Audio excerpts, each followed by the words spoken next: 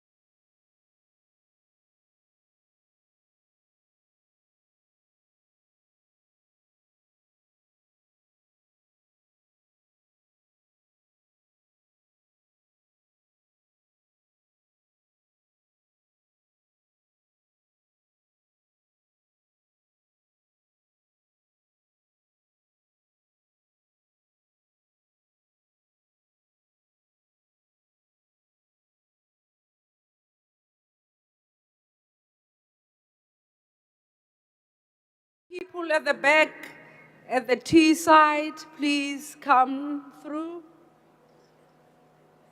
We are just about to start, and I will indicate that we stand up and begin with our program at the right time.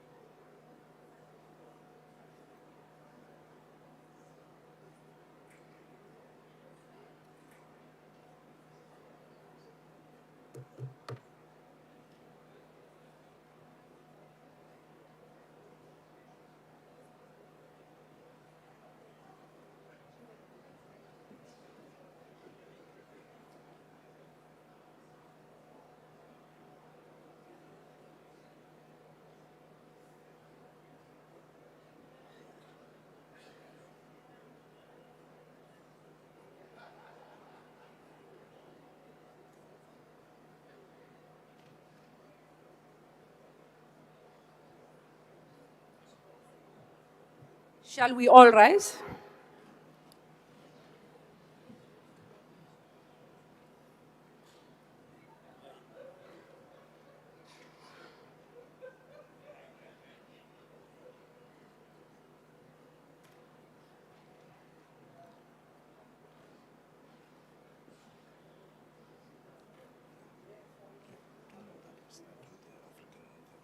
Wait.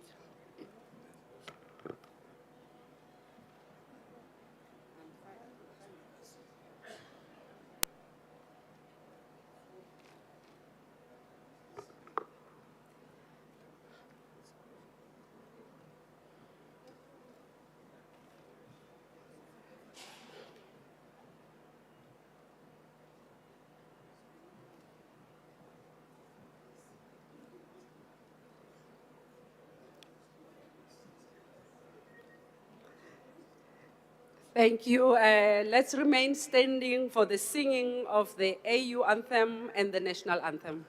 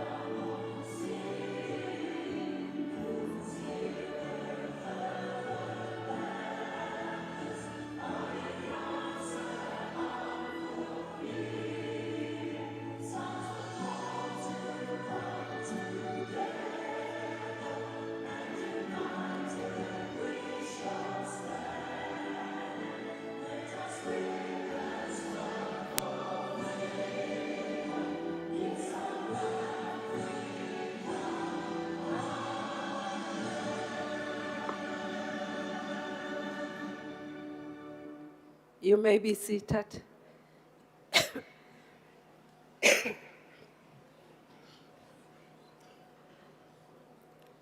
I owe my being to the hills and the valleys, the mountains and the clays, the rivers, the deserts, the trees, the flowers, the seas, and the ever-changing seasons that define the face of our native land.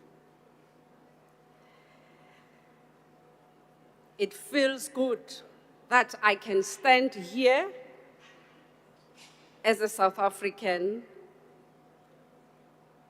to say to all of you represented here, to the millions who made the input into the process of our Constitution, to our outstanding compatriots who have presided over the birth of our founding document, to the negotiators who pitted their wits one against the other, to the unseen stars who shone unseen as the management and administration of the Constitutional Assembly, the advisors, experts, and publicists, to the mass communication media, to our friends across the globe. Congratulations and well done once again. I am an African. This is an extract with my own emphasis from the historical speech made by His Excellency Dr. Thabo Mbeki on behalf of the National ANC, or the African National Congress in Cape Town on the 8th of May, 1996, on the occasion of the passing of the new Constitution of South Africa. Shall we make a round of applause for this moment?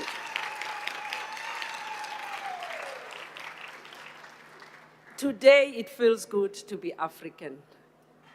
Honorable Speaker of the National Assembly, Metoko Didiza, Vice Chancellor and Principal of the University of South Africa, Professor Buleleng Nkabula, His Excellency, former President of South Africa, Dr. Thabo Mbeki, distinguished guests, members of parliament, members of the diplomatic corps, scholars, students, colleagues, ladies and gentlemen, good morning and welcome to this important colloquium reflecting on the 30 years of the Constitution of the Republic of South Africa.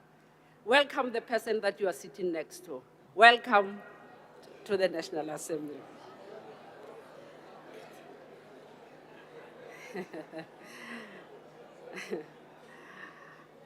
Our theme this morning is celebrating 30 years of South Africa's Constitution in a rapidly changing world. Today's gathering is not merely commemorative, but it is an intellectual and civic engagement that invites us to reflect honestly on the gains, the tensions, the promises, and the unfinished aspirations of our constitutional democracy. A space for critical reflection on where we come from, where we stand today, and what kind of a democratic future we wish to build. It is fitting that this dialogue takes place within the National Assembly, the seat of democratic representation and constitutional accountability in our country. This colloquium reflects on the importance of partnership between Parliament and institutions of higher learning in deepening constitutional democracy. It is through such collaborations that we strengthen democratic institutions, promote accountability, and create space for ideation, reflection, and critique. Ladies and gentlemen, without much further ado, let me take this opportunity to say to you, it gives me a great pleasure to invite Honorable Speaker of the National Assembly, Honorable Ms. Toko Didiza, who's going to deliver the remarks on behalf of Parliament. And I must say, I'm just going to do a short bio of Mayor Toko Didiza. And as I stand here, I'm not the speaker. I don't want to hear anyone saying, Speaker, Madam Speaker. The Madam Speaker is here today, and she's still in charge of this space.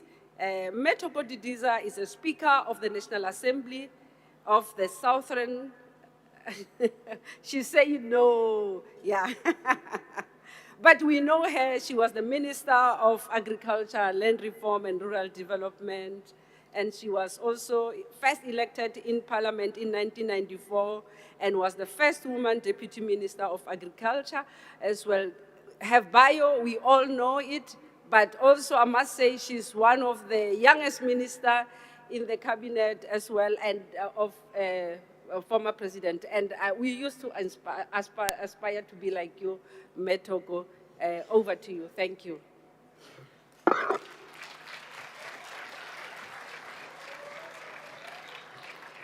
Thank you very much, Program Director, President Mbeki, the Chairperson of the Thabo Mbeki Foundation, Mayor Geraldine Fraser-Moleketi, our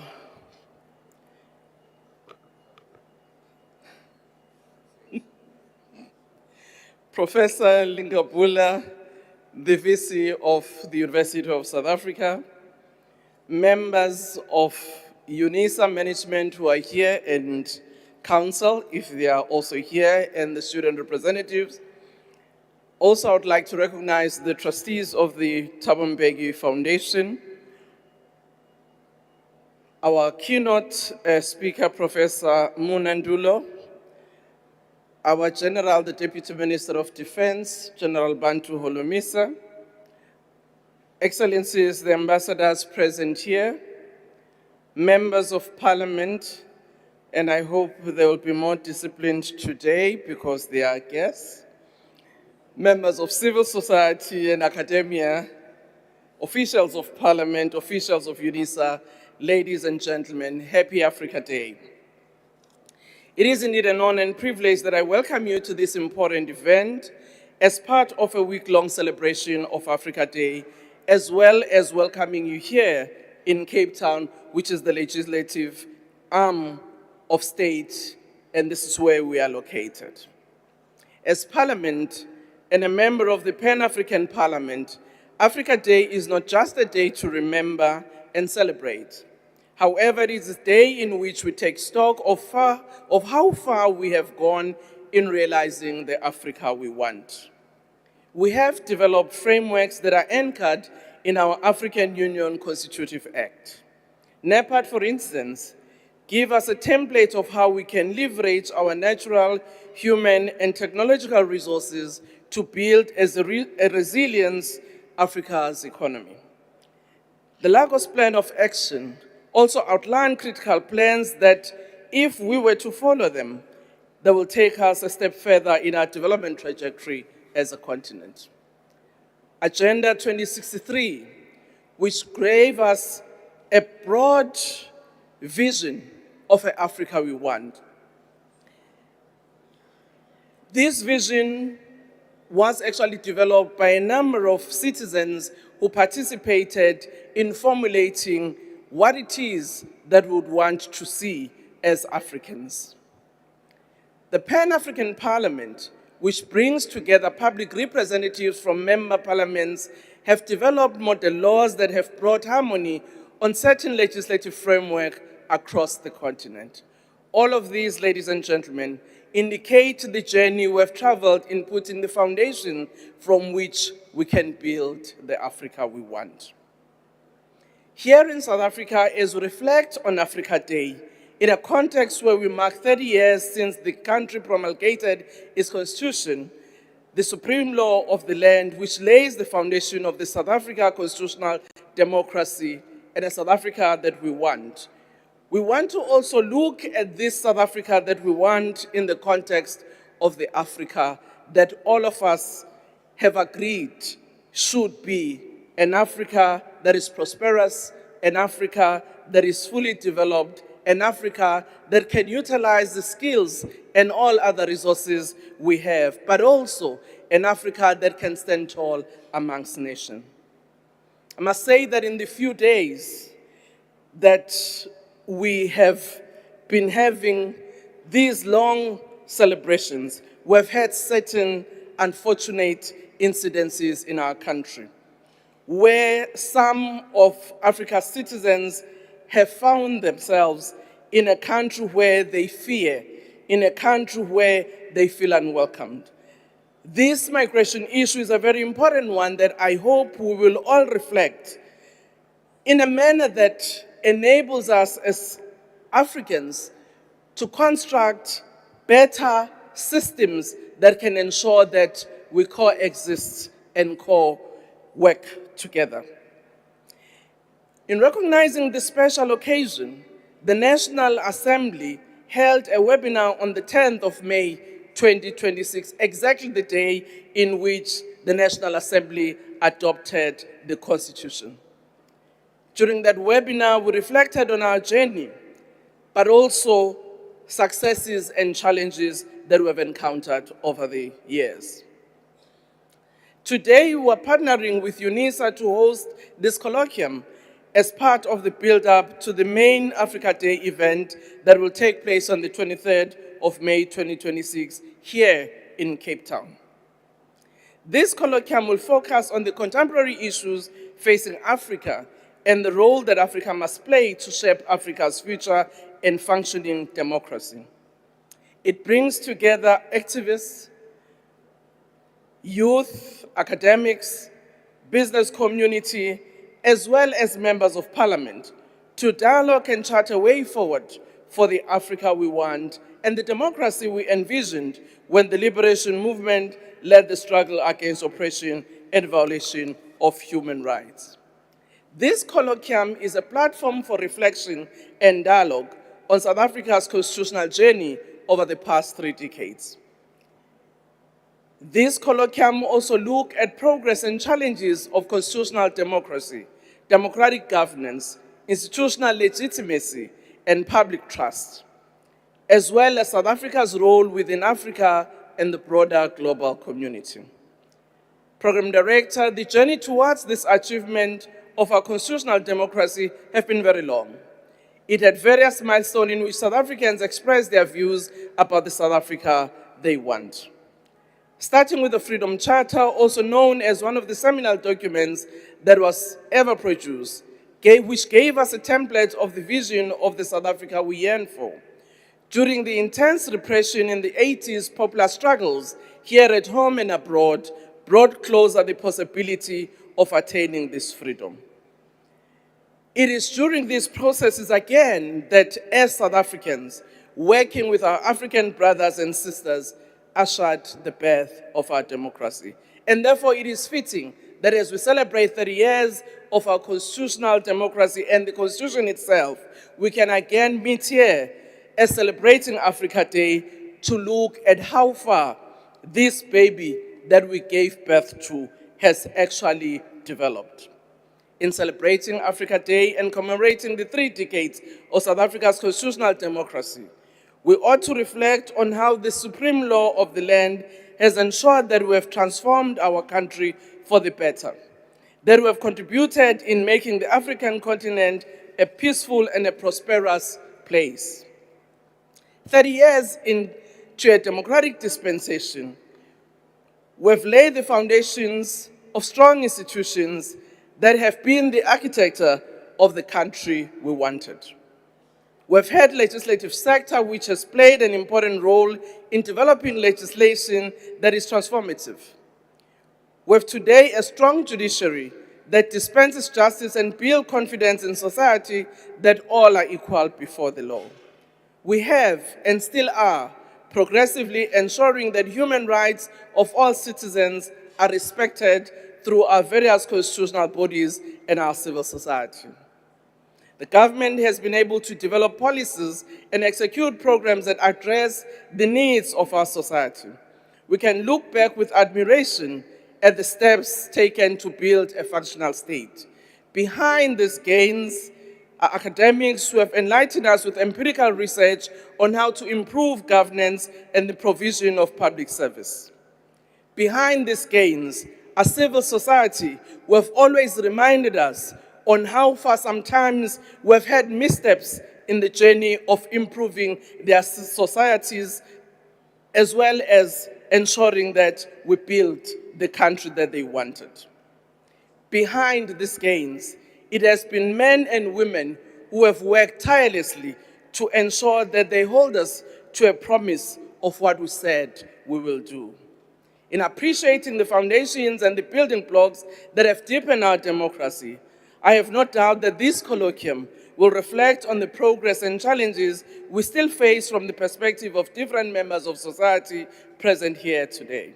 I'm certain that this colloquium will share insights on how we navigate the next 30 years grounded on the principles and values we have used as a foundation to build the state structures in the recent past. To all our speakers and guests, I would like to extend a warm welcome and a robust engagement as you reflect on these important issues that you have set for yourselves. Again, welcome to Parliament, and I'm sure by being here, you will enrich our legislature to take on some of the resolutions that this colloquium may come up with. I thank you.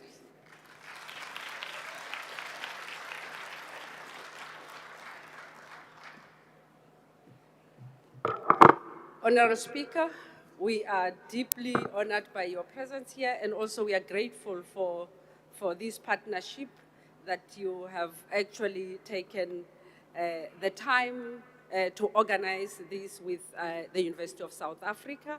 And we want to thank you also for your thoughtful reflections and for reaffirming Parliament's commitment to constitutional democracy and public accountability.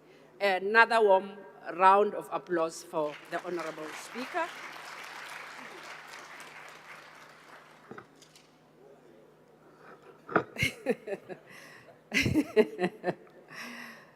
Okay. The patron is asking me, who am I? Okay. My name is Edith Paswana, and I am the Acting Executive Dean of the Thabo Mbeki School of Public and International Affairs at UNISA.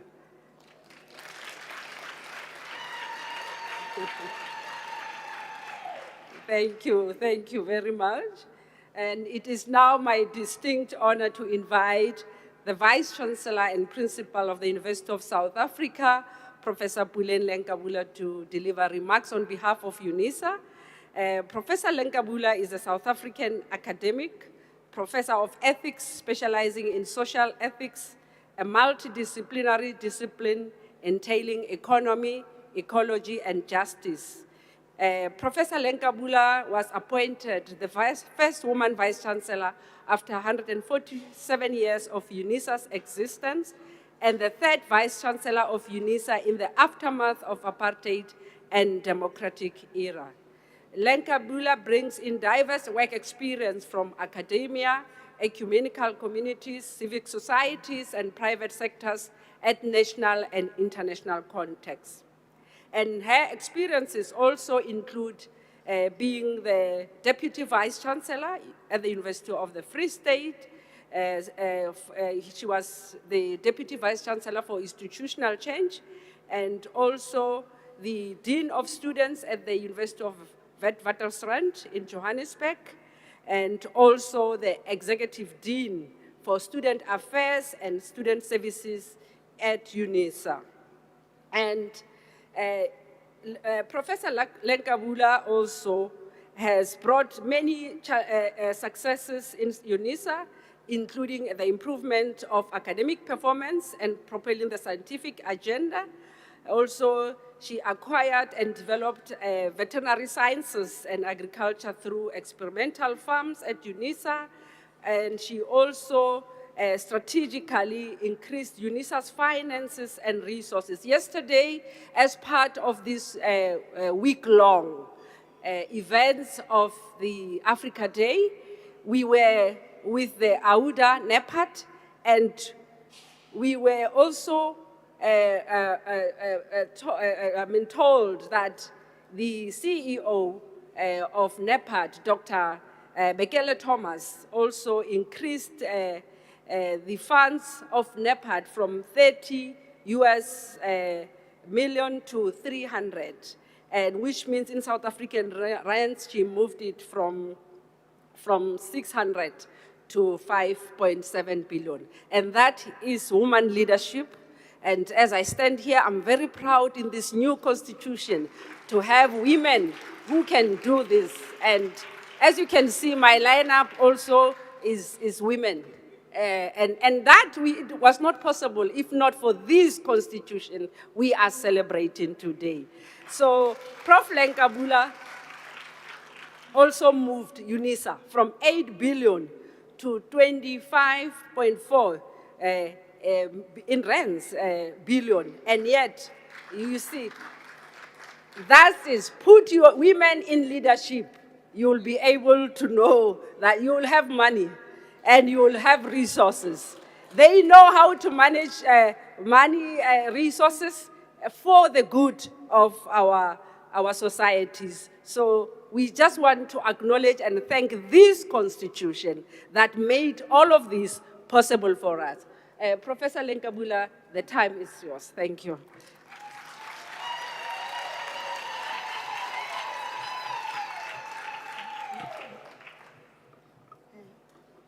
Program Director, Professor Paswana, thank you very much for inviting me here.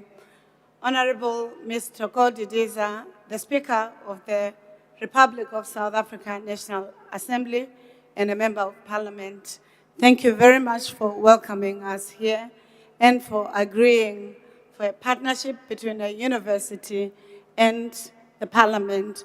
I think we want to really honor you with Colloquium for the partnership is very meaningful. Can I request?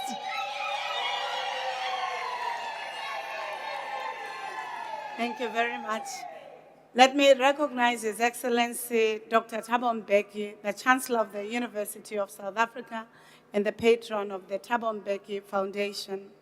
Let me recognize Honorable Refilwe Mthweni-Zipane, Chairperson of the National Council of Provinces, Cabinet Ministers present here today, and we recognize General Holomisa too.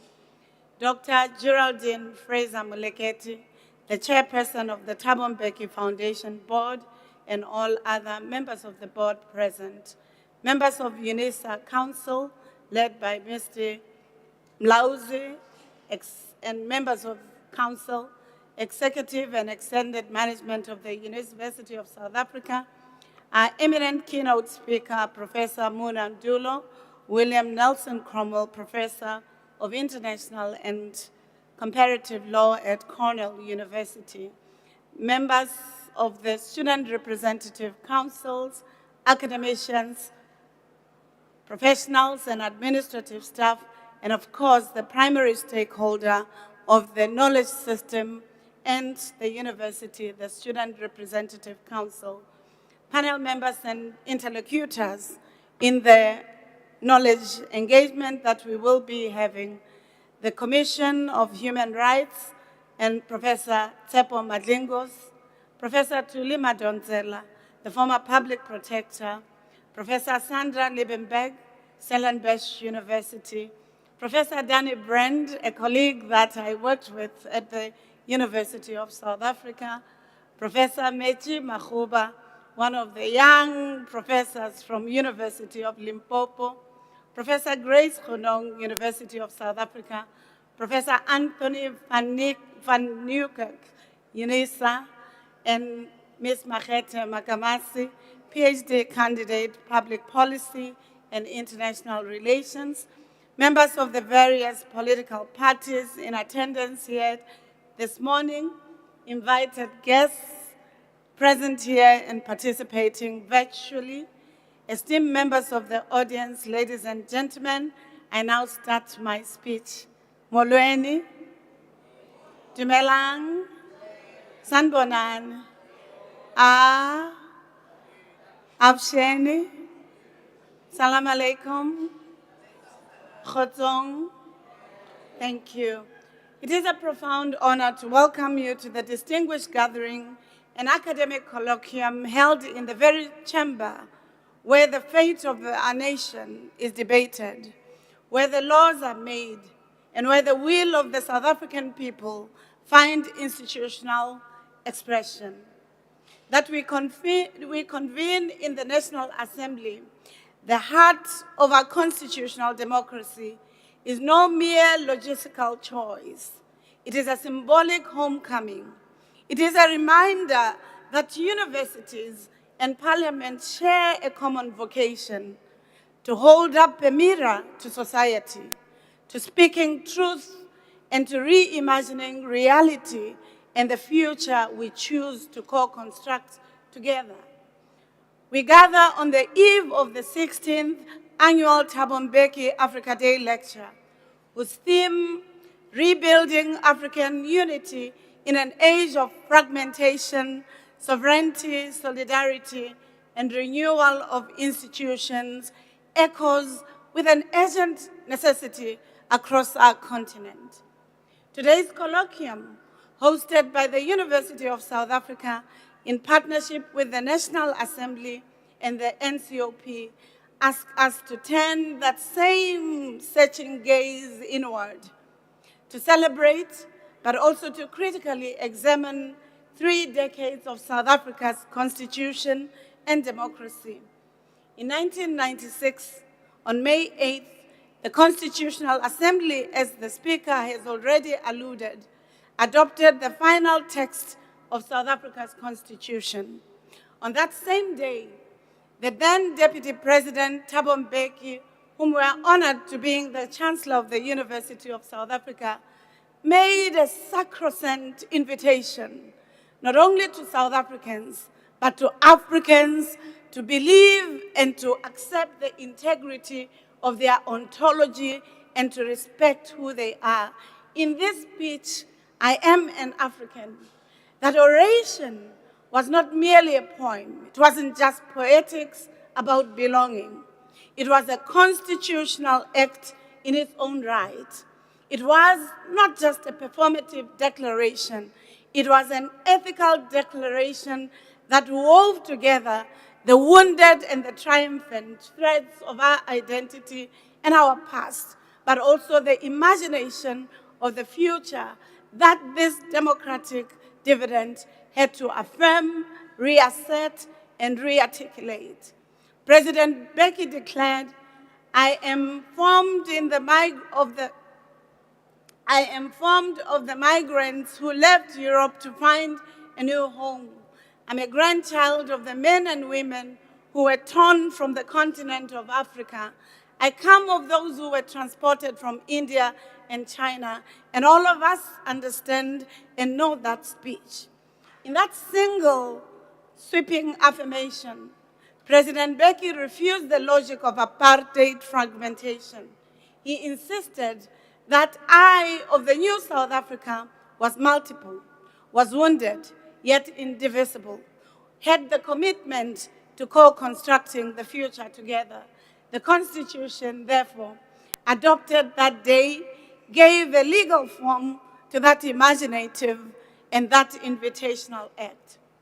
Yet we must ask, 3 decades later, has the constitutional promise of united, democratic, non-racial, non-sexist, and prosperous South Africa been fulfilled for all who uttered that I, or has a gap between the constitutional text and the lived concrete realities become a chasm across which many struggle to cross? When we remember the foundation of our Constitution and the promise of a new and better South Africa, what do we see? Do we see South African promise in the making, or we see a dream deferred? These are some of the questions that we're going to talk about today, that the intellectuals, and communities in our society must reflect on.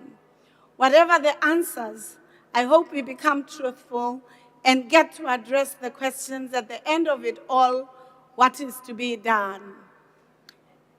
Our reflection today must also reach back further of 1906, when young Pixley Isaka Seme stood before Columbia University Philosophical Society and delivered his famous speech titled, "The Regeneration of Africa." Seme said, among other things, the regeneration of Africa means a new and unique civilization is to be added to the world. Africa is to be the bright star in the firmament of human history. He spoke at a time when colonialism had been drawn a cartographic fiction of barbarism across our land. Yet Seme saw what others refused to see: the imperative of agency, of the intellectual speaking truth to power, the seeds of renewal, and the invitation for many who dare not to accept oppression, domination, and marginalization to holding up the true text of claiming justice into existence. Seme's vision heralded a Pan-Africanism that would later inspire the Organization of African Unity and its successor, the African Union. But regeneration, as Seme understood it then, was never a single event. It was an endless intergenerational quest for a higher order civilization. Today, as we celebrate 30 years of constitutionalism, we must ask, has South Africa's constitution contributed to the regeneration of Africa, or have we too often turned inward, became preoccupied with ourselves, our own transition, whilst the continent faced new forms of extraction, debt, geopolitical predation, but also greed levels that are not imaginable in our context. Indeed, the past 30 years present a paradoxical picture of state of our nation.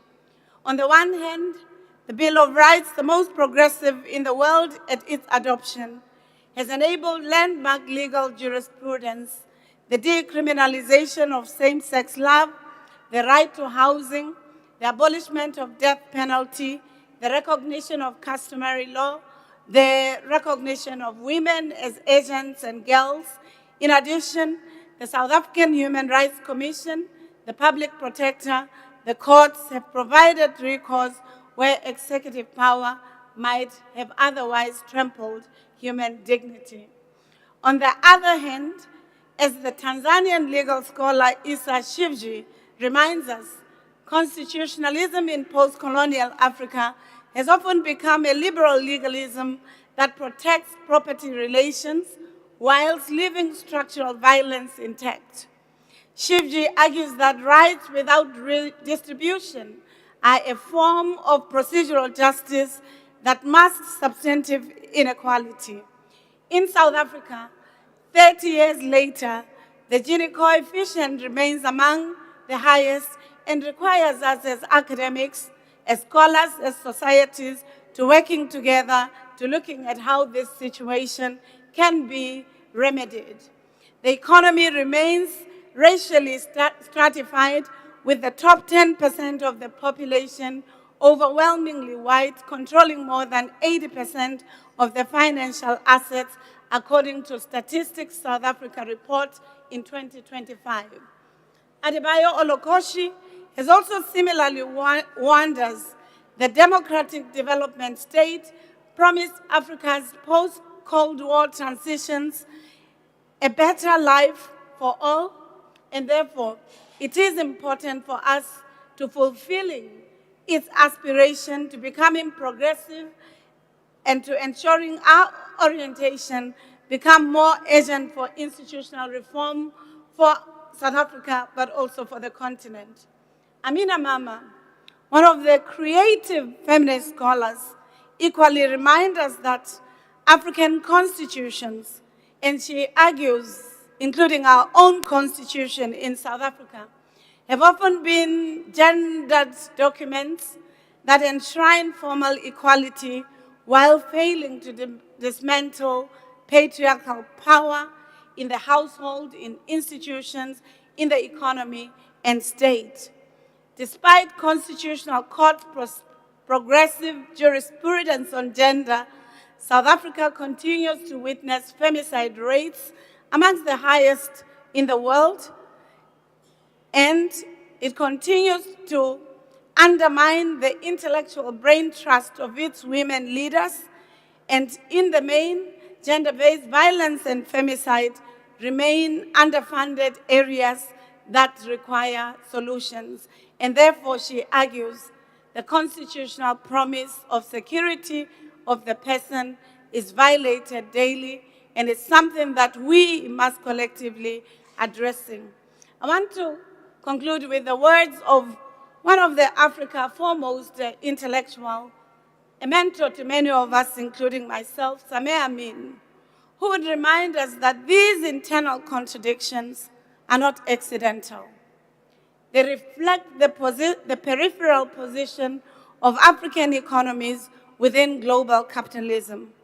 South Africa's constitution, for all its brilliance, could not insulate the country from structural adjustment programs, the debt traps, the asymmetric trade regimes that Sameh Amin called the law of the worldwide value, the rapid changes in our world from the rise of multipolarity to the climate crisis that demand not only constitutional fidelity, but a fundamental rethinking of our economic sovereignty. This means, therefore, to the heart of our colloquium, celebrating 30 years of Africa's constitution in a rapidly changing world. The phrase, rapidly changing world, is not a euphemism. We live in this age of fragmentation, the unraveling of multilateral institutions, the weaponization of trade and technology, the resurgence of great power rivalry, and the erosion of rules-based order that South Africa has championed in 1994. This is also an age of national protectionism, often undergirded by extreme right-wing ideology in many parts of the world, especially in North America, Europe, including our own country. Therefore, our theme of the Africa Week and Africa Day is quite important because it asks us, does the Constitution remain a fortress for national elites while ordinary citizens are excluded from economic dignity or cannot sustain legitimacy? As Shivji reminds us, rights without popular sovereignty, without democratization of the state, become alibis for authoritarian or oligarchic rule. The renewal of institutions, therefore, must begin with the renewal of public trust. That requires transparency, accountability, and a relentless focus on the material. I therefore hope that, in line with these great scholars of our continent, Mahmoud Mamdani's 2011 article, in which he critiques our thinking as Africans, will be an important invitation to our deliberations this morning. He says, today the market-driven model is dominant in African universities. The consultancy culture has nurtured has had a negative consequence for postgraduate education and research. Consultants presume that research is all about finding answers to problems defined by a client. They think of research as finding answers, not as formulating a problem. The consultancy culture is institutionalized through short courses, sometimes in research methodologies, and not necessarily in embedding the concrete experiences of society and their imagination of the solutions that they have to develop. Yet, as UNISA, as Africa's largest open distance learning institution, in the country and in the continent. We've always striven to avoid this destructive path. Born in 1873 as a colonial examination body, transformed into a distance e-learning path, especially prior to 1946, and reborn in 1994 as an instrument of democratic access. UNISA carries a unique mandate that is to bring higher education to the working class, the rural poor, the incarcerated, to those who were excluded by apartheid geography and economy. That mandate is profoundly constitutional. It echoes Section 29 of the Constitution. Everyone has the right to further education, which the state, through reasonable measures, must make progressively available and accessible. Today, in partnership with the Parliament, we reaffirm that the University of South Africa is not a neutral observer in constitutional life. It is a participant. It is a critique. It is also a conscience of our society through the research, teaching, engaged scholarship, and the partnerships that we forge to ensure that the knowledge of Africa, its civilizations, its ideas, but its aspirations are enacted. As we celebrate 30 years, we must ask the difficult questions: has the academic freedom been used to transforming power or simply reproducing existing power structures?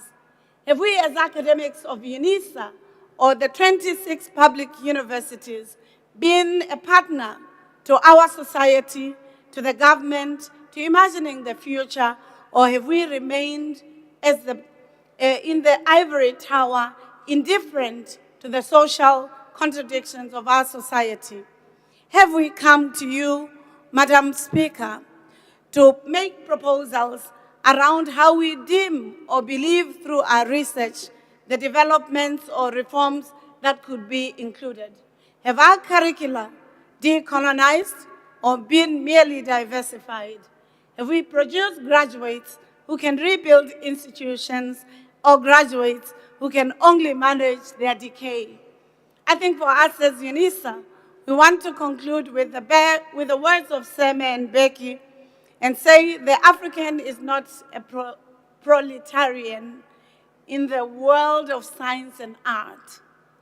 He has or she has precious creation of her own. The black man and the black woman is a human being. Whatever the setbacks of the moment, nothing can stop us now. Whatever the difficulties, Africa shall be at peace. These are the words that our patron and chancellor echoed, to which we hold dear as the University of South Africa. I hope we will not idolize these words, but we will question whether we have the courage to repair the contradictions of our time, our democracy, to distribute human dignity, to renew our institutions so that they serve many, not few. Welcome to the Colloquium. Welcome to the University of South Africa, the home of leaders, the home of Toko Didiza and alumnus of the University of South Africa, the home of Thabo Mbeki and alumnus of the University of South Africa, the home of Nelson Mandela, the former and the founding father of our democracy and of the current president of our university. Thank you.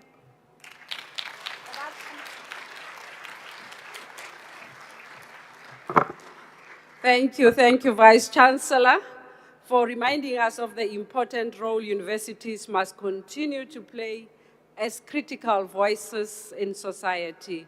Another warm round of applause.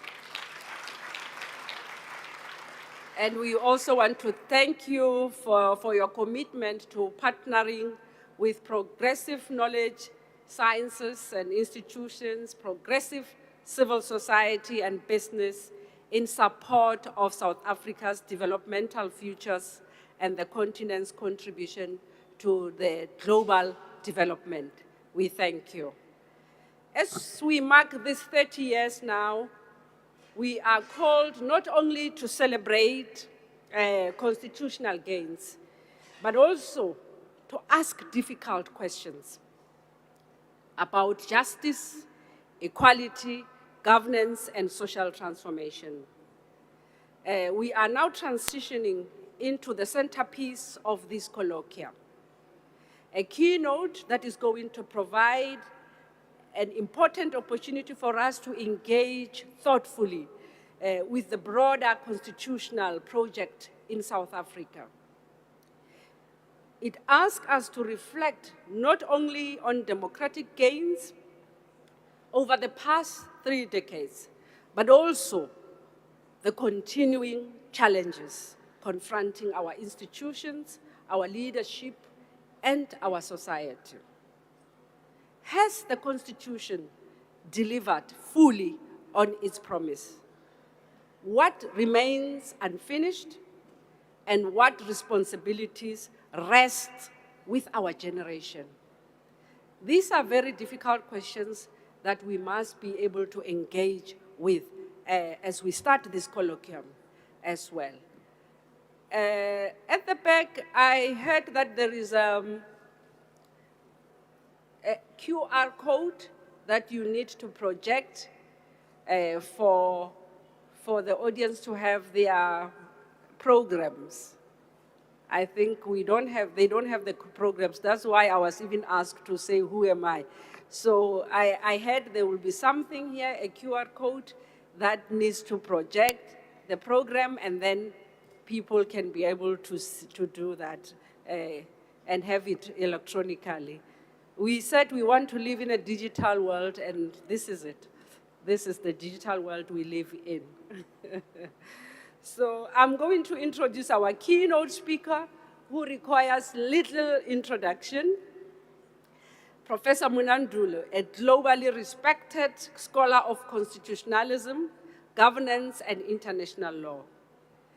He serves as the William Nelson Cromwell Professor of International and Comparative Law at Cornell University in the United States of America, and has contributed immensely to constitutional and governance discourse across Africa and globally. He is also the Elizabeth and Arthur Rich Director, Leo and Avila Berger International Legal Studies Program at Cornell Law School. He is Honorary Professor of Law at the Faculty of Law, University of Cape Town, Extraordinary Professor of Law, University of the Free State, and Honorary Professor of the University of the Western Cape, UWC.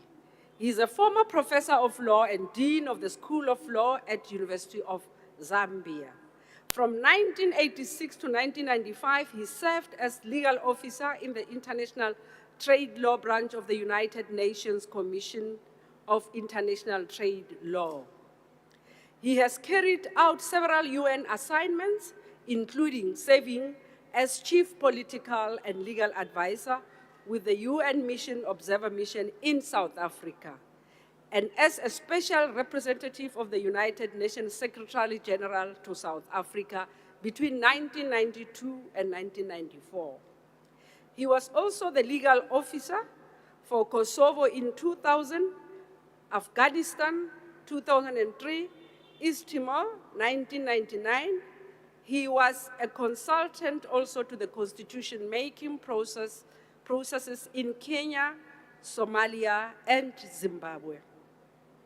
Ndulo has published 23 books and over 120 articles in academic journals, and has served as arbitrator on cases of the International Criminal Court, the ICC, and ICSID. He is the recipient of several academic awards, including the Distinguished Africanist Award, New York African Studies Association in 2012. He also received the Award for Excellence in the Teaching, Advising, and Mentoring of Graduates and Professional Students at Cornell University, and the Vice Chancellor's Distinguished Award for Global Excellence and Stature at the University of Johannesburg. He is the founder of the South African Institute for Policy, Southern African Institute for Policy and Research in Zambia, at the University of Zambia. He graduated with an LLB degree and subsequently earned an LLM at Harvard University and a DPhil at Trinity College, Oxford University. Distinguished guests, please join me in welcoming Professor Munandulo.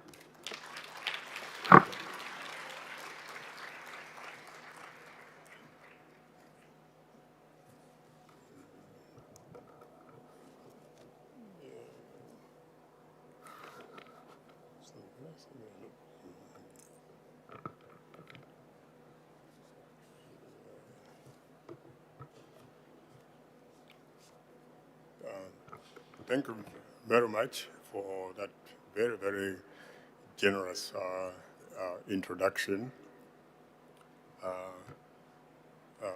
Madam Speaker, and then President Thabo Mbeki, Vice Chancellor,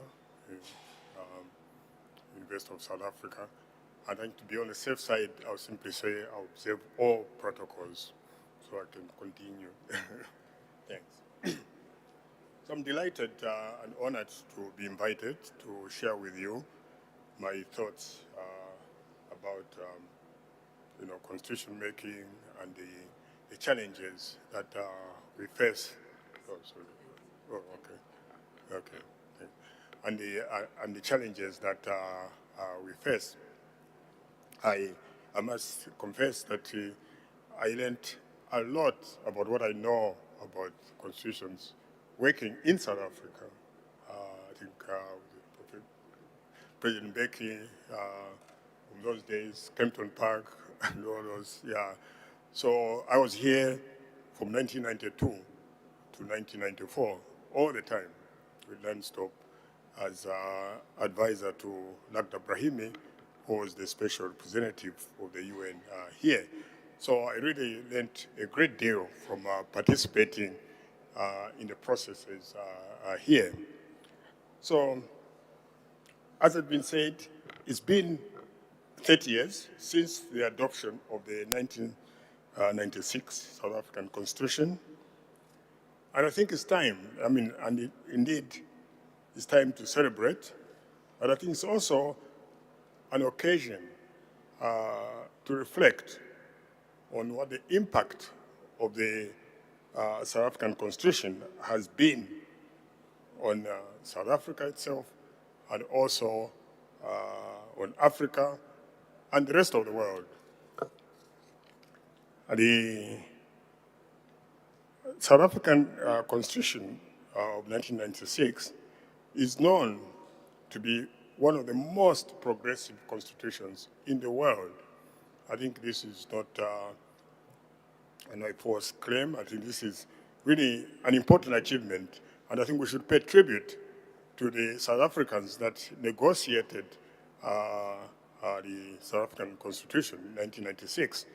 They showed the world how constitutions can be developed, set a very high bar in terms of participation, and should also be extremely proud for the product that has been produced. An assessment of the issues, I think, requires us first to have a conversation as to what is the role of a constitution in a national state. I think we should all be on the same page in terms of what exactly does the constitution do in a country. South African constitutional developments cannot be understood without reflecting on the challenges the country faces, which are tied to deeper historical and structural realities and the legacy of apartheid that continue to shape South African society in many ways today. I think throughout the world, constitutions play a significant role in advancing and safeguarding civil and political rights. While their importance is undeniable, limiting human rights discourse to these rights alone fails to address the structural realities of inequality and marginalization that shape people's lives.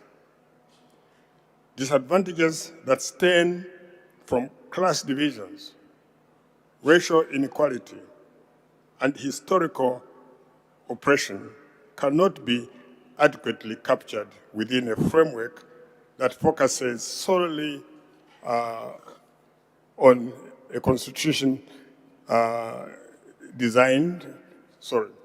cannot be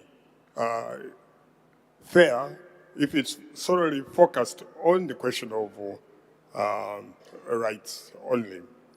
A constitution is designed to situate people into a polity or state. It creates a framework of governance, equipped with powers and institutions that are necessary and adequate for effective management of public affairs.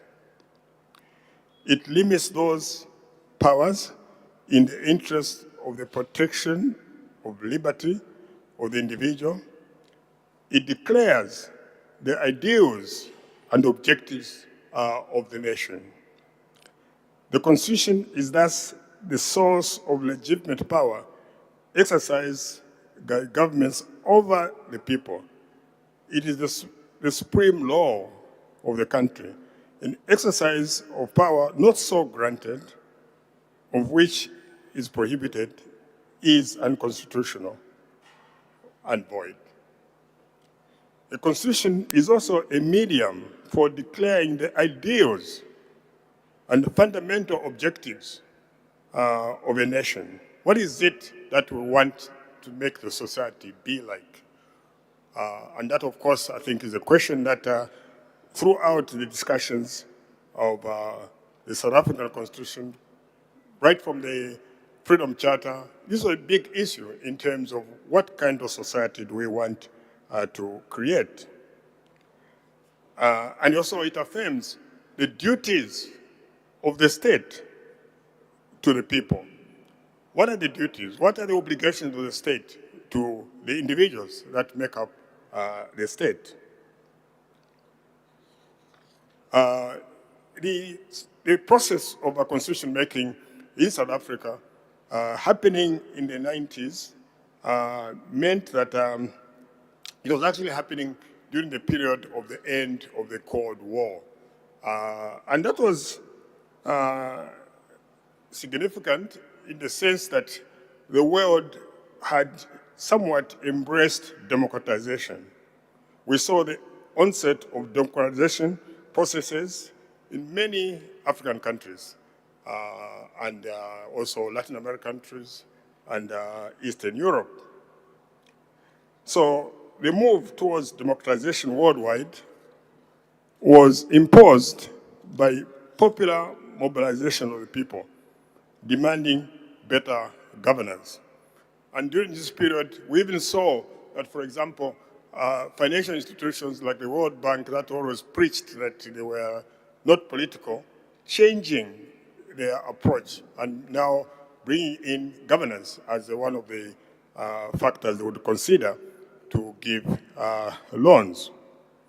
So although the consolidation of democracy in terms of building of democratic institutions and the capacity of the state to manage the political and economic policies of society for development remain a challenge, current numbers represent an improvement, of course, over the before 1990s. We do see there's still many, many challenges, I think, as is often mentioned. On the African continent, we continue to be set by a number of challenges. The first challenge, the crisis of national identity.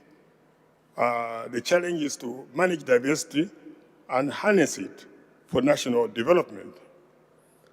The second is the social exclusion, income inequality, vulnerability to economic and environmental risks, facing large segments of the population of the national states. Now, this to some extent is the inheritance of the colonial system, the structure of the world trading system, because although many African states have gotten independence, when you look at the structure of their economies, it's still really the colonial economy. They're still in the supply of raw materials.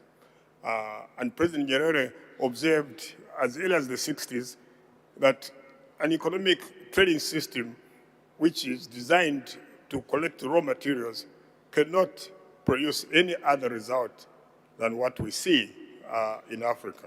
Because we all know that actually value addition, raw materials will not enrich the countries. And it's also, of course, important to remember that almost on all raw materials, African states do not have a say in terms of the prices at which these commodities are bought. So you've got coffee agreement, you've got the London Metal Exchange, and everything is that way. And the importers of raw materials determine the price at which they buy the raw materials, but they also determine the price at which they sell you the products or the raw materials. So you can see the structure that we really need to deal with. So some of this, of course, as I said, can be explained by the colonial state, which merged into a unitary state. Here I'm talking about the question of the challenges of national identity. So these states were merged, of course, during the colonial period. And many of them, in terms of the various components of this population, would have viewed themselves at the time of colonialism as nations in their own right. As the colonial powers applied a preferential treatment to the various groups and regions in those countries, diversity became correlative to disparities in the shaping and sharing of power, national wealth, social services, and development opportunities. In the period following independence, many African countries do not address these disparities and the dysfunctional political system, and that continues really today. The governments centralize power and impose monolithic concepts of unity and suppress diversity and participation in governance, leaving many citizens disempowered, marginalized, and disenfranchised.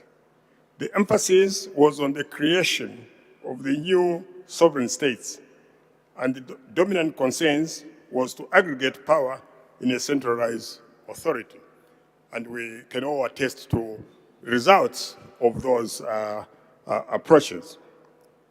And we must remember that colonial systems were authoritarian, and all the new nations of Africa inherited from their former colonizers a legacy of authoritarian political structures. The independence constitutions were imposed on existing authoritarian structures.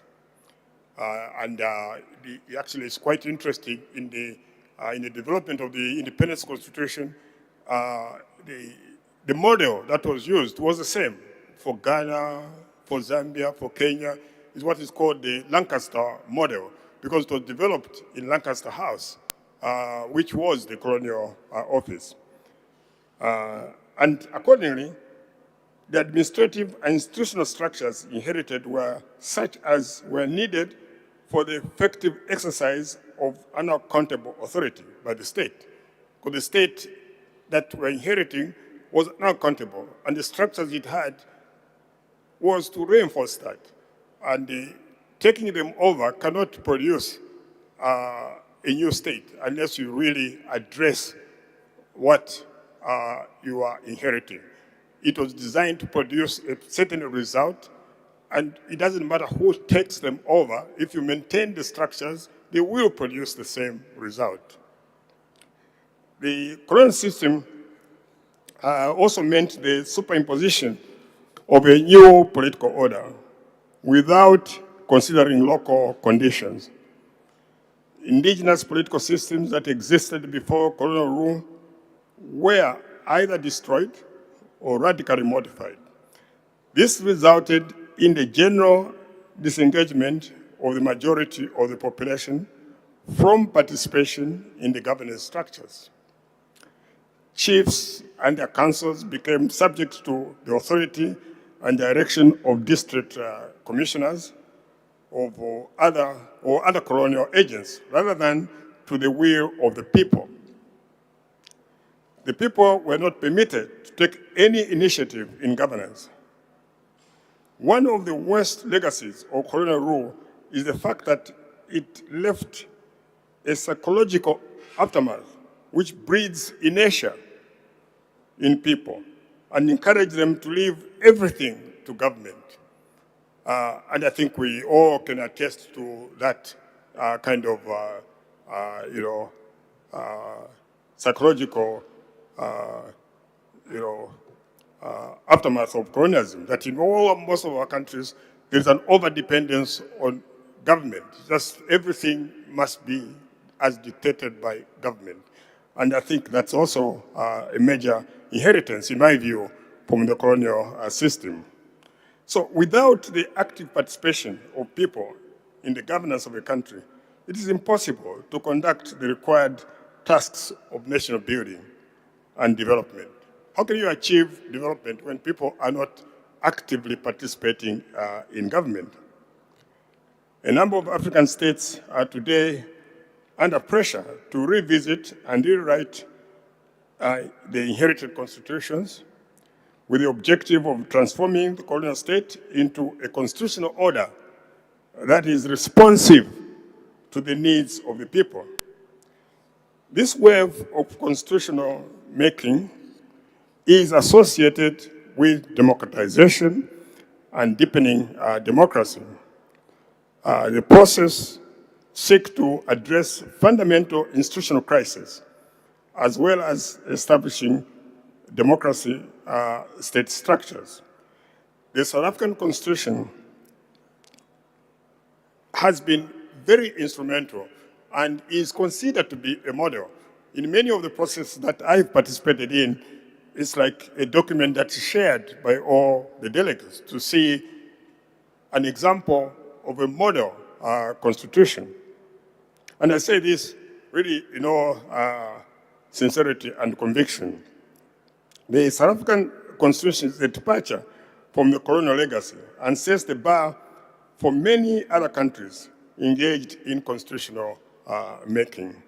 It seeks to enhance participation, accountability, manage diversity, and constructively and promote peace, justice, human rights, human dignity, inclusivity, and democratic governance. It's established offices like the Public Protector to promote accountability, transparency, and service delivery. Additionally, it encourages devolution to bring power and decision-making closer to the communities. Further, it established institutional arrangements to support democracy, such as the Human Rights Commission, Gender Commission. In terms of rights, the 1966 Constitution goes beyond the traditional concepts of focusing on organs of government, separation of powers, and the protection of political and civil rights to include social and economic rights. And today, anywhere in the world, when you're studying socio-economic rights, South African cases, football cases, treatment action cases, are all studied all over the place because it has provided leadership in this area, really. And in today's constitutions that are being debated or being made in Africa, you just have to look at the Kenyan constitution, for example, in 2010, you'll find that a lot of it is actually, copied from the South African constitution, if I may use that word. And it's also interesting that many of the personnel involved in the development of these constitutions are the same people. For example, it may surprise you that the final draftsman of the Kenyan constitution in 2010 was actually the Canadian who was the final draftsman of the constitution here in South Africa. So you have a lot of interaction going on, knowledge that has been developed here, spreading and playing a positive role in the development of new constitutions. And I think there is growing realization that the state has a vital role to play in the provision of basic services, such as the areas of health, education, and basic necessities like water and electricity. The Constitution recognizes that the provision of social and economic rights as foundational for the provision of social goods, the realization of social justice, and preservation of the environment. Crafting a constitution in any country is a major exercise. Since the revolution in France and the United States, constitutionalism has played an ever-increasing role in nation building and in the establishment of the rule of law.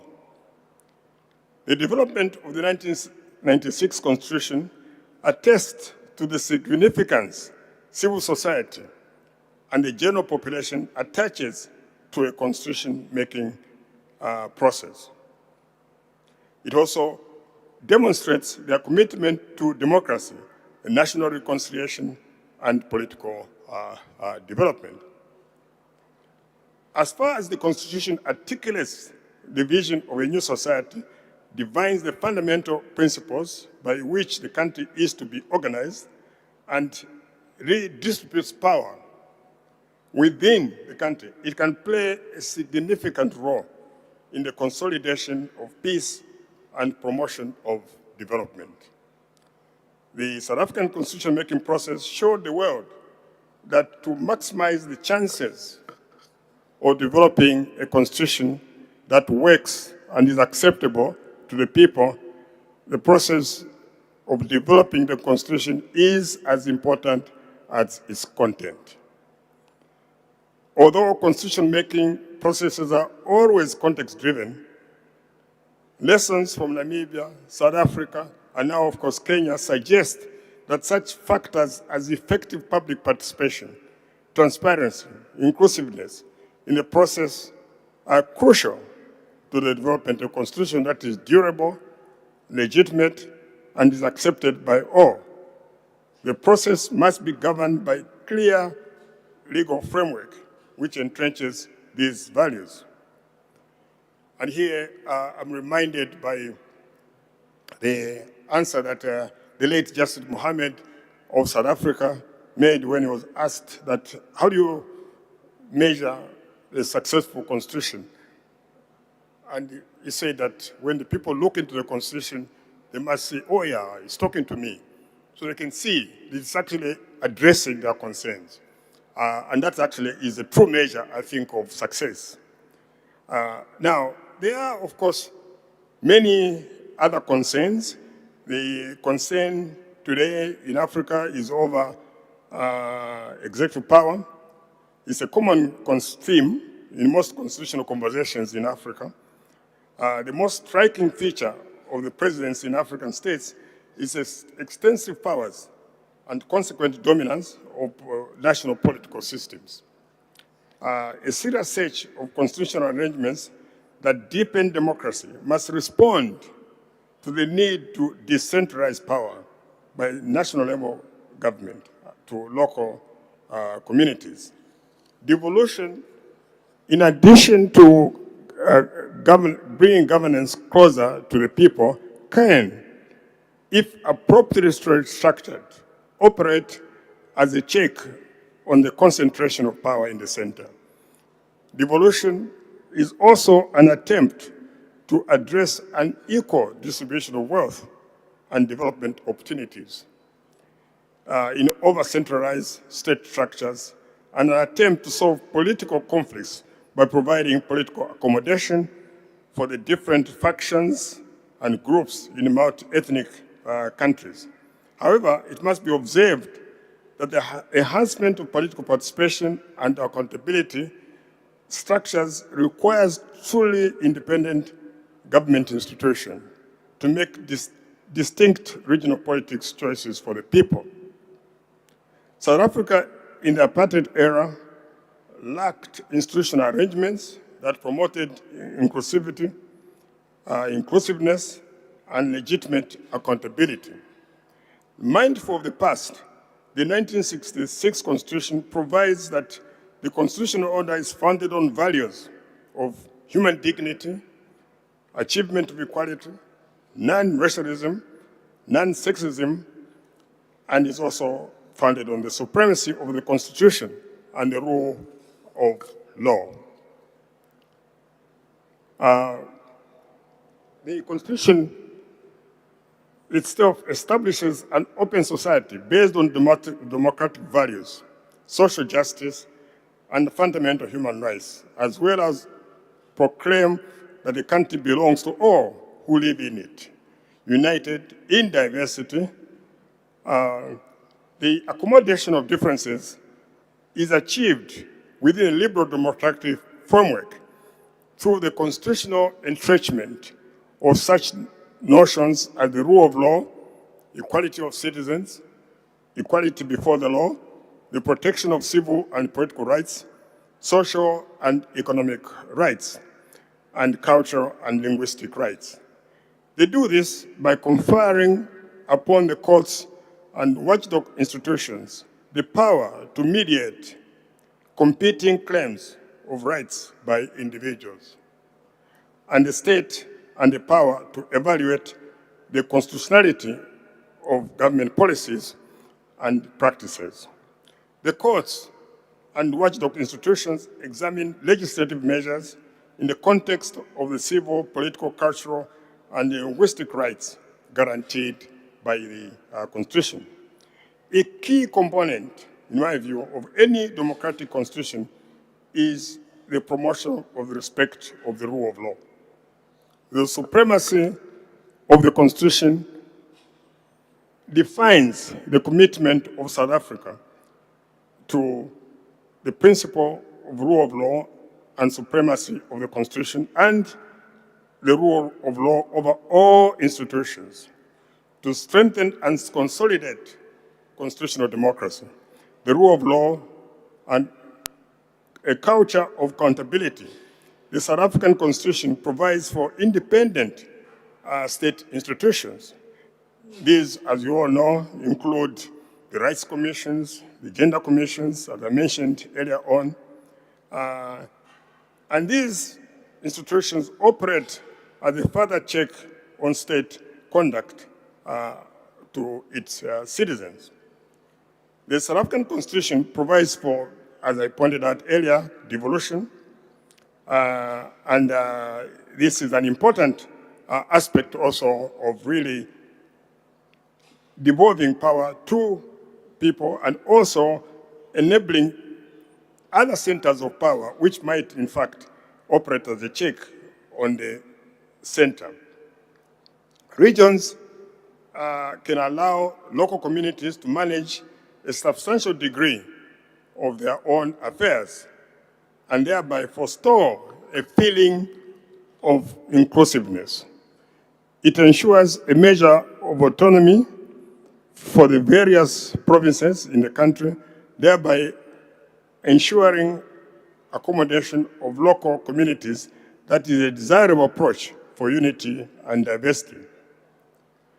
The trend in the African Constitution towards the evolution of power to sub-rich national structures and local communities reflects the political evolution towards more democratic, inclusive, and participatory forms of government. It is premised on the fundamental belief that human beings can govern themselves in peace and dignity in pursuit of their collective well-being once they are entrusted with control of their own destiny through medium of popular local democratic constitution. In economic terms, devolution permits governments to match the provinces of local public goods and services with the preference of participants.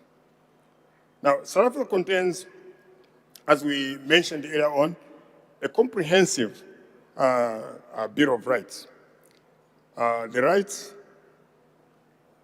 and liberties enshrined in the Bill of Rights may be limited only in terms of law of general application to the extent that the limitation is reasonable and justifiable in an open and democratic society.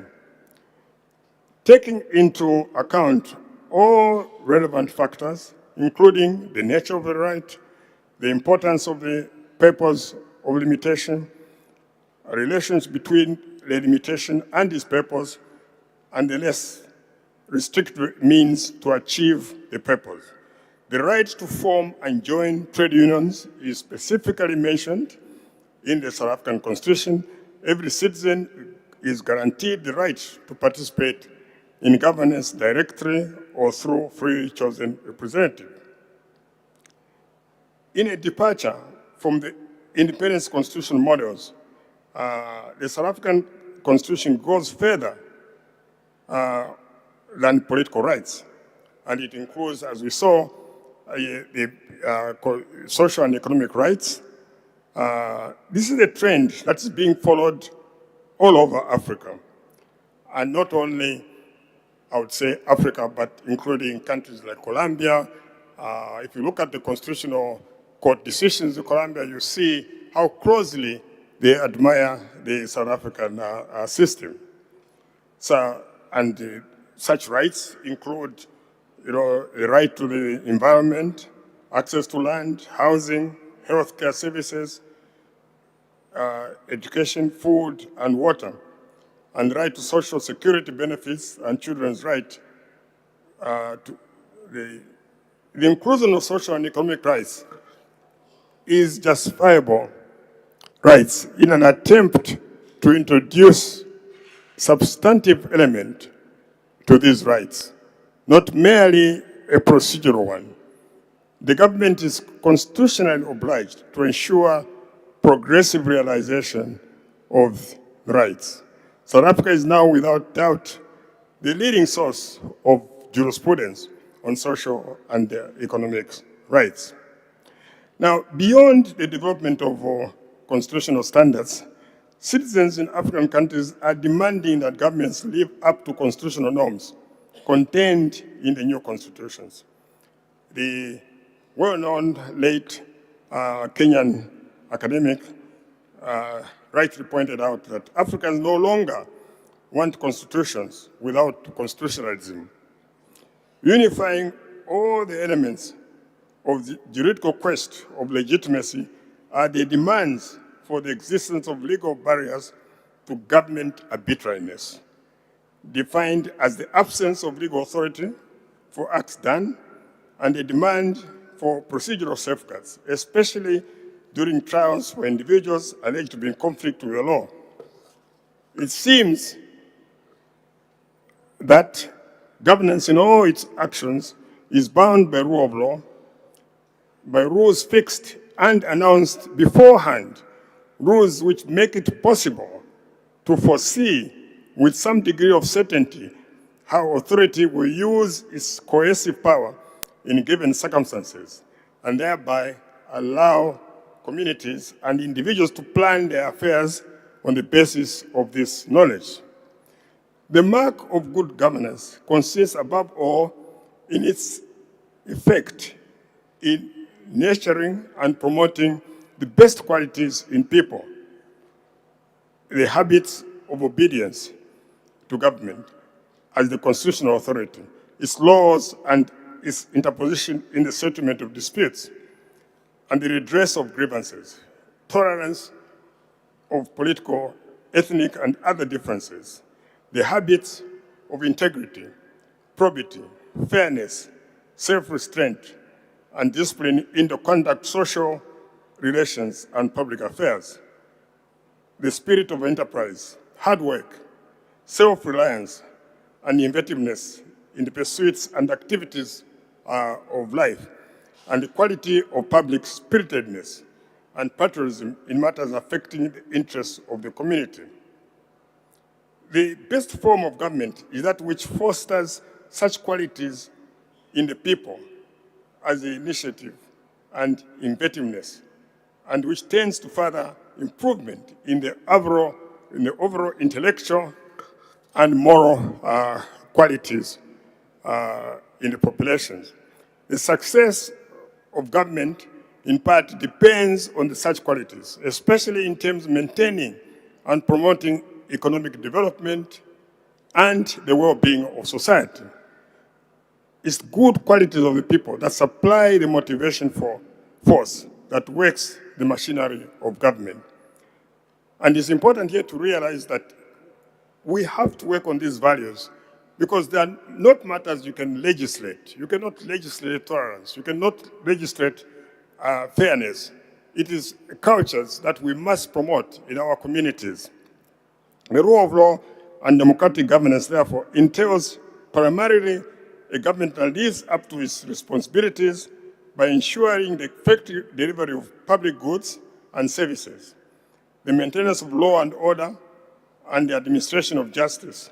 In addition, it involves the creation of an efficient and dynamic market that secures economic growth and prosperity, as well as vibrant civil society, which facilitates interaction between the state and economic and social actors within the state.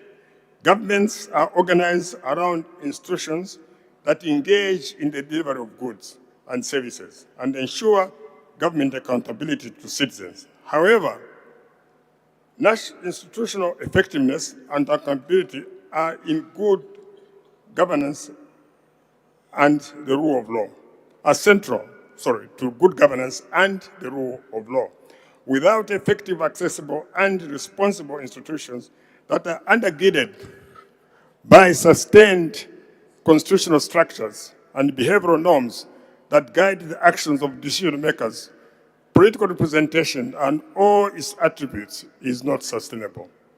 Weak and unproductive and unaccountable public institutions have been responsible for the failure of governance and general economic decline in much of Africa today.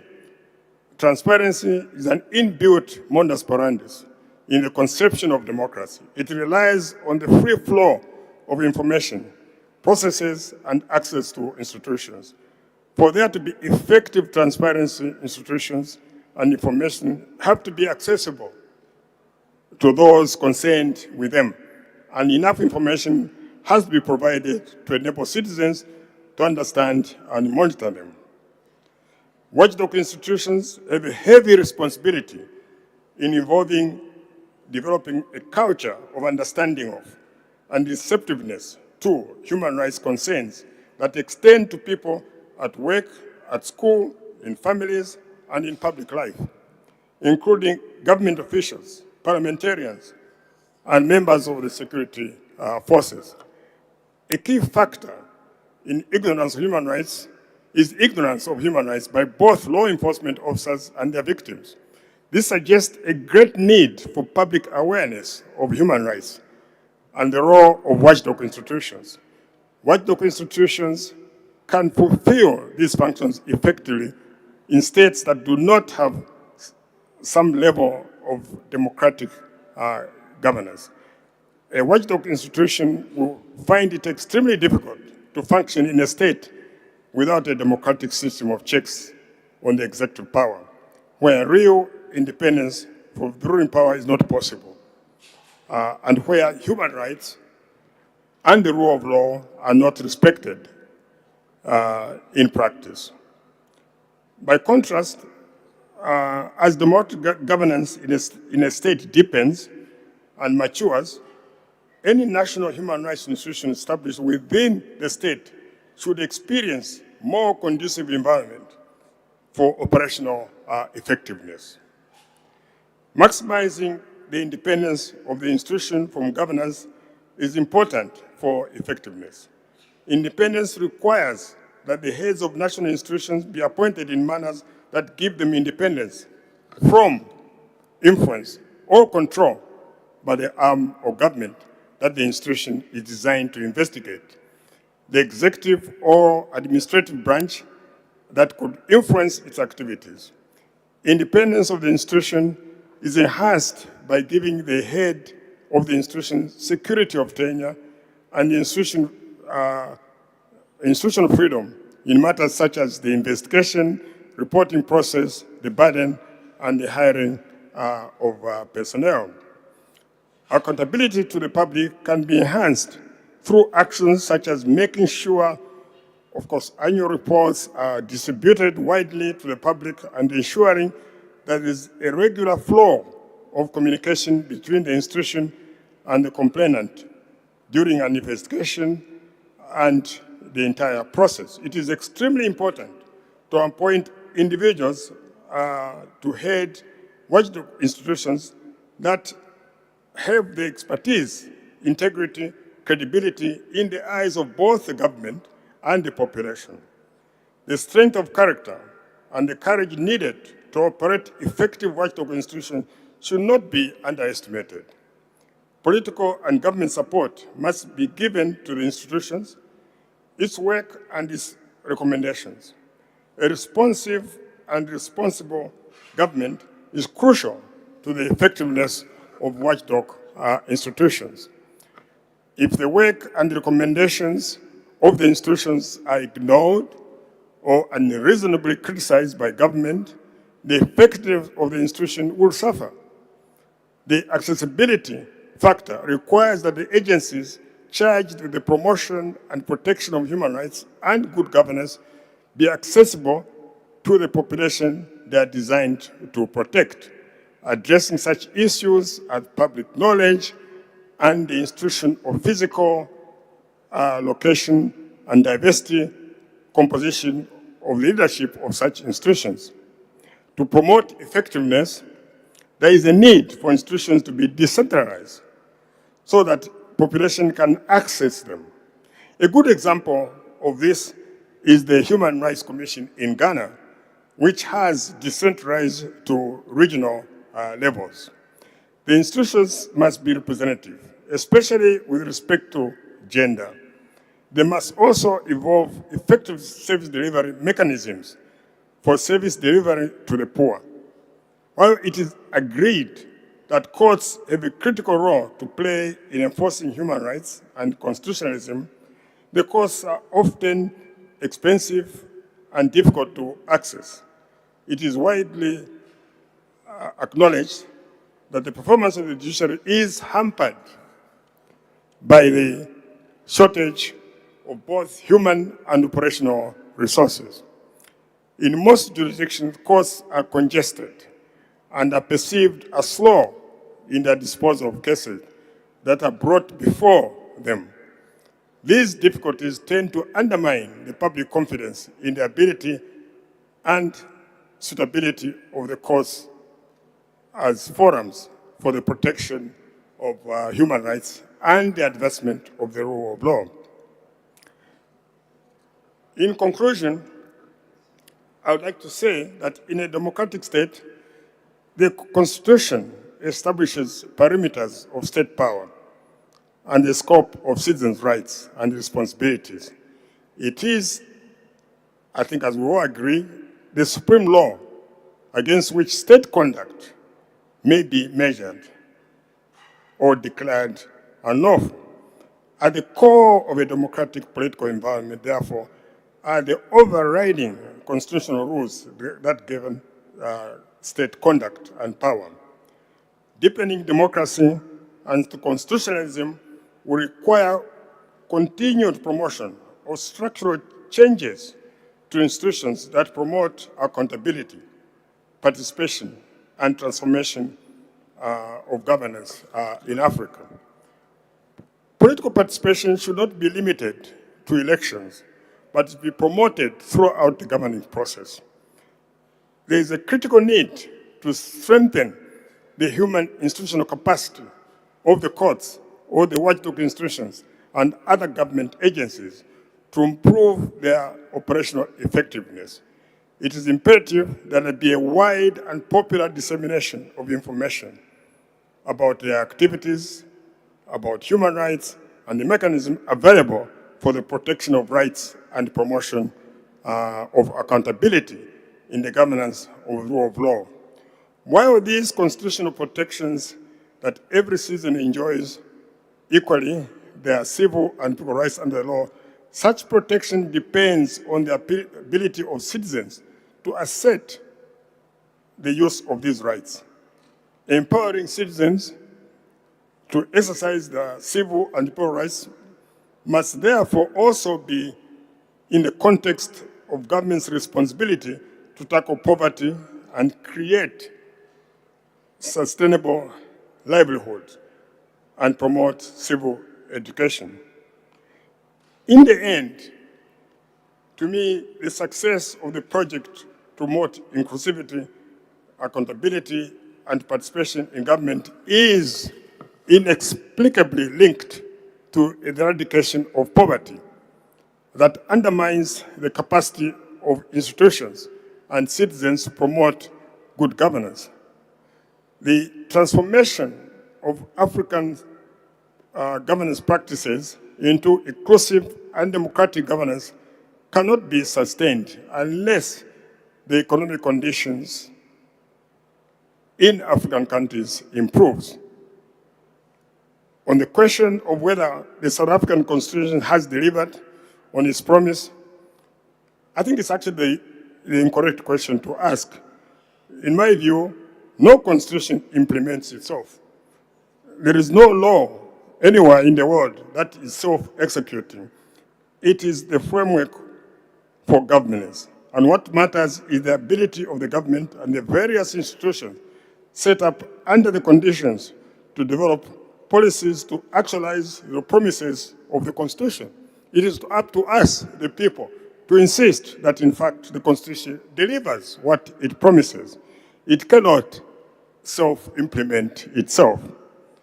The development, and this can actually be also illustrated by the fact that, some countries, we all assume that all countries in the world have constitutions, but actually there are quite a number of countries that don't have constitutions at all, and yet are obviously doing very well economically.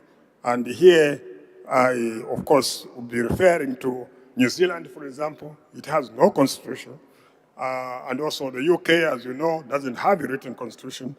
But that, I think, shows that in the end, the economic policies, the eradication of poverty, the empowering of people is what actually drives good governance. Now, here, of course, I'm not advocating that a constitution is no use. No.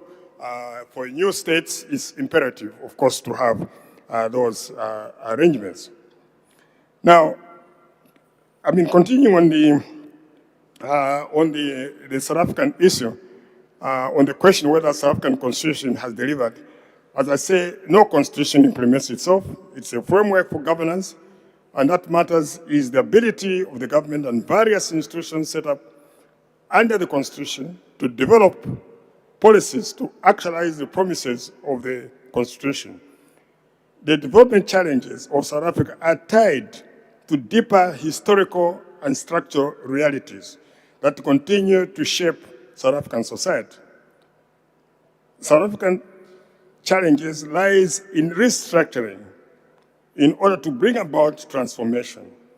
Under the apartheid system of government, it was exclusion, dispossession, and control of every aspect of life. And this, of course, produced long-term inequality, division, and social fragmentation. The constitutional system changed, as we all agree, under the 1996 Constitution. The structural inequalities in South Africa under apartheid needed laws to create them. They do not need laws to continue because they are entrenched in the society. You now need laws to actually restructure those structures.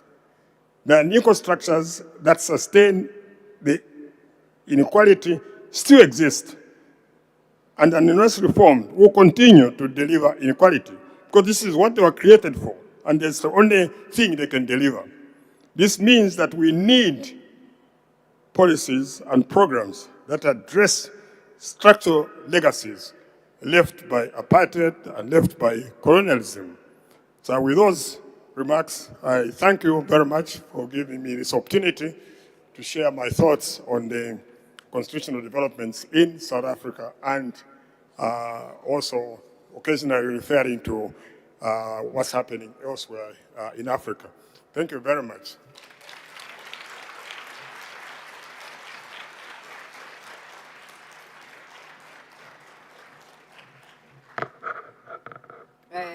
Thank you very much, Professor Munandulo, for delivering this profound and intellectually enriching keynote address this morning.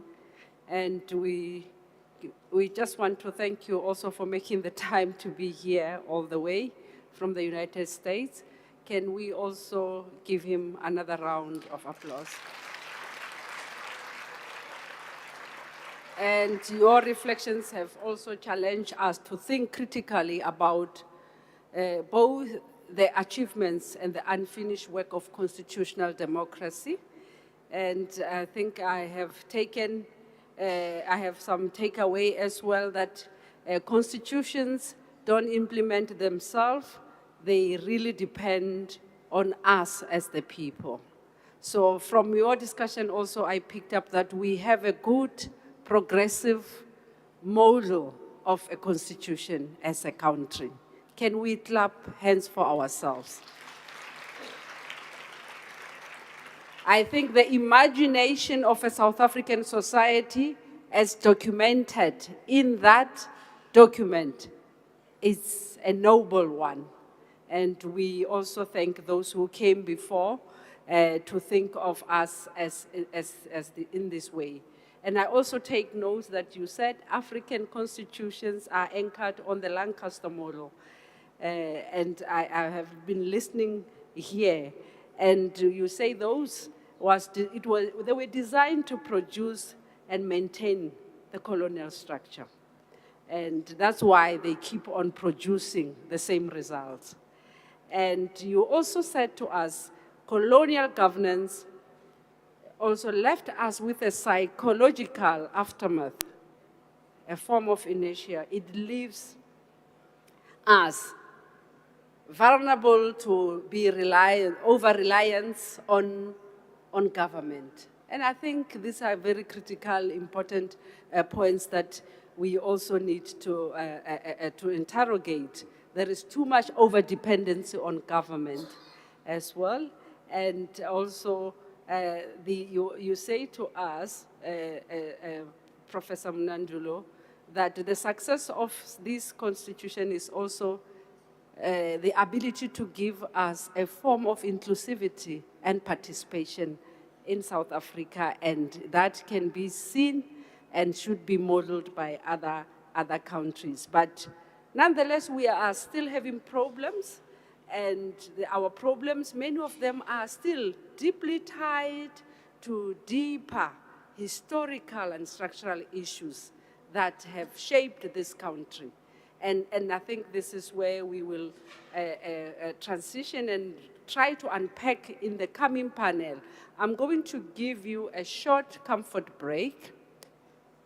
Let's congregate at 12 o'clock. A short comfort break. Please don't take time, you just go where you need. If you don't have to go anywhere, just sit down. But if you have to go somewhere, please do so now and then and come back. Because now we are transitioning into a panel discussions that will take place.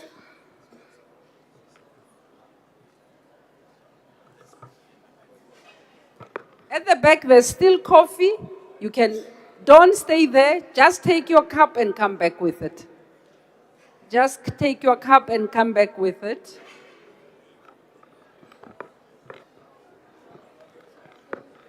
I have also lost a black handbag where I was sitting. Thank you. Dr. Mpuizeni.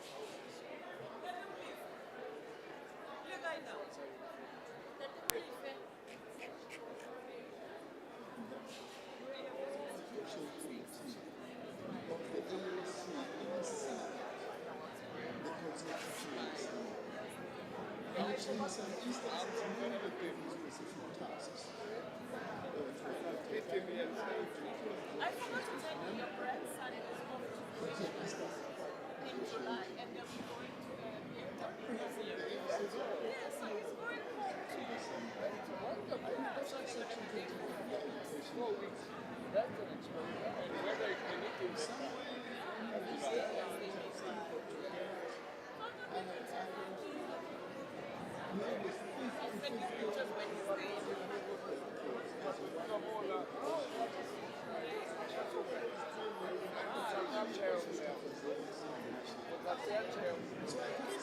never gave me feedback on a question that you asked me one day.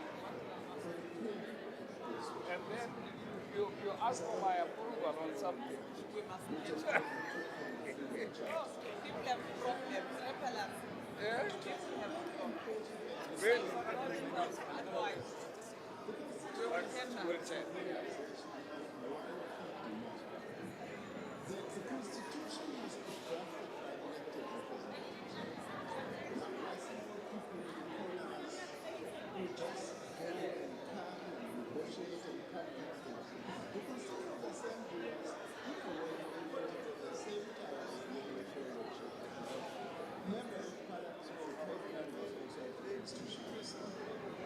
So that was very important. But we didn't want something that's imposed, drafted and done right. So I was very difficult to participate in the process. It was a very difficult moment. There were certain clauses that were the most stuck in the educational one. A very difficult issue because there was a big over something that was kind of very on whether we should have secondary schools. How do you have secondary schools and not discriminate Africans or Muslim schools? The other clause that was very difficult was the language. On the language distribution and all that. The other clause that was amongst the last was the right to strike. Because everyone didn't want the right to strike. They said, if you are going to have the right to strike, they should have the right to walk out later. So if you are going to have the right to walk out, to such an extent that what rose that Delhi was when he started to call the general strike on the right to strike. So those were some of the highlights, the difficulties, the complexities, but it was a historic period that the Constituent Assembly actually wrote and finalized the Constitution. But our Constitution is regarded as one of the best constitutions in the world. In many respects, that's correct. But now that we are after 30 years, there are many ways that we are reflection.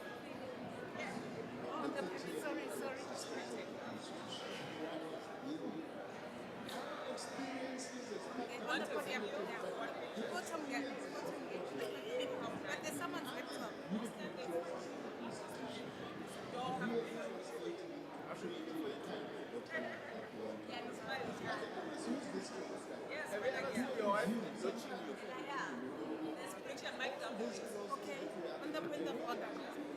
Yes, on the point of order, Mge.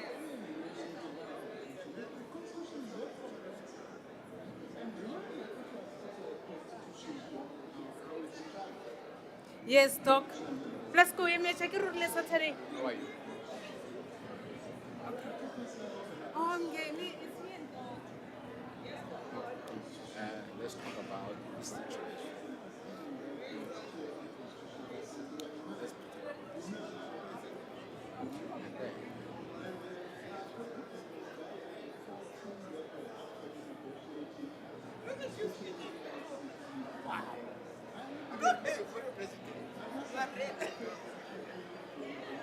You're ready.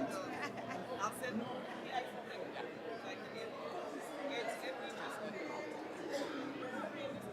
I'm posing. Yeah.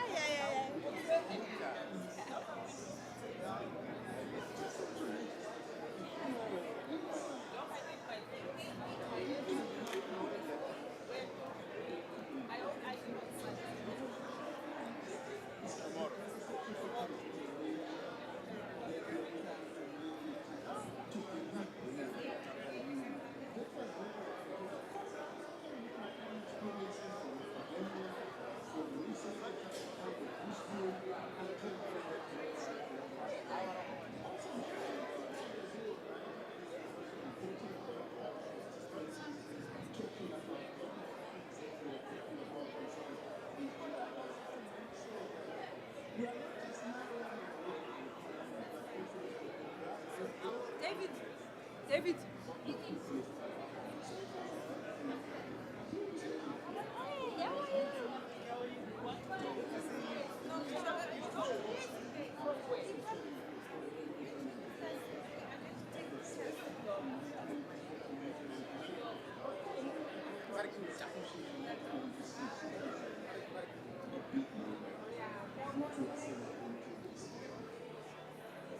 All right, Mge. You, Mge, photography. We must. She's a good photographer. She is. Yeah. She's good. She's the face. No, she is. She's the face. Yeah. So, How about you? I can't smile. Mge, shell up.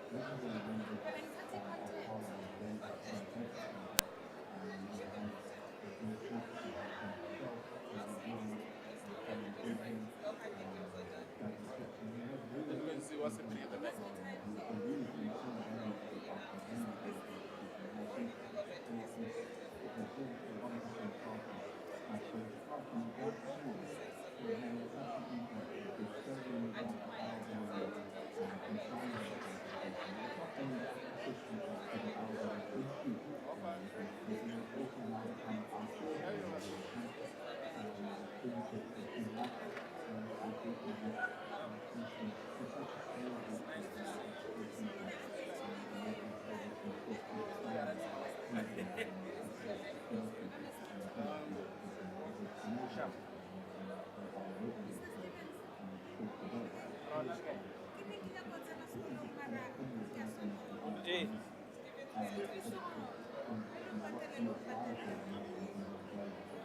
Yeah, let's call Basali Basic interview. Molerwa Fit, huh?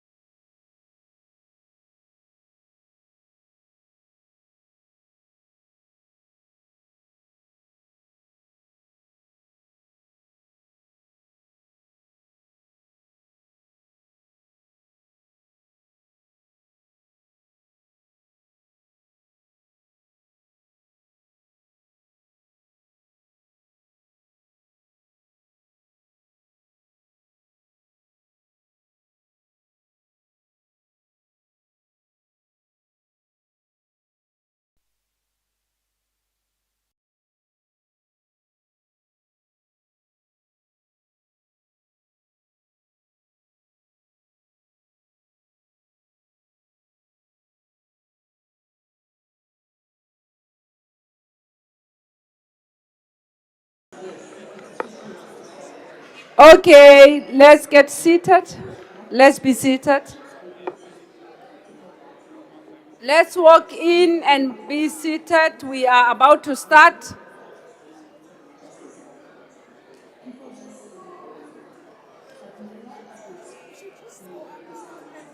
Eh? I think she will call you. Yeah. So that they know. What is that? 45 minutes. 45 minutes. Yeah. At least we can correct that. So that we say that the restaurant is okay, Safri, I'm going to call your names as I see you. Let's sit down. Shums. We are just about to start with the panel discussion.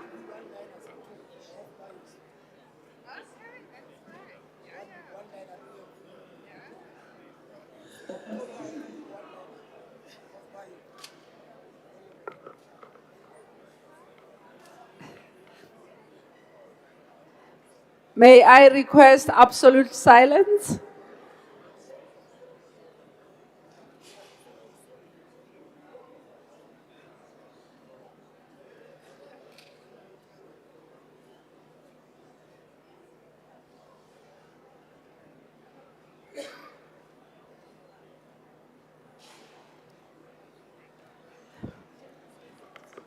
We now move into our first panel discussion, which interrogates the constitutional promise 30 years later and asks the important question, Quo vadis, where to from here? To facilitate this important conversation, we are privileged to have Professor Thabo Mbeki, who is the Commissioner at the South African Human Rights Commission and one of South Africa's leading public intellectuals on constitutionalism, justice, and transformation. For over 10 years, he worked with Kulumani Support Group, a social movement advocating for reparations, redress, and sustainable reconciliation, serving as advocacy coordinator and later chairperson. He has been a consultant to local and intergovernmental organizations, including the Pan-African Parliament and the Office of the United Nations High Commissioner for Human Rights. He is an extraordinary professor at the Faculty of Law, Stellenbosch University, an adjunct professor with the chair for critical studies in higher education, transformation at Nelson Mandela University, a visiting professor at the International Institute of Social Studies of Erasmus University, Rotterdam, and a faculty member at the Vienna Master of Arts in Applied Human Rights. He's a co-editor of Symbol or Substance, Socioeconomic Rights in South Africa, published by Cambridge, and Introduction to Law and Legal Skills in South Africa, second edition, published by Oxford University. Distinguished guests, let's welcome Professor Mbeki, who's going to be taking over here. Thank you. Good afternoon. Let me first start by thanking our host, the Parliament of South Africa, led by Honorable Didiza. Let me greet Excellency Thabo Mbeki, the Vice Chancellor of UNISA, as well as all the guests. I stand on established protocol. We are an hour behind time, so we have to manage time. So I will truncate both the bios as well as my remarks. In fact, I won't make any opening remarks. We've got 4 fantastic speakers. The title of this panel is The Constitution and the South African Promise 30 Years On, Qui Vadis. Of course, Qui Vadis is Latin for where are we going? Which direction? EP Indlela. So the aim of this panel really is not to regurgitate critiques of the Constitution, the pitfalls of the Constitution, but really to hone in on the subject of this panel. Where are we going? In the next 30 years, how do we interpret, assert, and implement the Constitution in a way that will take us towards a transformed society? A Constitution here understood, of course, as a legal instrument, but also as a framework, a vision, a social compact for a new society. In my language, we say the Constitution ke molaotheo, a foundational law. So have we used the Constitution to found a truly post-colonial, post-apartheid society? this capacious notion of Africanness that President Thabo Mbeki spoke about.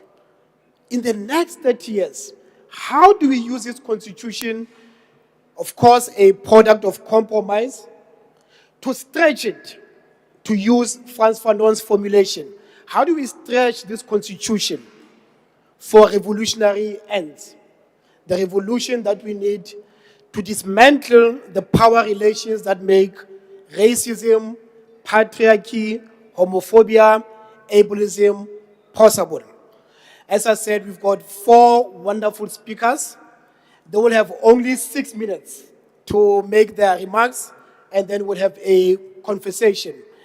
The first speaker will be a member of this House, the Member of Parliament, Andiswa Kombota, who is an MP with the African National Congress.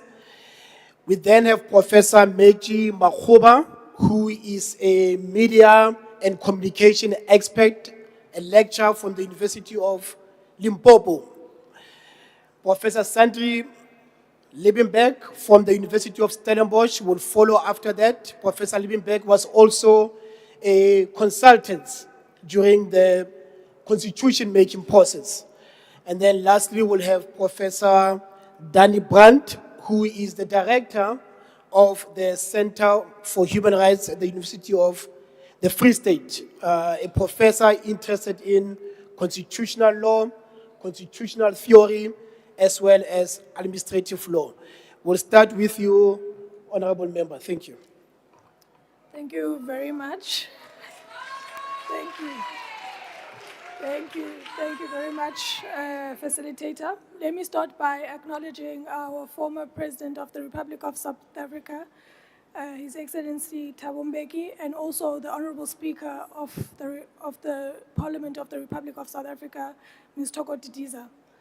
Let me also say it is particularly significant that today's dialogue is taking place during Africa Month ahead of Africa Day on Monday, as it provides an important platform to reflect not only on South Africa's constitutional journey over the past 30 years, but also on the broader African quest for democracy, human dignity, unity, social justice, and inclusive development.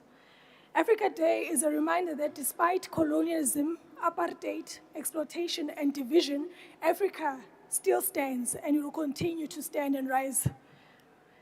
As a young Black African parliamentarian seated in this House here in Parliament today, I'm reminded that the struggle for true liberation is not over, because a freedom without economic justice, social dignity, and equal opportunity remains incomplete. I was born into a generation that inherited freedom, but also inherited the responsibility to protect that freedom and deepen it and use it to transform the lives of the people across the continent. For my generation, the responsibility is not only to preserve the gains of democracy, but to advance them boldly. We need to confront inequality, unemployment, and poverty with the same courage and determination that characterized the liberation struggle. As a young South African, I still believe in the promise of this country.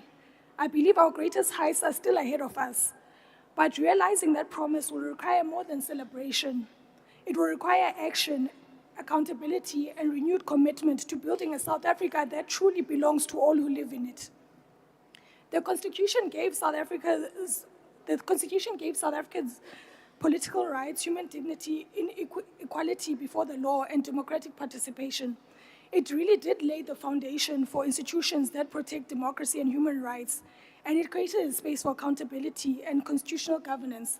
But 30 years later, the central question confronting us is, has the constitutional democracy translated into meaningful socio-economic transformation for the majority of South Africans? So the question before us today is, where are we going with this constitutional democracy? That's what we should answer, because the freedom that we have today without economic inclusion does create frustration. And the democracy without any opportunity does breed disillusionment. And constitutional rights without material improvement does risk becoming abstract to those who remain excluded from the economy at their own country. Today, many young South Africans are asking difficult but legitimate questions. Why does inequality remain so entrenched? Why does race, geography, and class still determine life outcomes? Why do millions of young people remain unemployed despite being born into freedom? And why does poverty continue to coexist alongside enormous wealth? So these questions are really not a rejection of the Constitution. They are a call for the deeper implementation of the Constitution's transformative agenda. The South African Constitution was never intended to preserve inequality. It was intended to dismantle it. And the Constitution itself speaks of healing the divisions of the past and establishing a society based on democratic values, social justice, and fundamental human rights. Therefore, we need to reach a next phase of our democracy, and we need to be part and parcel of building the next phase of our democracy, which must focus on economic justice, inclusive growth, youth empowerment, and a radical socio-economic transformation that will shift everyone's life in South Africa. For young leaders in Parliament, the task before us is not simply to defend the Constitution. It is to ensure that its promises become tangible in the lives of ordinary people. You know, we must really ask ourselves honestly, you know, what does constitutionalism mean to a young graduate without employment? And what does dignity mean to a family without land or housing or any economic security? And what does freedom mean if millions remain trapped outside meaningful economic participation? The future and the sustainability of our democracy depends on whether constitutional democracy can deliver development and opportunity, and not only hope. Our responsibility as leaders in Parliament and also young leaders is not to abandon constitutional democracy, but to strengthen it and deepen it in various ways.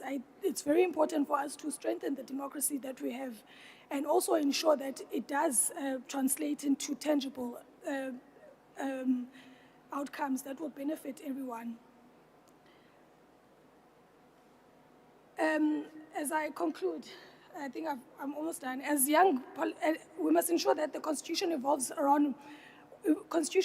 from being viewed only as a legal framework, but into becoming a living instrument for transformation. The Constitution must speak to the aspirations of young people in townships, rural communities, and working-class households. Therefore, the task of our generation is therefore not to inherit democracy passively, but we need to advance it courageously. The South African promise is still alive, but it requires renewal. But it requires ethical leadership, and it requires bold policy interventions. And above all, it requires leaders who are prepared to serve with integrity, discipline, and vision. Now, where to from here? The next 30 years must be defined by courageous leadership, economic inclusion, youth empowerment, and a developmental state capable of unlocking the potential of its people. The Constitution must not merely remain a document of rights, but it must become an instrument that really materially transforms the lives of every South African in the country. Thank you very much.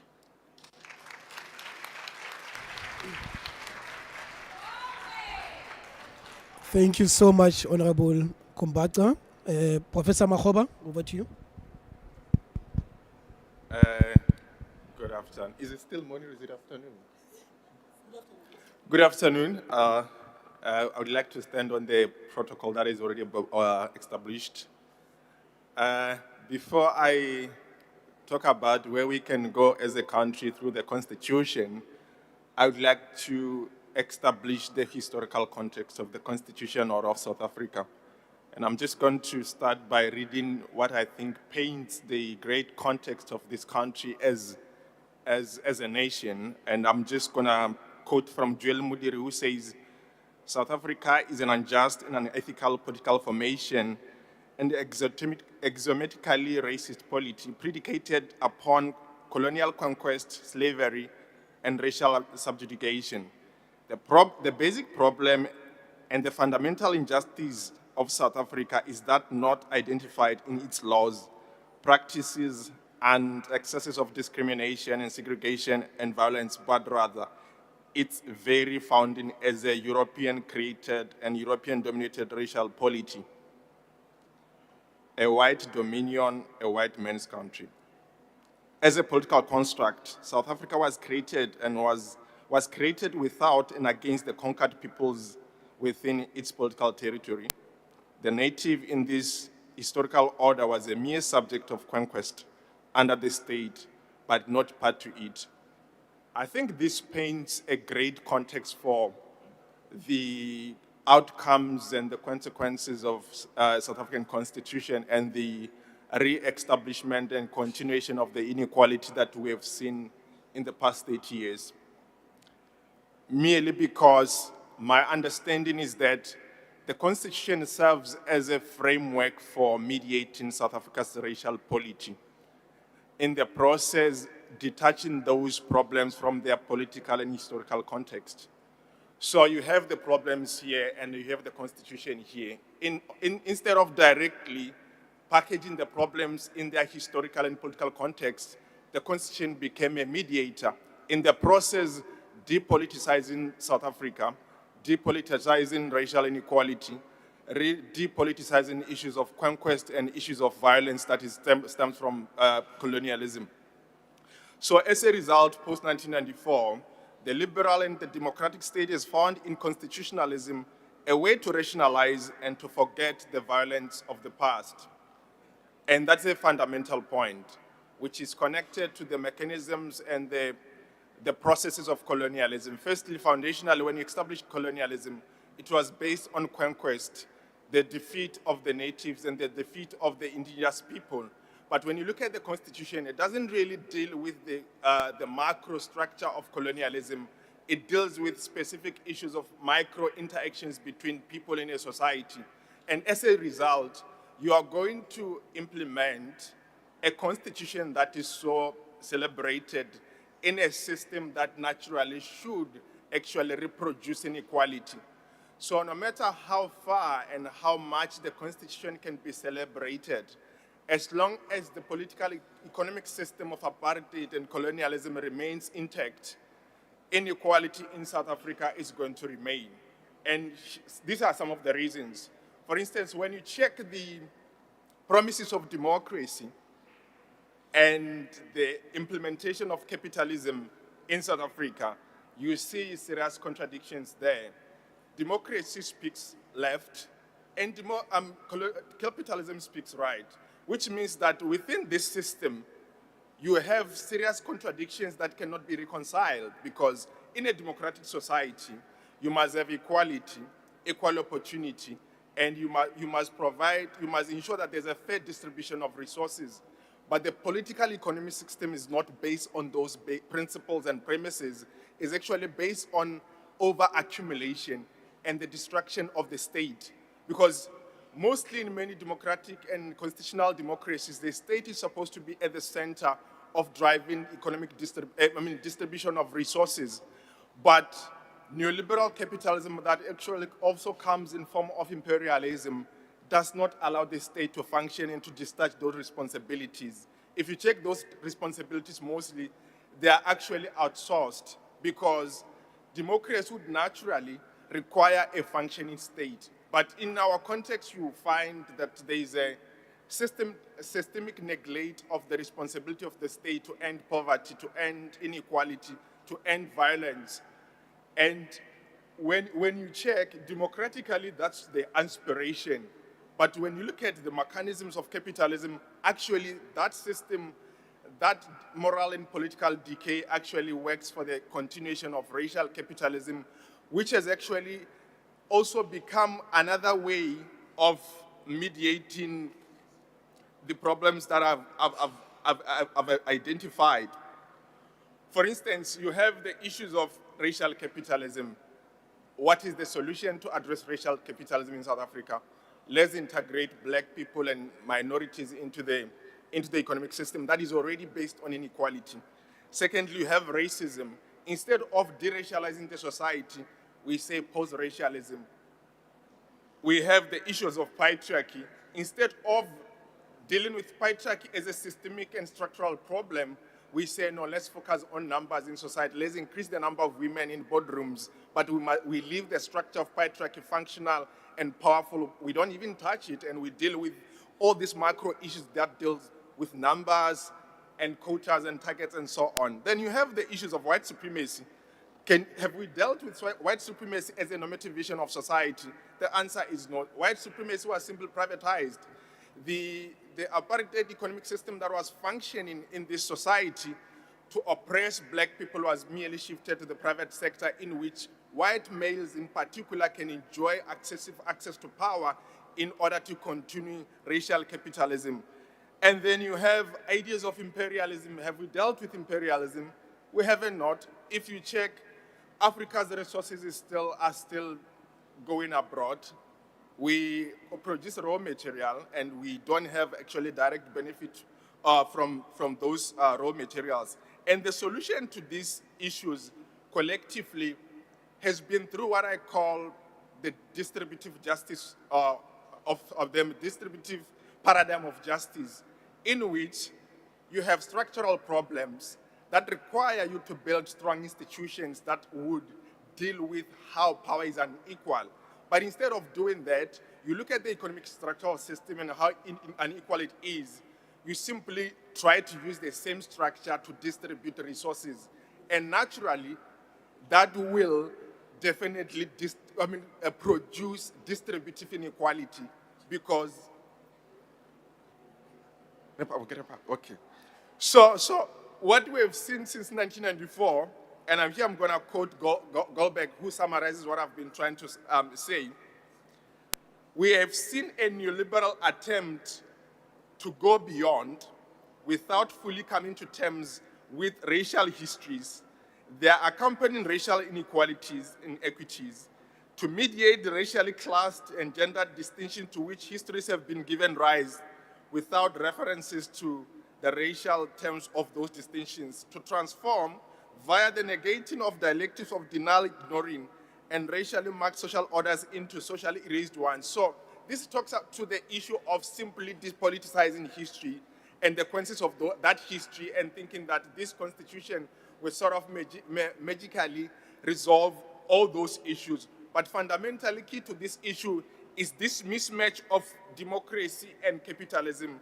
And I want to briefly summarize John Gellin, who says that there is an incompatibility in important aspects of economic and political systems. This is most prevalent in the case of mutually exclusive claims of capitalism and democracy. The collusion of economic and political elites with its potential for corruption is an attempt to overcome misfit, which simply means that as long as you are operating in a capitalist system, the ideals of the constitution are going to remain a very big task.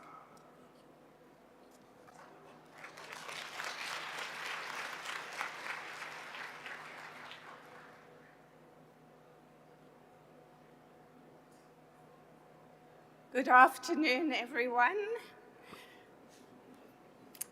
So the Bill of Rights, as we've heard plenty of times this morning, is a holistic, integrated Bill of Rights which integrates civil, political, economic, social, and cultural rights.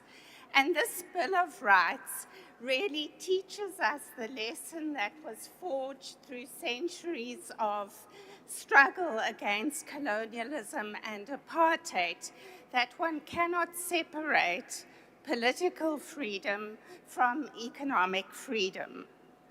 The future, the quo vadis of South Africa's constitutional democracy ultimately depends on whether the people of this country can experience freedom as real and meaningful, particularly in terms of the material conditions of their lives.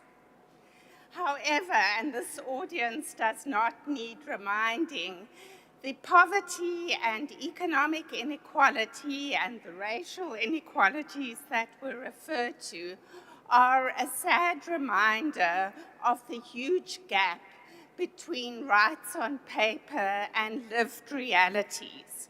In fact, the Vice-Chancellor of UNISA, Prof. Lenke Bula, referred to this as the chasm, not just the gap. And in the few bits of time remaining, I want to ask the question, are we looking hard enough and deep enough into this chasm to really understand why there is this chasm between rights on paper and the lived reality of people.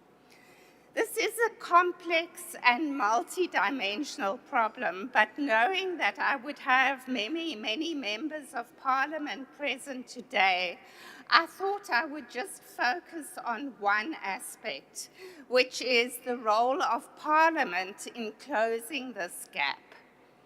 And I would like to focus on 3 dimensions of parliament's mandate under the Constitution.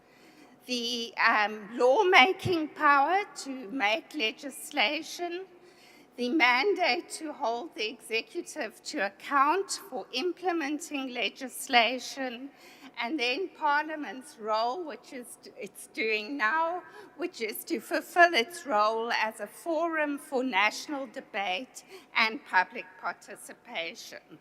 So how can those 3 roles contribute to closing this gap I've referred to? Well, the first situation, and I'll focus on my area of speciality, socioeconomic right, is identifying when there is a gap in legislation. So I give the example of the right to food and basic nutrition, which is enshrined in the Constitution. We know that this is a right that is, many people in the country go hungry. Many children, up to 30%, close to 30%, are suffering from stunting due to malnutrition. And the complexity of the right to food is such that it's spread across many different ministries, land, health, social development, and many others. It implicates the public and the private sector. It's very multidimensional. And yet we have no framework legislation on the right to food, which many experts and UN bodies tell us are absolutely critical to a realization of a complex and multifaceted right like the right to food. And I know that the Human Rights Commission, of which our chair is a very prominent member, has just concluded their national investigative hearing into food systems. And I don't want to anticipate their findings, but I imagine that one such recommendation might indeed be such framework legislation. In other areas, this is the second point, is that there may be legislation already in place. One thinks of the Housing Act or the Social Security Act or the plethora of land reform legislation. However, the problem lies with the implementation of that legislation. And this can be due to many varied factors, often in combination. So it could be that there are insufficient budgets to implement the legislation. It could be that, for example, there is very complex procedures between the 3 spheres of government where there are overlapping or unfunded mandates. There could be unclear procedures. And of course, there could be corruption and maladministration that impedes that realization. The result is that many people in the country experience long delays, administrative barriers, and dehumanizing processes in trying to access their rights. So where does Parliament come in here? Well, Parliament can serve a crucial role in using the mechanisms that are at its disposal to hold the executive to account for addressing these administrative barriers in accessing rights. So that's my second point. My third and final point is Parliament's role in facilitating public participation in the lawmaking process. This is not only important for deepening participatory democracy, but it is also crucial to ensure that legislation speaks to the real needs and circumstances of communities. And yet, far too often, we see the Constitutional Court declaring acts of Parliament which have been passed by Parliament invalid and unconstitutional because of serious defects in the public participation process.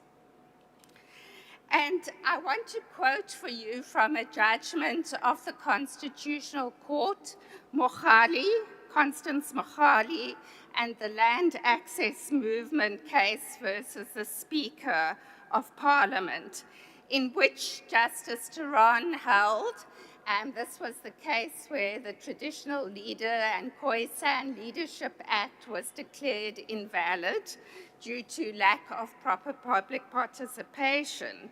And I quote from the judgment, open quotes, "This case is about the significance of participatory democracy for millions of South Africans who, for the most part, live far away from centers of power, in rural areas and in some of the poorest parts of our country. These are the people who have least access to power, wealth, and influence. This case is about their ability to participate in the making of law that governs virtually every aspect of their daily life, including access to land, basic service, and the rights to the benefits of the land upon which they live." So in conclusion, Parliament has a critical role to play in closing the gap between rights on paper and people's lived realities, particularly for those with the least access to power, wealth, and influence. Fulfilling this mandate requires putting human rights at the center of all aspects of its mandates: lawmaking, accountability, and public participation. I thank you. Thank you very much, Professor Liebenberg. Professor Brandt, over to you. Thank you. First, I wish to thank both the Thabo Mbeki Institute and the University of South Africa and the National Assembly for this invitation. I'm, of course, honored to be here, but I'm also grateful because your invitation has introduced me to two new colleagues, Professor Makgoba and Ms. Kumbaka, whom I have not met yet, but I'm sure I will afterwards. It has also given me the opportunity to interact with two colleagues and friends whom I've known for a very long time. Professor Liebenberg sitting next to me, I think we've known each other for about 30 years, and Professor Madlungozi, who I've known for almost 20 years in various different capacities. So thank you very much for that. The last time that I spoke before the National Assembly, it was called the Constitutional Assembly. It was not in this venue, it was obviously in a different venue quite close to here. And it was almost exactly 30 years ago when, as a young man fresh out of university, I presented on behalf of the University of Pretoria's Center for Human Rights a proposal to the Constitutional Assembly concerning the powers of the Human Rights Commission that was eventually enacted into the Constitution as its section 184.3, the section that requires the Constitution to monitor the realization by organs of state of socio-economic rights such as the right to food, water, housing, healthcare, etc., and to report annually to this body, to Parliament, on that. And I think it is serendipitous that I should today be here again with Professor Liebenberg, who was also involved in developing and later implementing that proposal, and with Professor Madlungozi, who now sits on the Commission as Commissioner and is himself involved in the implementation of Section 184.3 of the Constitution. Now, what does one say in 6 minutes? I'm going to say two things only and have one conclusion. The first thing concerns the debates that have been raging for the past 10 years or so about whether or not our constitution is adequate to the task of transforming our country and whether we should amend the constitution in important respects or in fact just abolish it and replace it with another or not replace it at all. Now, an interesting feature of this debate is that it is most often conducted in terms of polar opposites.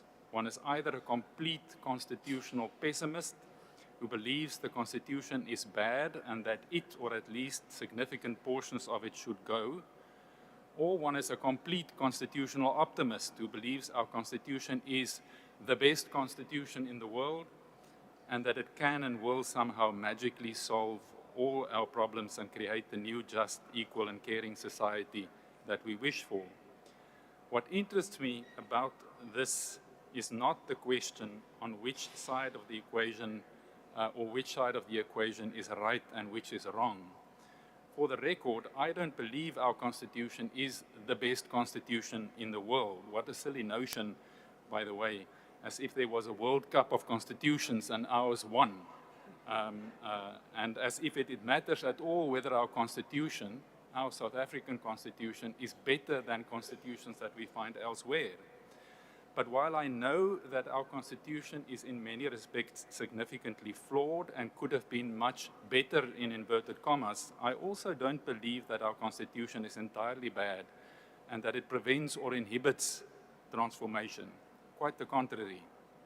What troubles me instead about this polar opposite equation in the debate is that adopting either position, pessimist or optimist, distracts and deflects from the actual very hard and very difficult work to change our country for the better, to transform our country.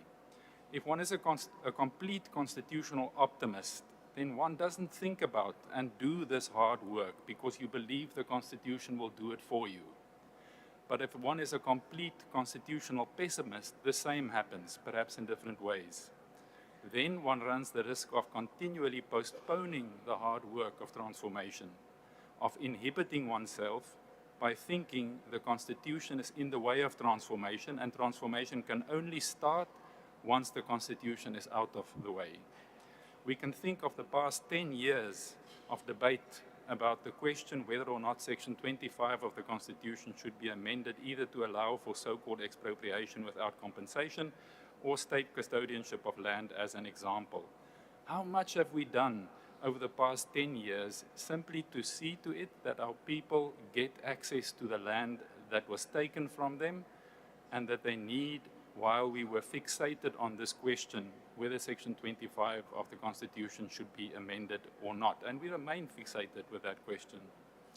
Rather than focusing on the Constitution as either the absolute embodiment of transformation or an absolute impediment to it, is it not better to take the Constitution as it is, warts and all, and use it to do the work of transformation ourselves? That's my first point. The second is a related point, and it has to do with this notion that I strongly believe in, that our Constitution is transformative. Now, sometimes the temptation is there to say that to regard the Constitution as transformative means that the Constitution is transformation, either in the sense that it declares our country as already transformed, or in the sense that it will transform our country. That assumption then often leads to accusations that the Constitution is either lying, our country is manifestly not yet transformed, or that it has failed. It has not succeeded to transform our country. What, for example, does it mean when the Constitution says in its preamble that South Africa belongs to all who live in it, united in our diversity? Does it mean that already South Africa actually belongs to every person who lives in it in concrete terms, and that we are actually united in our diversity? Does it mean that the Constitution is the thing that is going to achieve that?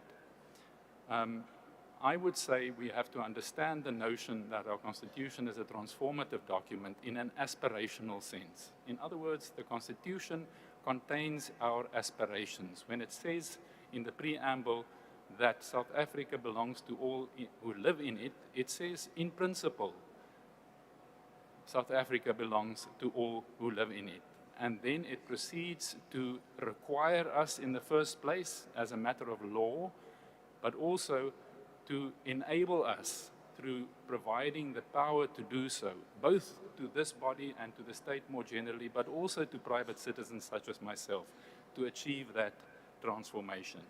So read it in this aspirational sense. And that brings me then to my conclusion, which is the following. Paradoxically, at the time that we are rightly and properly celebrating the Constitution 30 years after its enactment, I wish to call for less focus on the Constitution. We have a Constitution. While not perfect or the best in the world, it requires and enables us to transform our country toward justice, equality, and true freedom. Let it, warts and all, now remain in the background, which is its proper place, while we get on with the job the Constitution requires us to do. Thank you.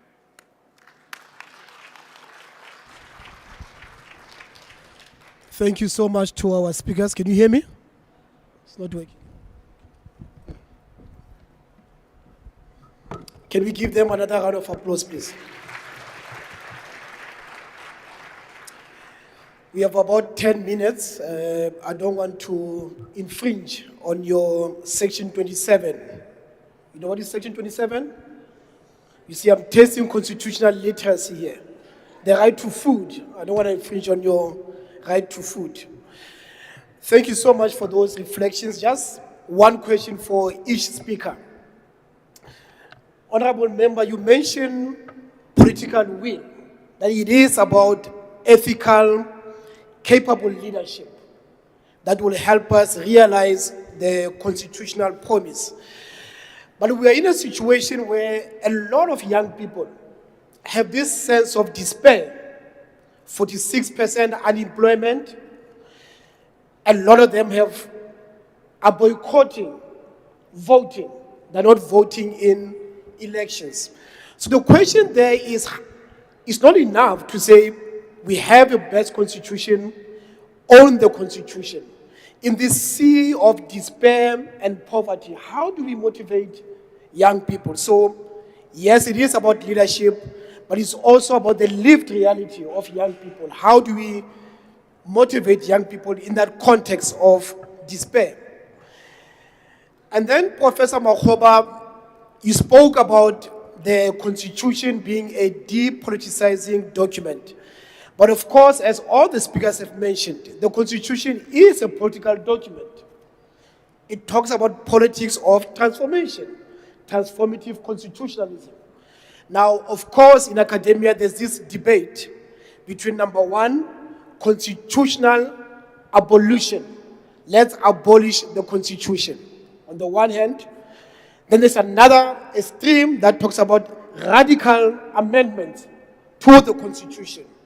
So my question to you is, where do you lie in this debate? Constitutional abolition, and what is a post-conquest constitution according to you? How would it look like? Because there's also a danger that when we critique the Constitution, we are saying we are throwing the baby out with the bathwater. That's critique. So is it about radically amending the Constitution? The Constitution as it is does not talk about apartheid, does not talk about colonialism. Is it about including that? The Constitution does not talk about reparation. Is it about including that, or is it about another form of Constitution? In fact, during the negotiations of the Constitution, there was a debate whether the Constitution must refer to an economic model. Should we say this Constitution's economic model is socialist, is mixed economy, is liberal, but that was excluded. Where do you stand there? And then, of course, Professor Liebenberg, you mentioned the role of Parliament. But of course, Parliament must also be held accountable. Parliament has failed to pass a number of critical legislation. So, for example, Section 27 says there must be legislation on food, the right to food. Parliament has not done that. Section 25, Professor Brandt, Parliament needs to pass legislation on land reform. Parliament has not done that. We've got PEPUDA, the Equality Act, which was came into force, which was promulgated 26 years ago, but is still not yet fully in force, the Equality Act, and so forth and so forth. But secondly, Parliament is functioning in a sea of dysfunctionality from a number of state institutions, especially municipalities.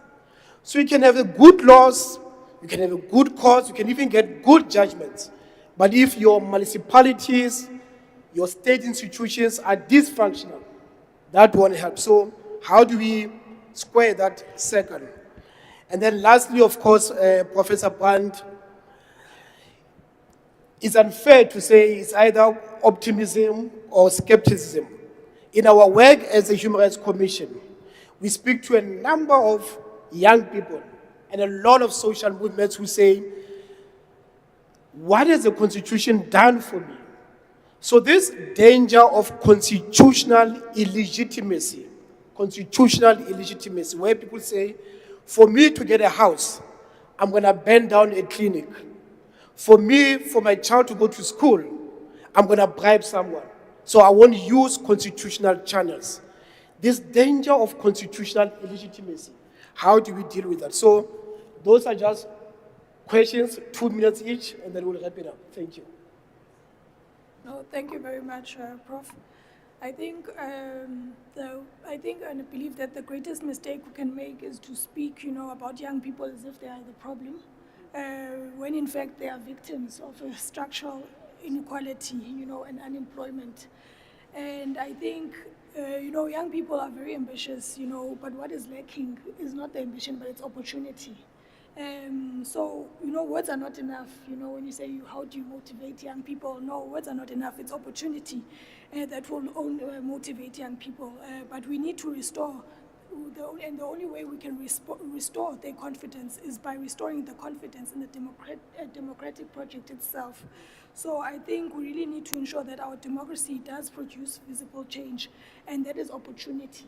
And opportunity, of course, does translate and also tackle the unemployment crisis. So I think young people really want to be heard and included in the system. So we really need to ensure that those opportunities do reach them in every corner.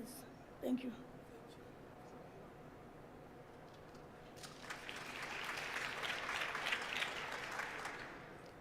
Thank you very much, Prof, for the wonderful question.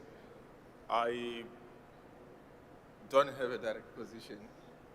Firstly, my analysis is that the political economic system and how it is established historically, socially, politically, and culturally must inform how the state or other society, aspects of society are running. That's the basic thing. Because my understanding is that if you still have settler-colonial relationship in South Africa, relationship in existence, and you just sort of put democracy on top, or you put the constitution on top, you're just simply doing a makeup. You're not fixing the problem. And I think fundamentally, we need to deal with political and substantive issues of justice. What are they? And then come up with a model that is going to work for society. Basically, here we're calling for an Azanian traditional way of doing things, in which we need to deal with issues of political sovereignty. We need to deal critically with issues of land ownership. We need to deal with the symbolic political formation of society as a whole and come up with a model for that, because all these other things, the focus becomes critical on the constitution and you ignore all other social relations in society, the chances are the constitution was going to be sidesteps. For instance, in this society, neoliberalism has a tendency of usaging the democratic decisions. You as a country can make a decision, this is what we're going to do, and the markets have anxiety. And you eventually have to backtrack on the decision because the economic and political system does not necessarily allow an effective implementation of the constitution. So what needs to happen is that there has to be an Pan-Africanist way of radically changing the constitution in a sense that it is aligned with African visions of society. So basically the starting point would be, what sort of South Africa do we want to build? And what sort of framework using the constitution that would create comply with that, because the moment you have a mismatch, there are going to be tensions, and there are going to be these contradictions that are keep on gonna coming back eventually, because inequality, for instance, is a system of economic and political institutions. It's not something that falls from the sky. It's how institutions in society collectively produce particular results. And when you leave this institution the way they are, their logics or capitalist logics, and you don't tamper with that, and you hope that if you put this constitution here, you'll have different results, it's not going to happen.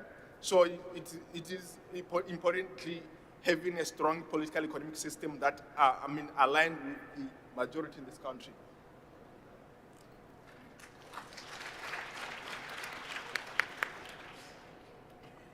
Thank you, Professor Madlongozi. How to hold Parliament accountable.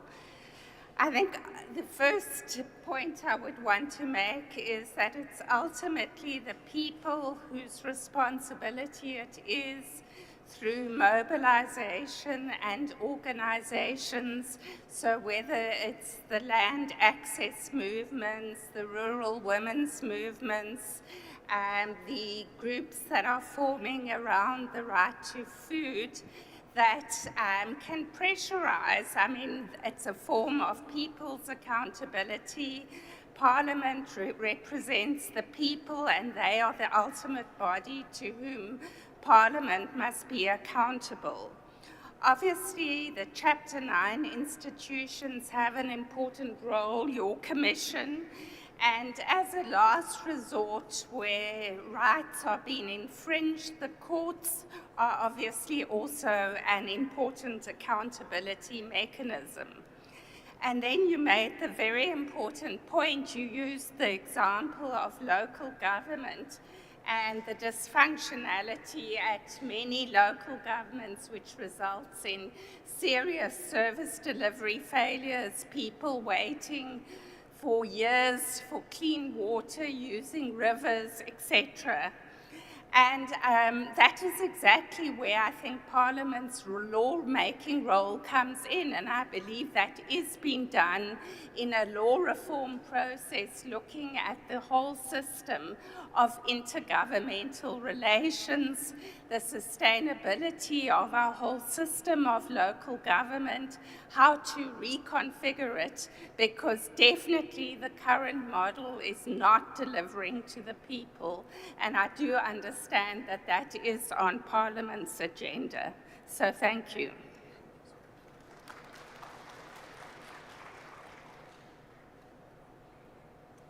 Thank you, Professor Madlongozi, for, as you always do, asking in the first place exactly the right, and in the second place, for that reason, a very difficult question. And as I always do when I answer your questions, my first answer is I don't know.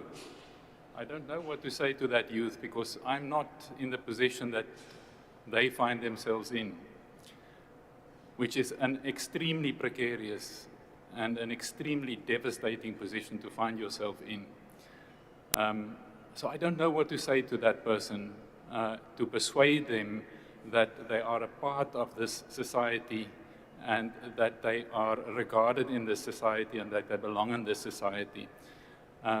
What I do know is what not to say to them, and that is two things. The first thing is to say to them, what is going to solve your problems is to amend the Constitution or to abolish the Constitution and replace it with another, because that would be a lie. It is going to change nothing in the position of that person if we change, whether it is Section 25 of the Constitution or another portion of the Constitution, or if we abolish the Constitution and replace it with another, or go for a system of constitutional supremacy. It's not going to affect their position at all. So that's one thing not to say to them. But I'm afraid I cannot answer your question as to what to say to them. The problem of constitutional illegitimacy is an enormous problem and a pressing problem in South Africa, but a problem that we have to some extent brought on ourselves, all of us sitting together in this room, by our incapacity to transform our country over the last 30 years when we had the power to do so. Thank you.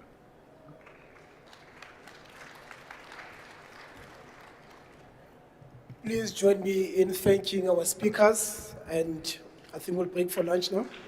Thank you so much. Speaker, there's a hand. Speaker, I hear that you have the hands. There's no hands, but Speaker, Speaker. Speaker, Speaker. on a point of order. There's no Madam Speaker, sorry. We want someone who's going to announce the break because the shops where we are going to eat are closing soon. Chairperson of the It's session. Friday. Point of order. Chairperson of the session. There's a hand here. Please, can you recognize us? No, we are not opening up for questions. We are breaking because we are pressed with time where we must eat. I also don't want to be found wanting on your section 27 rights. So please, let's just break a little bit because where we are going to eat, we must cross the road, and therefore, it's going to be a little bit chaotic. So they are going to make announcements now about where do we go, just to feel ourselves a little bit and be back here. So they will also tell us what time we need to be back. Thank you. And clap hands for yourselves for being such a good audience.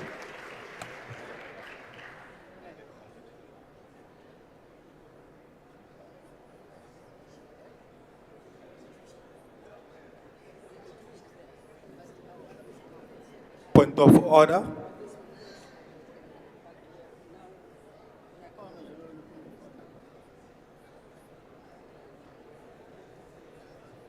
What's her name?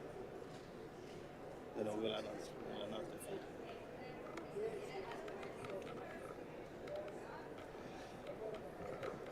What's her name? Welcome to the Parliament restaurant. Good afternoon, ladies and gentlemen. We are breaking for lunch, and lunch would be, it won't be 30 minutes because we have to walk across to the Parliament restaurant. We should reconvene at 10 to 2. So we are going to ask that you speed eat and speed walk to the restaurant and back so that at 10 to 2, we're able to reconvene and proceed with the program. We will exit on this side to go to the Parliament restaurants. There will be ushers along the way who will show colleagues where to go to. We will therefore ask you to remain seated. As the President and panelists, we are going to ask the first panel to remain with us. And panelists and other dignitaries as they leave, I'm asking you to remain seated for a minute or so as they exit the room. We will reconvene at 10 to 2 to restart the program and hopefully conclude it within the allocated time. Are we agreed, colleagues? Please remain seated as President Mbeki and other VIPs leave the room.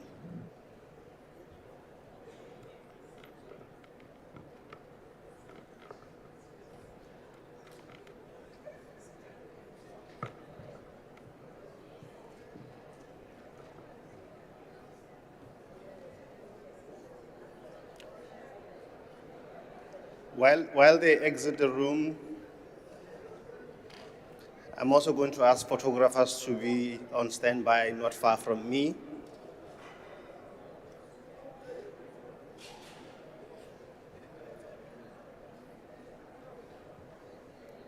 Members of panel 2 can also join them.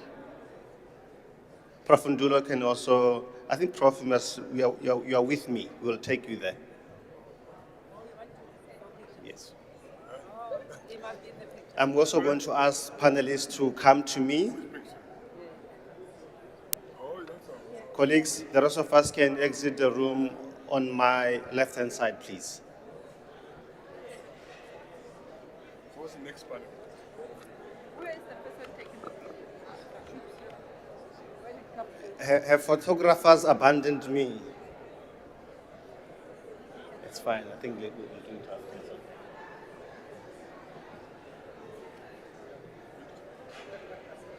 Prof, I think maybe just follow them because I don't think it's going to happen the way you plan. Go to the holding room and follow them. Yes. You don't have anything here? It's only papers. Oh, okay. No problem. Yeah, I've got my cell phone. The papers are set. Okay.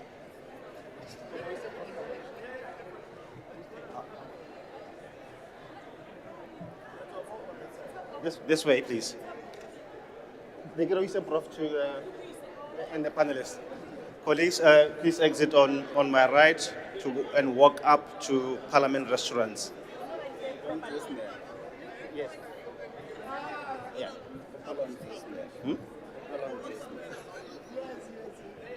Chief, where do you want us? Can we take a picture of the panel? What's we'll do it after lunch. What's my email? Oh, okay. They said they would take a picture of us. You can use photos of us.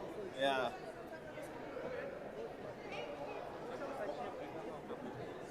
How do you want us to stay? Here and there. Who's missing? Is Prof. Mahoba is still here? Who's missing? No. Rambamba. Chi.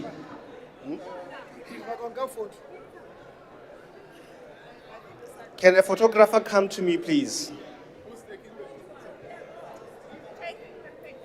Tembo, my student, let me abuse you. See the good thing of Bonge that Mojapil.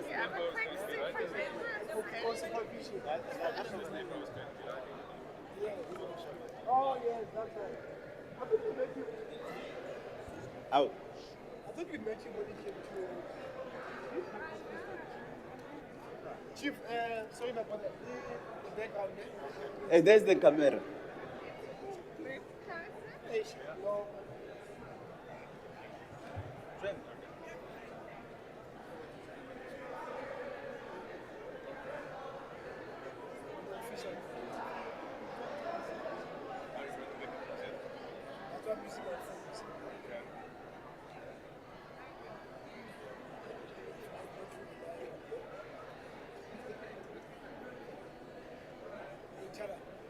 I'll send it to you.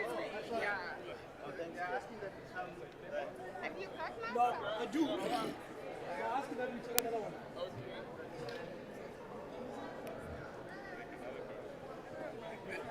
This is getting a bit much.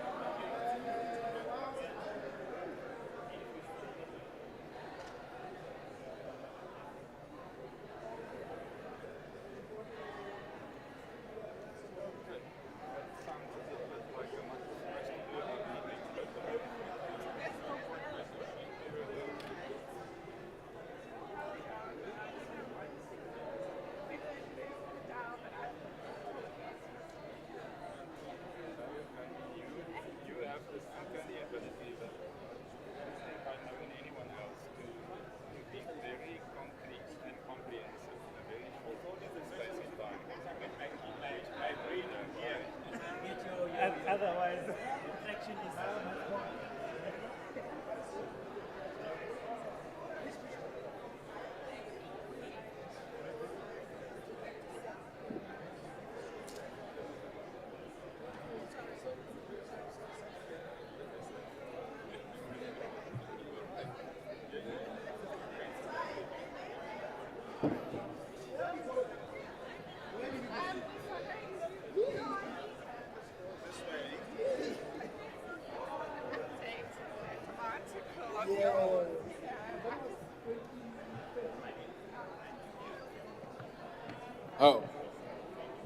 following a speaker.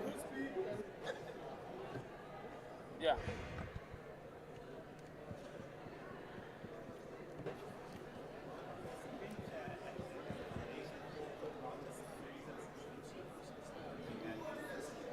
Yeah. On a point of order. Sure, sure.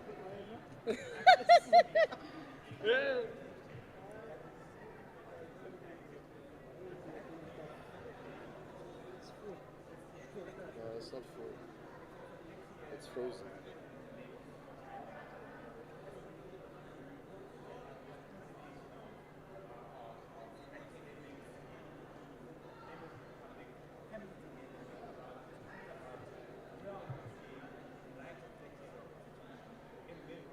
Don't forget to put in the sign as well.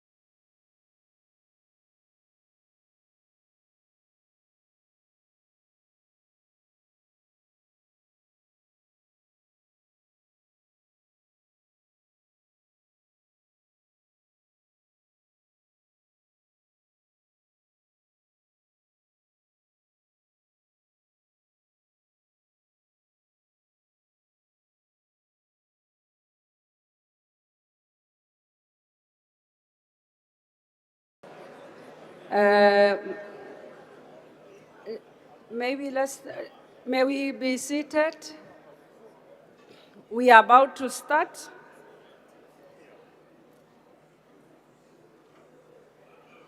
And I can see that 1:45 has gone up to 2:15. 1:45 has become, which means we have lost 30 minutes, but we will start nonetheless. And let me take also this opportunity to thank Professor Mazingozi for moderating the first panel discussion with such depth, intellectual rigor, and grace. A warm round of applause for him. And also let me take this the opportunity to apologize for the long way to food. It was a long walk to food. And we didn't even know where it was.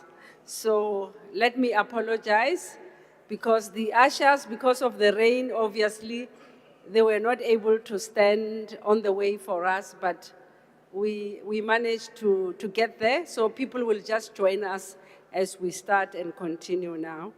At this point in time, to help us draw together the rich threads emerging from this morning's discussion, we now invite one of South Africa's foremost voices on constitutional democracy, ethical leadership, and social justice, Professor Thuli Madonsela, who is the director for the Center for Social Justice in the Faculty of Law at Stellenbosch University, where she occupies the Law Trust Chair Professor of Law in Social Justice Studies. She teaches constitutional law, social justice, admin law, constitutional governance, and ethical leadership. So she's just the right person to speak to us. And she's also the former public protector of South Africa and full-time commissioner in the South African Law Reform Commission. Professor Madonsela is also a member of the African Academy of Sciences and the Scottish WS Society. And she has helped draft several international human rights instruments at UN, AU, and SADC level, and country reports as well. She's the author of 2 books, Gender Mainstreaming, which was published in 2002, and Gender Management, also in 2002. And she's the co-author and architect of the inaugural benchwork for equality courts and resource book for equality court clerks. Distinguished guests, let's put our hands together to welcome Professor Madonsela.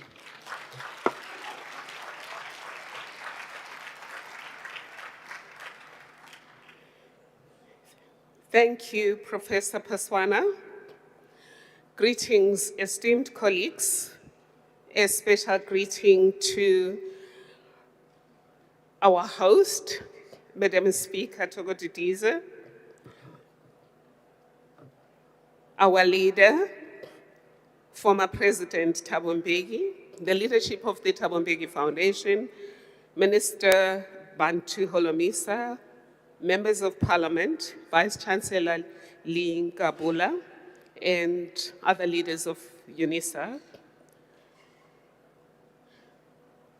Esteemed colleagues, fellow speakers, and participants.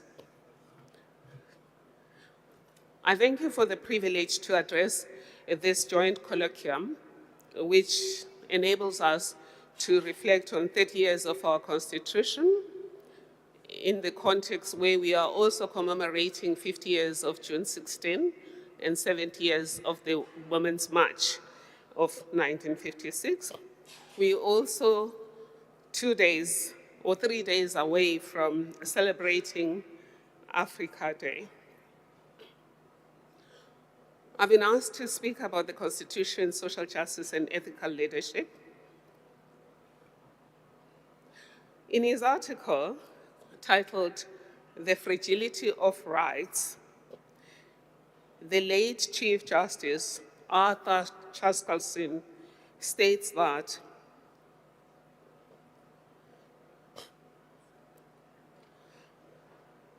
obsequious and servile spirits are worst guardians of people's rights.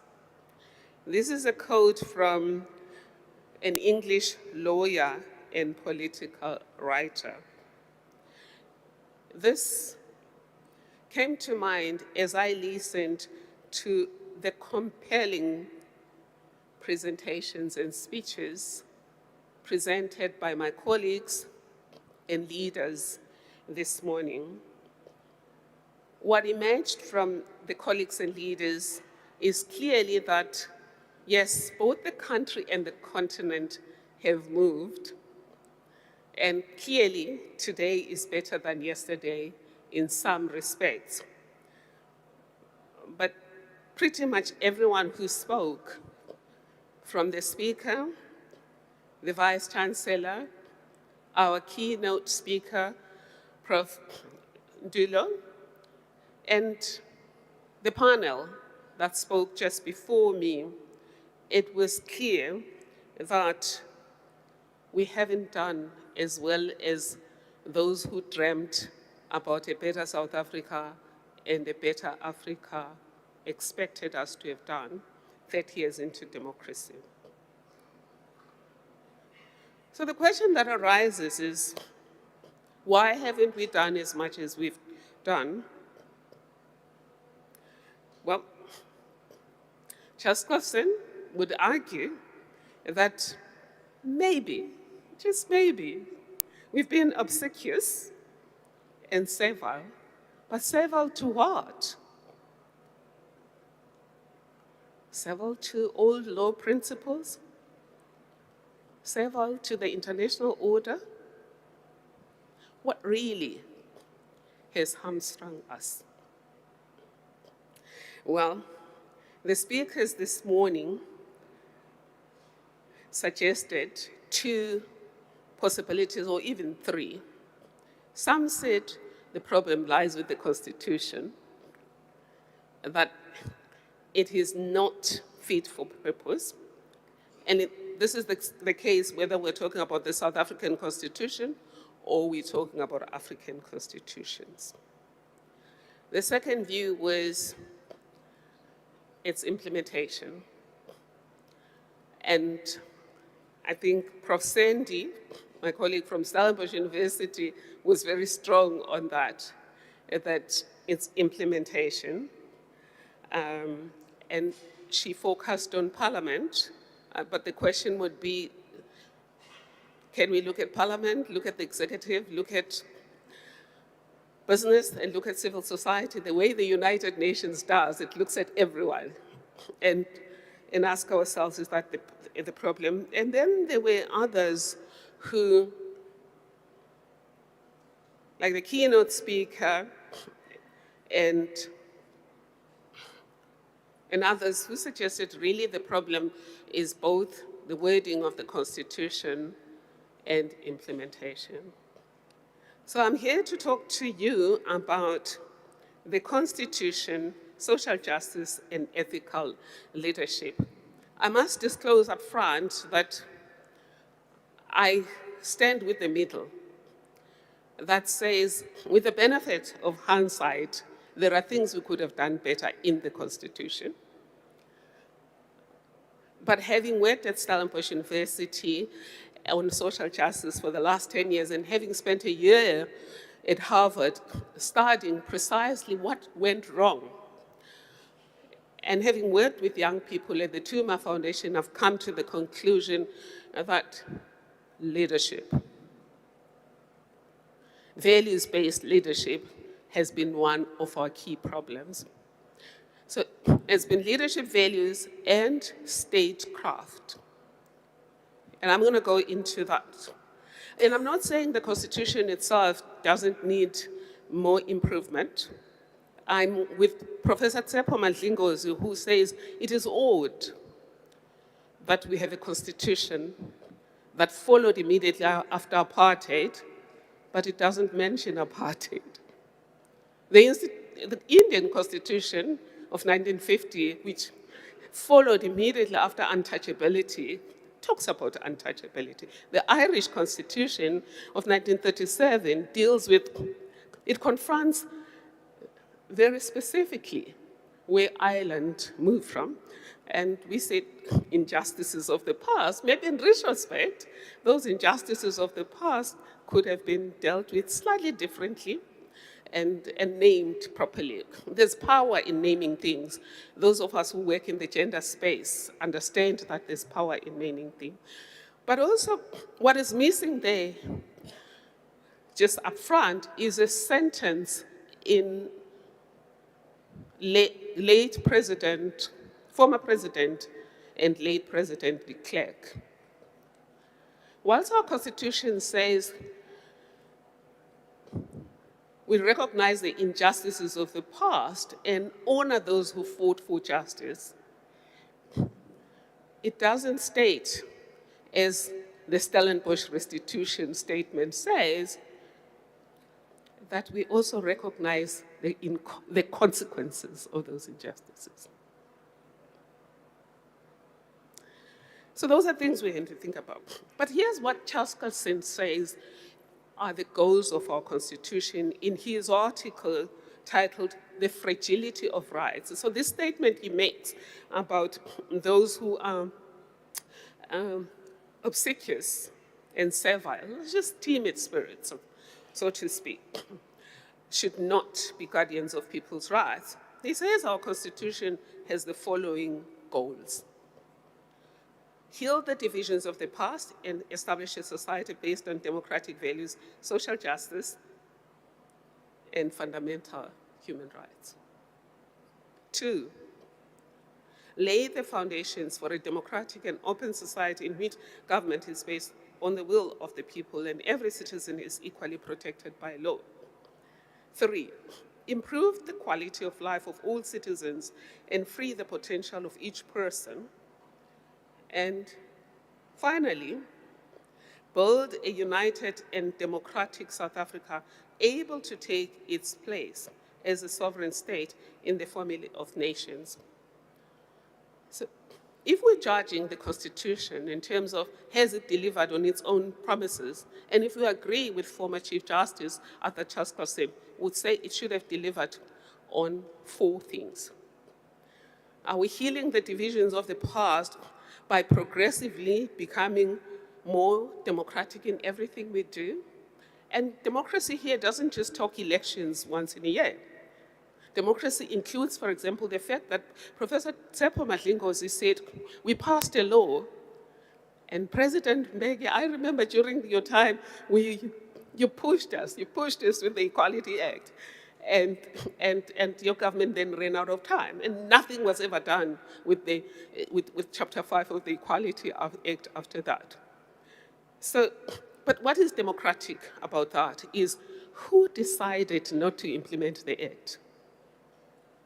So the average person made sure that they elected people of their choice to Parliament. When they were invited to comment on the bill, they commented on the bill. And when there was an opportunity to send people to Parliament to come and talk about the bill, they did hear. And I remember here some members of the old National Party single me and Professor Guto and attacking us for including the promotion of equality part in the bill. But yet everyone who has spoken today, and yet everyone who speaks about South Africa, they always say we inherited an unequal society. How do you then come up with an act that only has anti-discrimination? Because anti-discrimination is when you occasionally treat people badly. So the only way you can handle a precondition of inequality is if you move full force to do that. Incidentally, 10 years later, England came up with a similar act, and they have implemented it. And that's why you see all kinds of people in power now in all kinds of institutions in England today. So from a democratic point of view, from a democratic values, I want you to ask yourselves, who gets undisclosed access to decision makers? whilst other people follow the disclosed democratic processes. And how do we stop those? In America, how did they stop those? Well, currently they're in trouble. Maybe they're not the best of examples, but they came up with something called sunshine laws. And Prof. Dilla spoke about the importance of democracy, of transparency and participation. So you only participate if you know what's going on and what are the consequences of what's going on. So they came up with sunshine laws that say everyone who exercises public power must disclose in their diary who they're going to meet with, what they're going to discuss, and what the outcome of that meeting is. So that would help us to know who's stopping the implementation of Chapter 5 of the Equality Act. Right now, we don't. We just know it's sitting there. And I think last year, the Department of Justice said it's about to be implemented, and then it just vanishes. The Human Rights Commission ordered the Department of Justice to implement Chapter 5 of the Equality. The president, and I'm sad to say this because the president has come through for us on hunger, and he's leading the charge, but he told the United Nations that one of our laws that we're implementing is the Equality Act. We're not implementing an Equality Act, we're implementing an Anti-Discrimination Act because we have ignored the progressive promotion of equality. So it's almost like you're lying unintentionally. So public servants make sure that we implement the Equality Act so that when the president says we have an Equality Act that we're implementing, he's telling the truth. 26 years into democracy, so that's democratization. But the second part of it is social justice. Social justice is one of the oldest values in discussions about democracy. It emerged in the first half of the 19th century. And it was an economic issue. It was not social welfare. It was, if we produce social goods, that is the good things in society, we cooperate to do that. Why is it that some get 70 times more of the money or the wealth that comes from that? Now, that was Luigi Tapparelli inventing or coining the concept within Catholic social thought, and another Catholic scholar, Antonio,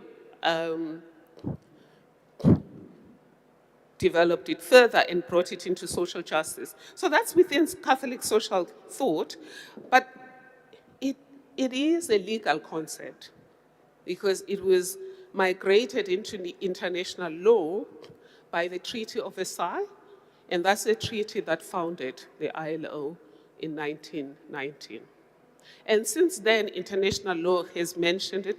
Philadelphia Declaration in the mid-30s, the UN Convention on the Elimination of All Forms of Racial Discrimination in the 60s, and social instruments from the United Nations, such as the Copenhagen Declaration on Social Development in 1995. But here's the important part, is South Africa is one of 60 constitutions that entrench social justice in their constitution, 60 constitutions.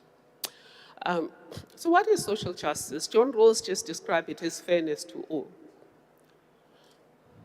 We describe it as the kind of fairness to all that deals with embracing the equal humanity of everyone, of every social group in society. That is social justice. It's in social sector, and that would be reflected in just, equitable, and fair distribution of all opportunities, resources, benefits, privileges, and burdens in a society. Again, going back to John Rawls, it's a distributive concept about how do we distribute evenly or fairly the burdens of living together and the benefits of living together. Now, it was embraced in South Africa, and As Charles Cassin mentions, the Constitution is aspirational, so it imposed a transformative duty on our state. And in this very same article, he talks about that it imposed a duty on everyone to operate transformatively, because the state we inherited, he mentions what O'Regan said. No one could mix the significance of the humanitic standard set. The values etched upon the court are not those that have informed our past. Our history is one of repression, not freedom, oligarchy, not democracy, apartheid and prejudice, not equality, clandestine, not open government.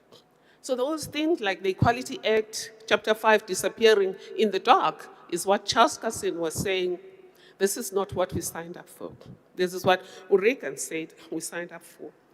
So what did we sign up for?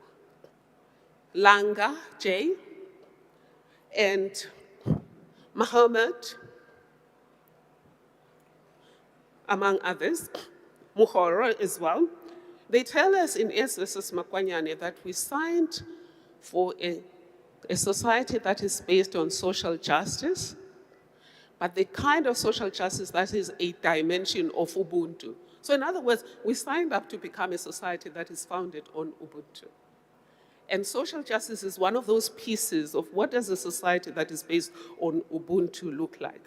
And I'm going to just quickly now go into the next part that the Constitution requires is human rights.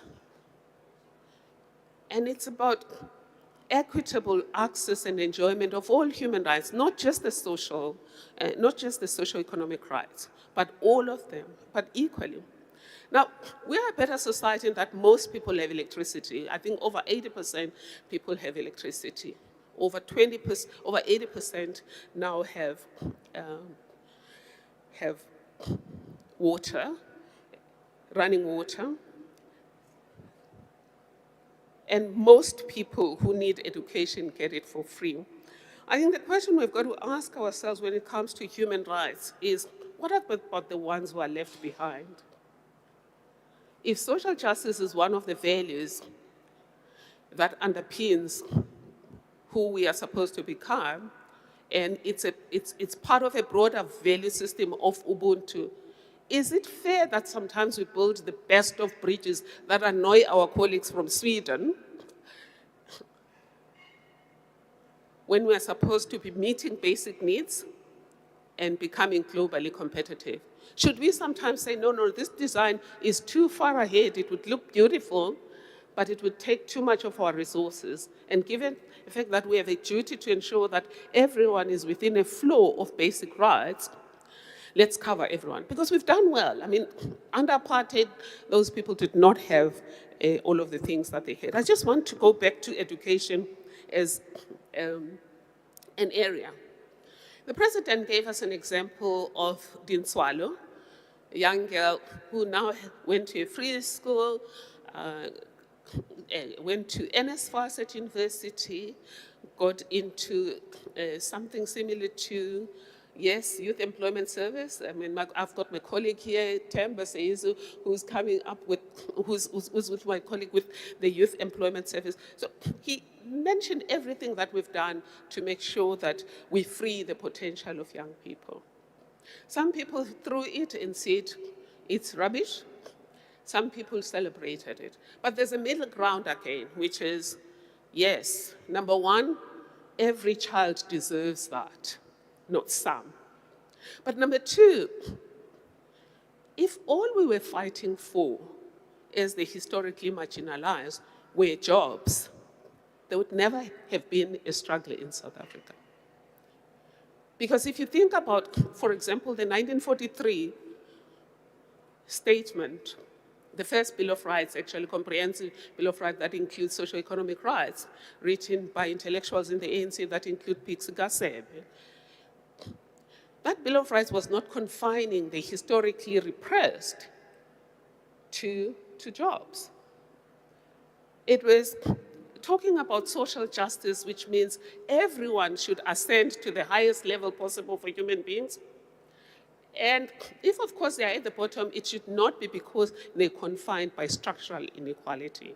And obviously, how do you do that? By dismantling the structures of apartheid, which the colleagues said this morning. So why is it not happening? Prof. Sandy puts the problem at the door of Parliament. Madam Speaker, why has Parliament not asked the Department of Justice why is Chapter 5 of the Equality Act sitting on their desk? Since President Mbeki, nothing has happened on it.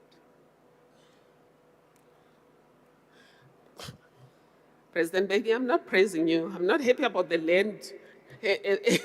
But at the moment I'm dealing with Chapter 5 because I was supposed to reflect on what other people have said, yes, and on the values. And for me, here, it's a value of concern, because Chapter 5 was about, we don't just open channels of social mobility to a few, which BEE does, but we open the channels of social mobility to everyone, including people repressed because of class. Because if we go the social justice way, white working class people are accounted for too, whilst we are leveling the playing field on the basis of race. Improve the quality of life of every citizen. We have improved the quality of life of every citizen, but there are gaps. Lastly, build a united and democratic South Africa able to take its place as a sovereign state in the family of nations. What was reflected on this morning is how increasingly our people are treating foreign nationals of African origin. I don't have a lot to add there than to say we need to propagate the values of Ubuntu and the values of the Constitution everywhere we go. And that's why when we start events at the Chair for Social Justice at Stellenbosch University and the Tuma Foundation, we start with the Constitution, the African anthem, the AU anthem, and thirdly, the preamble. And as part of our Everyday Law and Justice project, we think every child should know the preamble. Why? Because in terms of neurologically, neuroscience tells us if they say it all the time, they will aspire to do that. One of my granddaughter likes President Mbeki's poem. I gave it to your team this morning, I Am an African. But it makes her feel proud to be an African. And she now talks about being an African, not being a black African, being an African. Like, she embraces all Africans regardless of their color, but she's proud to be an African. Why? Because poems like that have been placed in her psyche. We want the same thing to be done with our preamble. But with that preamble, we also understand that as South Africans, we want to be a South Africa that is united and able to take its place as a sovereign state in the family of nations. And by that, to be a global citizen, we've got to embrace others. But I'm just going to say that from a government point of view, part of the problem there is the need to make sure that we regulate immigration. And that's why, as a social justice chair, we've supported the Department of Home Affairs. Because it's not enough to say immigration, unregulated immigration is not a problem. If when your child is sick, you go to med clinic, as I do, yes, it's not a problem. But if you're going to a crowded clinic in the rural areas, it's a different story, or in the township, it's a different story. If you had a spaza shop, but suddenly there are better people with more resources that are running spaza shop, it is a problem for you. If you're looking for a job and restaurants won't take you, as if there's an invisible sign there that says no South Africans aligned, it is a problem for you. So unregulated immigration and employers who pay less to undocumented immigrants are a problem. But we've got to teach our people, don't take the law into your own hands. But secondly, let's make sure that the police who don't act are held to account. So I want to end and say, from a leadership point of view, what we have flagged from the Stellenbosch University is We need to do better in aligning our statecraft with these goals. We've even come up with a tool that is called a social justice impact assessment matrix. When government was imposing restrictions on everyone on COVID, we said you're going to kill township economies, you're going to kill rural areas, and we issued a statement and policy brief in April 2020. Everything we predicted happened. But we didn't have AI to quantify the future, to simulate the future in numbers. So when government tried to increase VAT, we simulated the future in numbers. It meant increased unemployment, which is racialized. You know, people tell Trump that there's unemployment for white people because black people are taking jobs. Unemployment is said to be, official unemployment is at 32% for everyone, but among Africans it's 38%, among white people it's less than 7%. Yes, unemployment is too much for anybody who's unemployed, but unemployment still has a racial character.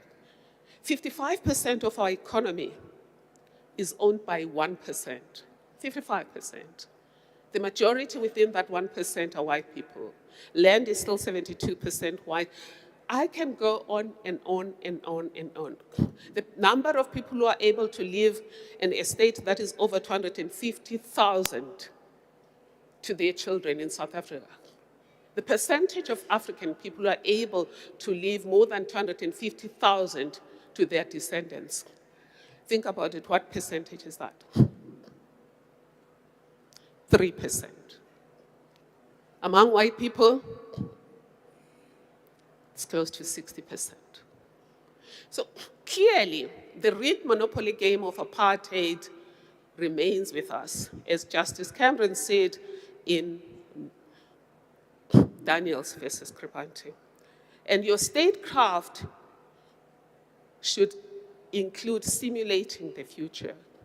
We did the same thing now with the fuel levy. We haven't heard a response from government, but a different government has already asked the private sector to please at least don't increase your pricing on 20 items, 20 food items. But we could have predicted this. We could have made these requests long before it happened. So I'm not one of those who says our problem is corruption. I'm not one of those who says political will is the problem.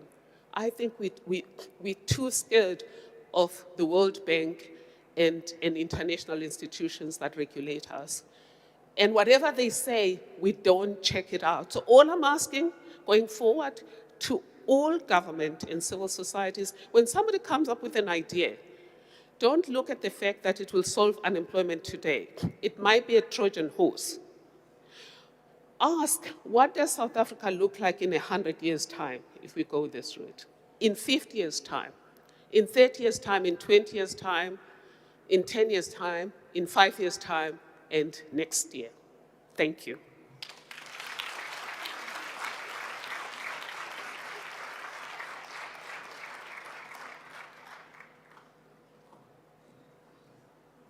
Sure. Yeah.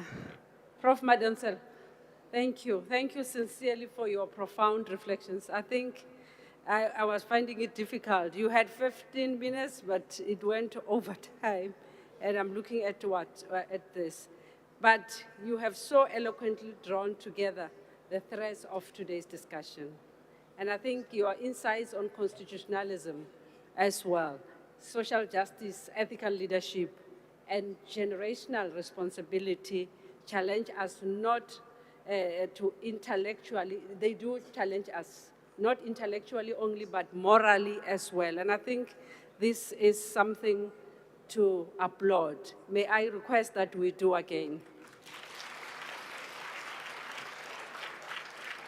Indeed, we are deeply grateful for your contribution and continued contribution in the democratic discourse of our country and for promoting transformational justice in South Africa and beyond. And now, to facilitate the second panel, a timely and important discussion at this juncture, I invite Professor Grace Kunong from the University of South Africa as a moderator for the second panel. And Professor Grace Kunong is a professor of sociology and currently executive director, leadership and transformation at UNISA. She has over 20 years experience in the academy, doing teaching, research, and leadership and service.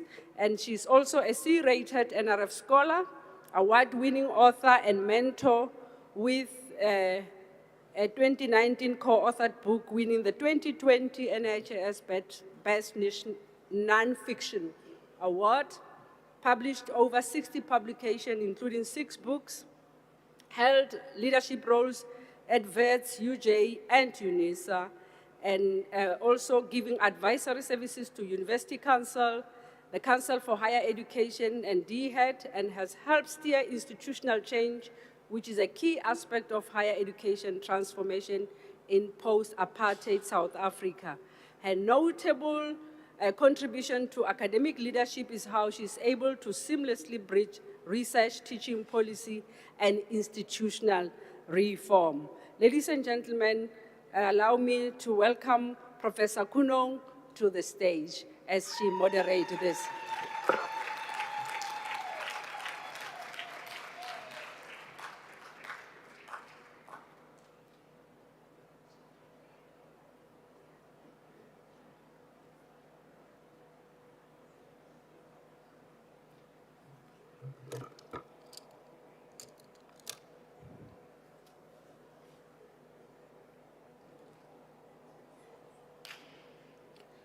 Thank you, Professor Paswana. We are grateful for this opportunity to engage on the Constitution in this space on this day. Whilst I stand on the protocol already established, I would like to acknowledge the Honorable Medidiza, Ndate Dr. President Thabo Mbeki, and the Principal and Vice Chancellor of the University of South Africa, Professor Lenkabula. Dumelang. Taking from the morning's keynote speaker, the panel discussion this morning, and the talk now by Professor Madonzela, and also from the business breakfast yesterday, this panel will extend the debate with a focus on what the national and global changes since the institutionalization of the Constitution 30 years ago mean for the socio-economic development of the country and the continent. To help us navigate the difficult questions emerging as a result of recent geopolitical shifts, I have Dr. Geraldine Fraser-Moleketi, who is the chairperson of the Thabo Mbeki Board of Trustees, among other roles, currently and historically. Can we give her?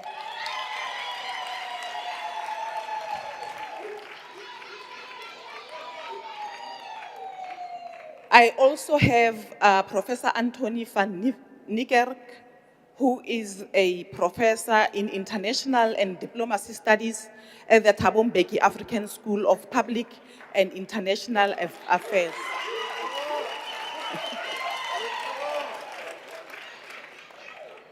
I also have Ndate Oscar Masarona Matata, who is a member of parliament in the National Assembly of the Republic of South Africa and currently serves as committee whip for the Portfolio Committee on Justice and Constitutional Development.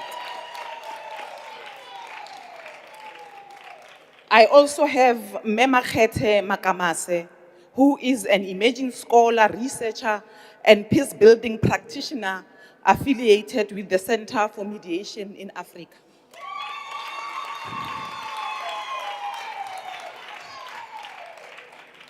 To frame the discussion, I have the following questions for the panelists to engage with.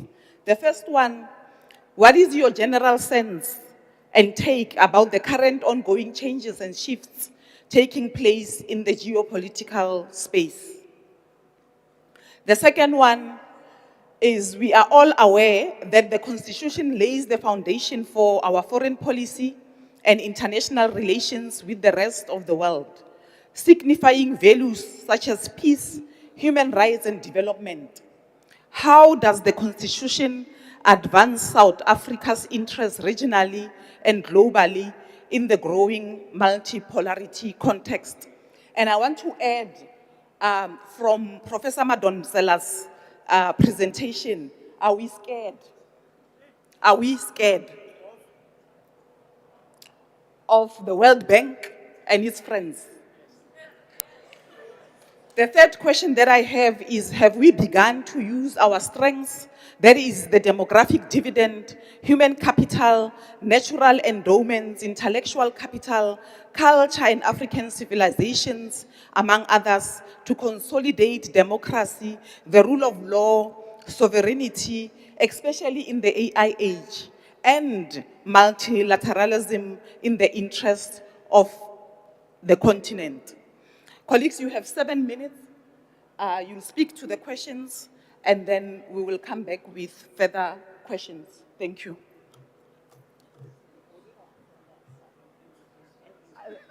As you came to the stage. You don't want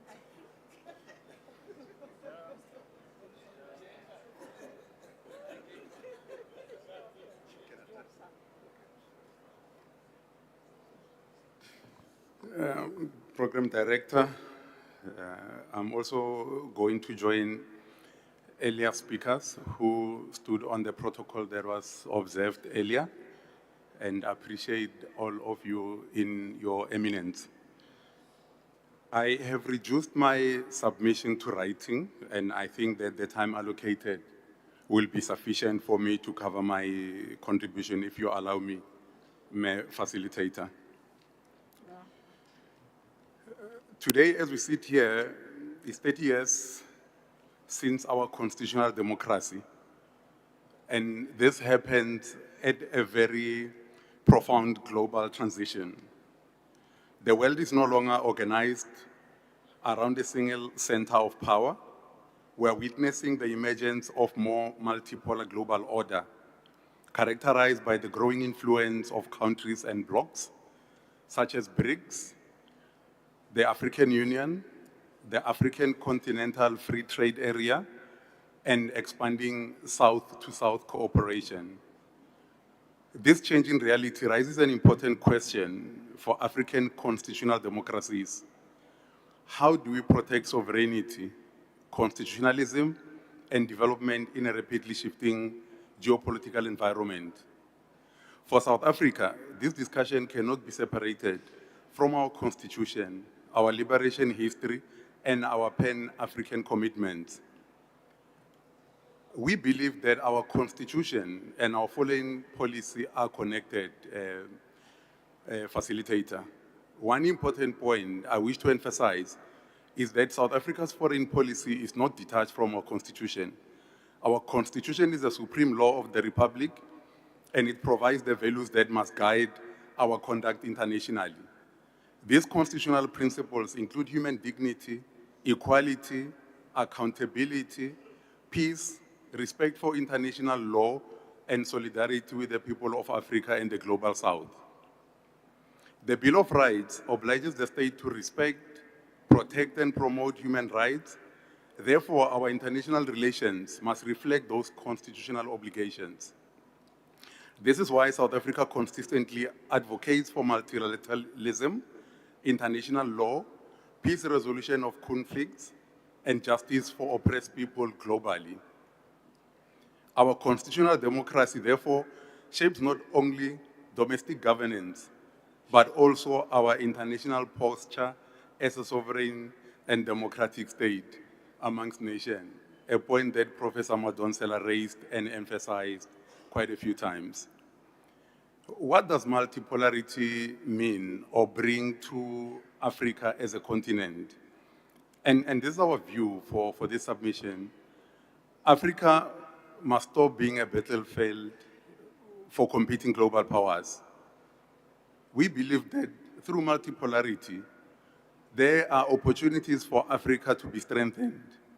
And this can happen and lead to a stage where there's policy independence, economic sovereignty, industrialization, digital transformation, infrastructure development, and intra-Africa trade.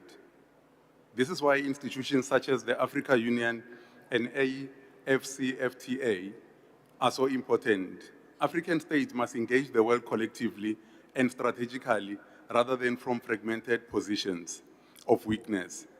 A multipolar world should not reproduce old patterns of dependency in new forms. Instead, Africa must use the transition to pursue genuine sovereignty, developmental self-determination, technology transfer, climate justice, and equitable global partnerships. South Africa, informed by its constitution, values, and ANC liberation traditions, has a responsibility to contribute towards a fairer and more balanced global order. Again, we believe that constitutional democracy remains essential in this rapidly moving world. There are some who argue that in times of geopolitical competition, democratic accountability becomes less important. From where we sit, we disagree. In fact, we believe that constitutionalism becomes more even important during periods of global uncertainty. Strong constitutional institutions are not obstacles to development. They are safeguards against corruption, authoritarianism, state capture, and instability. African development does not require abandoning democracy or constitutional governance. Rather, sustainable development depends on accountable institutions, public participation, judicial independence, and respect for the rule of law. There was an issue about social justice, and some of the principles of social justice is accessibility to various aspects that improve the quality of life. In 2016, the United Nations Human Rights Council declared internet access as a human right.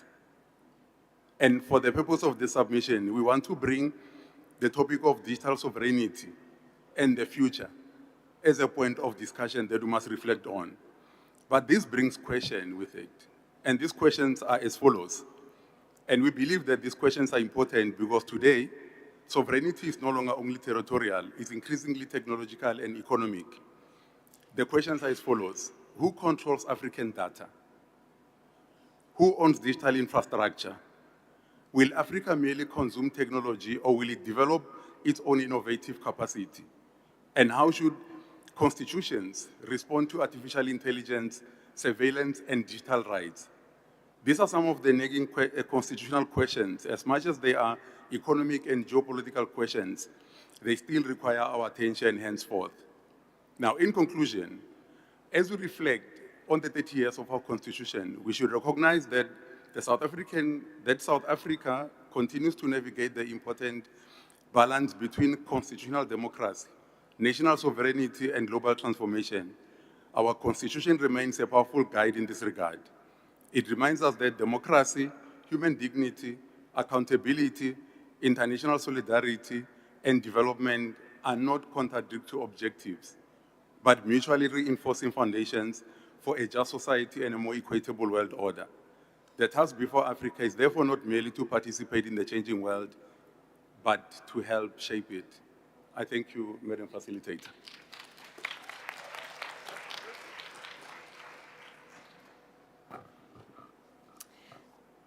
Program Director, allow me to acknowledge His Excellency President Thabo Mbeki and the VC of UNISA, Professor Puleng Lenkabula, as well as the leadership of the Thabo Mbeki Foundation and all the present dignitaries. My name is Makgethe Makamase, and it is an honor and privilege to be before you as we reflect on the 30th anniversary of our Constitution and locating our Constitution and foreign policies on the continent. The title of my submission is Towards Multipolarity or Mismanaged Disorder. The current global discourse on multipolarity is both necessary, but it is insufficient. It is necessary because an old unipolar worldview has lost its legitimacy, but this is insufficient because we do not have a common understanding of what multipolarity is and who it benefits, where it locates us as a continent. Does it carry emancipatory value for the African continent or not? If, therefore, this is in question, is multipolarity not merely the birth of an unequal or redistribution of power among old and new centers of dominance? The question that should emanate Africa Month, Africa Day, as well as the Thabo Mbeki Africa Day lecture must not enter the multipolar debate as a specter, as a moral witness, or as a victim of history, or a terrain in which others test their ambitions. Africa must enter the debate on multipolarity as an author, a producer of concepts, and as a strategic actor with the capacity to define what a just world order must mean. Multipolarity is not automatically liberation. We must not romanticize multipolarity because the decline of the West does not necessarily mean the arrival of justice within the global system. The emergence of China, India, Russia, the Gulf states, Turkey, or Brazil, or other centers of influence does not necessarily mean an ethical global order. This is simply a reproduction, or perhaps a reproduction of powers that will compete for influence, minerals, our votes, military access, our digital infrastructure, and for ideological legitimacy. In this sense, multipolarity may not yet be a new world order, but it may be a managed disorder. It may present not an end of domination, but its multiplication, not a democratization of global power, but multiple forces, of course, competing for Africa. The task, therefore, is not to choose between old hegemons and new suitors. The task for Africa is to insist that any legitimate world order must be judged on one standard. Does it expand our sovereignty, development, intellectual and technological, as well as moral agency for all people? If the answer is no, then such an order is not multipolar in any emancipatory sense. It is merely competitive hierarchy. Africa must define multipolarity in its own terms. What does this mean for us in our own language and in our own reality? Africa must therefore ensure, what it must mean for a democratic reconstruction of global authority, where no civilization claims monopoly over truth, no region claims permanent superiority, and no people condemn others to permanent dependency.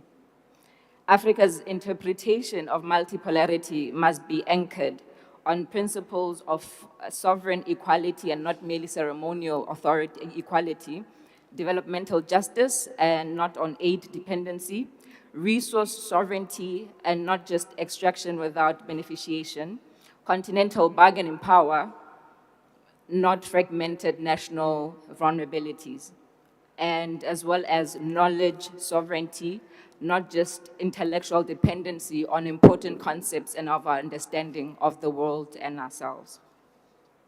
Our constitutions must therefore be read through developmental sovereignty. African constitutions were shaped in a post-Cold War liberal moment, a moment that privileged procedural democracy, market reform, donor governance, human rights language, and integration within the global economy. These, of course, are not unimportant gains. Constitutionalism, rights, legality, accountability, and our democratic institutions were very important. However, the question now is whether African constitutionalism is sufficiently equipped for strategic pressures that have fragmented the global order as we know it. Can African constitutions speak meaningfully to strategic mineral sovereignty? Do our constitutions protect digital sovereignty? Do our constitutions guide industrial policy, Can they defend our food, water, and energy security? Do they support developmental states' agendas? Do they institutionalize long-term national planning beyond election cycles? This demands a shift from constitutionalism as legal procedure, but constitutionalism as developmental statecraft. The issue then is not whether Africa must abandon constitutional democracy. It must not. The issue is whether constitutional democracy can be deepened to become an instrument of social transformation, strategic independence, and human development. A common constitution that protects rights but cannot secure food, water, land, technology, and productive capacity remains incomplete. A constitution that promises dignity but leaves the economy left behind, strategically dependent, remains morally unfinished.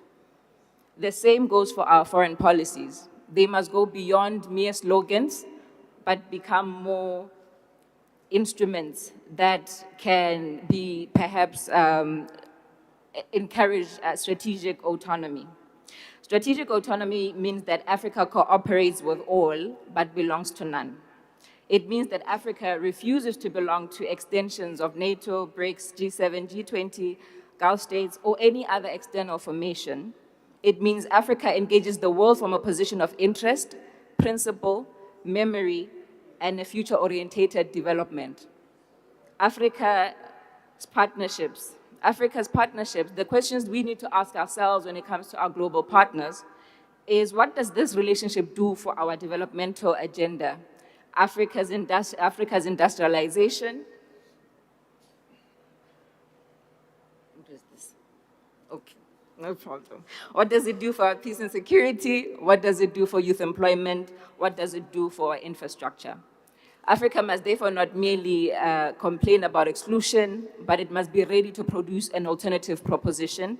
And I propose that, that it should not be anti-Western. It should be, of course, anti-domination, not anti-Eastern, but anti-dependency. And it should not be anti-globalization, but pro a just global transition. So most Africa's deficit, it's not just, of course, economic, it's also intellectual. So the intelligentsia in itself has a responsibility to produce an architecture for our continent and the future that we seek to build. Thank you very much.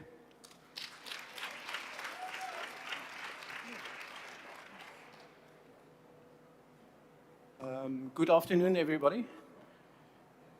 The theme of my speaking notes is true believers, false prophets, and the conundrum of African agency. So, the structural positioning of Africa within the contemporary global order is characterized by a profound, unresolved paradox. On the one hand, continental discourse is saturated with an optimistic, integrationist idealism, most visibly codified in the AU's Agenda 2063 blueprint for a prosperous continent. On the other hand, the day-to-day execution of African foreign policy is frequently constrained by a defensive, fragmented realpolitik. The intellectual and operational schism forms the basis of my critical provocation today. Do current multilateral frameworks truly empower African nations to exercise genuine agency, or do they merely provide a stage for symbolic diplomatic performance? Nowhere is the ideological tension between Pan-African aspirations and structural dependencies more visible than in the theater of summit diplomacy, or summitry, as it's called, where global superpowers compete for influence under the guise of mutual partnership. For over 2 decades, many of these forums have taken shape in Africa. I've got quite a list of them here, starting with FOCAC. This is the China-Africa Summit, the US-Africa Leadership Summit, the France-Africa Summit the other day in Kenya with Ruto and Macron, who both declared that they are Pan-Africanists. The Italians, the Russians, Turkey, Saudi Arabia, Japan, and the EU. There might be others. During these high-level forums, political elites perform the rhetoric of equal partnership. Yet the agendas remain starkly shaped by foreign capital and external strategic architectures. To discern who the true partners are in constructing a self-determined African future, one must scrutinize the continent's premier multilateral body. The AU's Constitutive Act explicitly provides the legal and structural architecture for a unified foreign policy. I know what you're thinking now. Is there a unified foreign policy? This framework is theoretically designed to coordinate the international relations of member states, projecting a cohesive continental voice in global forums to safeguard peace, security, and sustainable development. However, a persistent operational disconnect exists between institutional design and geopolitical reality. The pivotal question is whether these African multilateral institutions, the bureaucratic officials who manage them, and the political elites who command them genuinely empower African nations. Instead of fostering authentic agency on the global stage, current structures risk reducing Pan-African diplomacy to mere symbolic performance on foreign stages. This systemic friction is deeply illuminated by some research which I came across produced by Accord, which highlight two structural crises mentioned by all of my previous colleagues so far. The first one is the colonial imperative. Many contemporary African constitutions and state structures remain deeply entangled with their colonial legacies. Because these frameworks were imported or inherited rather than organically created, they frequently lack domestic ownership, cultural legitimacy, and direct relevance to the unique socio-political realities of our people. And the second one is the sovereign deficit.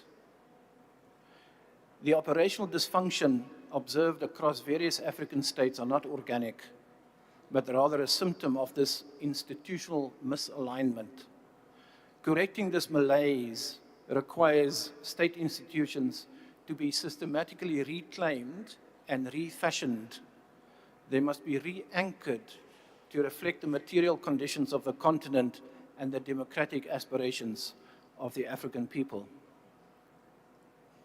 To transition from institutional fragmentation to real strategic autonomy, I think you also use that term, right? Strategic autonomy.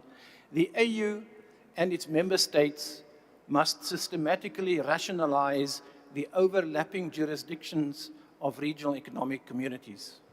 We call them RECs in short. So this is to address the competing regional mandates we find amongst members in Africa. Moving past symbolic rhetoric requires executing 4 targeted policy actions. Some of them might sound controversial to you. Number 1, enforce strict sub-regional jurisdictional mapping. Enforce a strict one state, one rec regulatory framework across the continent. It means member states will have to audit their commitments and choose a single primary regional home. 2, harmonize legal and regulatory frameworks under the AFCFTA. Subordinate individual rec customs protocols to the legal architecture of the continental free trade area. In order to systematically eliminate conflicting rules of origin, competing tariff schedules, and redundant cross-border clearance documentation. The third one, technically, but important, establish a binding supranational arbitration court. And the last one, transition RECs into functional execution hubs. Strip RECs of their independent foreign policy making powers. Reprofile the secretariats to act exclusively as regional project implementation units. Why? Global powers will then no longer be able to negotiate separate trade deals with individual blocs, forcing external actors to engage directly with a unified AU diplomatic corps. And in my conclusion, given our internal vulnerabilities, the capacity of the AU and its regional subsystems to insulate the continent from external exploitation remains heavily contested. In macroeconomic and diplomacy theory, diversifying international partners should yield strategic advantages. So engage with Washington, Beijing, Paris, and beyond, or to expand our bargaining power, maximize our decision-making autonomy, and grant us more diplomatic flexibility. Yet the empirical reality fails to match the theory. There is little definitive evidence proving that these proliferated partnerships, sub-regional groupings, or high-level international summits have minimized external interference in African affairs. Because comprehensive cost-benefit analyses of these global engagements are largely absent, the definitive verdict on African autonomy remains unanswered. And so the continent continues to navigate the perilous waters between the empty rhetoric of false prophets and the unrealized text of true believers.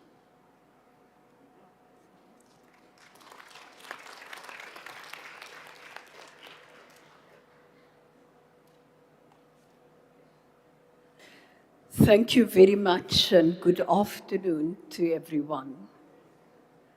I speak here as we engage on 30 years of the Constitution with one disclaimer. The patron, President Mbeki, is in the room. So if there's anything that's out of order, I'll defer to him on that particular matter. But I think I secondly engage, having been part of those who are in the room, who were members both of the Constituent Assembly as well as the National Assembly at the time of the adoption of the 1996 Constitution. Just for a start around location, we didn't sit in this room.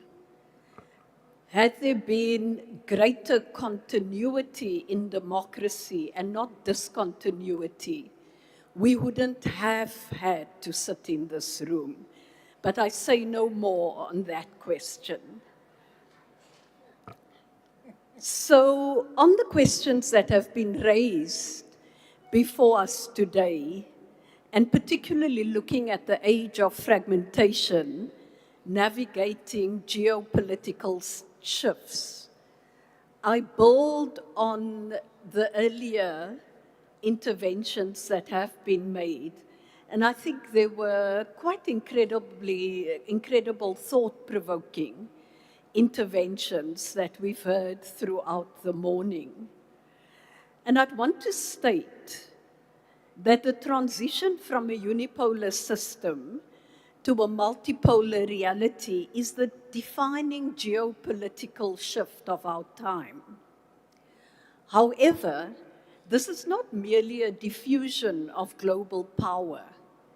We've entered an era of weaponized interdependence, where global finance, trade routes, supply chains, and technology are routinely leveraged as instruments of geopolitical coercion.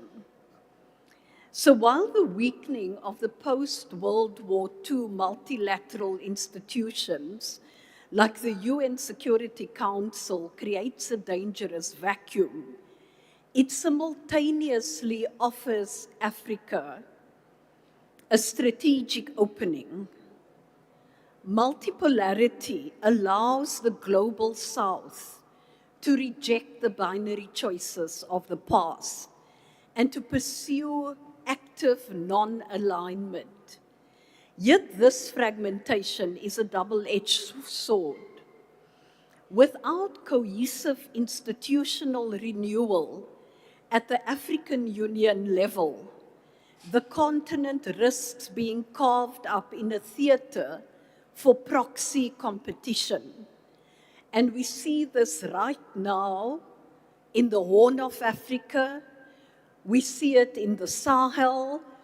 We see it, and let me be specific, it's 3 years since the civil war in the Sudan. We see it play out in all those areas. So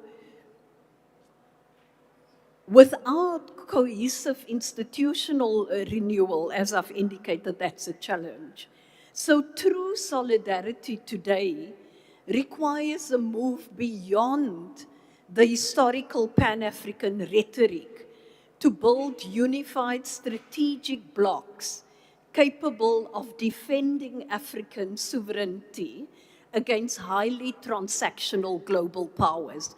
It's not a new point I'm raising. It was raised earlier today as well. So the Sahel is the clearest proof that the current geopolitical shift is not about great power rivalry. It's about the collapse of the post-colonial form itself. The Gaullist constitution, and I'm borrowing from the earlier interventions, hyper-centralized, extractive, absent from the periphery, has produced a security vacuum that external powers are filling, not as allies of African people, but as predators on a corpse. Multipolarity in the Sahel means multiple vultures. The shifts, therefore, is not Africa rising, but Africa's constitutional, colonial constitution dying. The question is, and that was asked earlier today as well, what replaces it? The current answer is not necessarily liberation, but it's the Gaullist constitution's death rattle. And I throw that out to everybody to deal with. Secondly, the constitutional anchor in a multipolar world. In a rapidly shifting international arena, where powers are increasingly willing to sideline human rights for strategic advantage, I want to argue today South Africa's constitution serves as a non-negotiable normative compass. And I'm not arguing that it's perfect. I'm placing it in that context. It anchors the country's foreign policy in pursuit of human dignity, peaceful dispute resolution, and equitable development. That's where it locates it. This mandates advancing South Africa's interests by providing consistency and moral authority.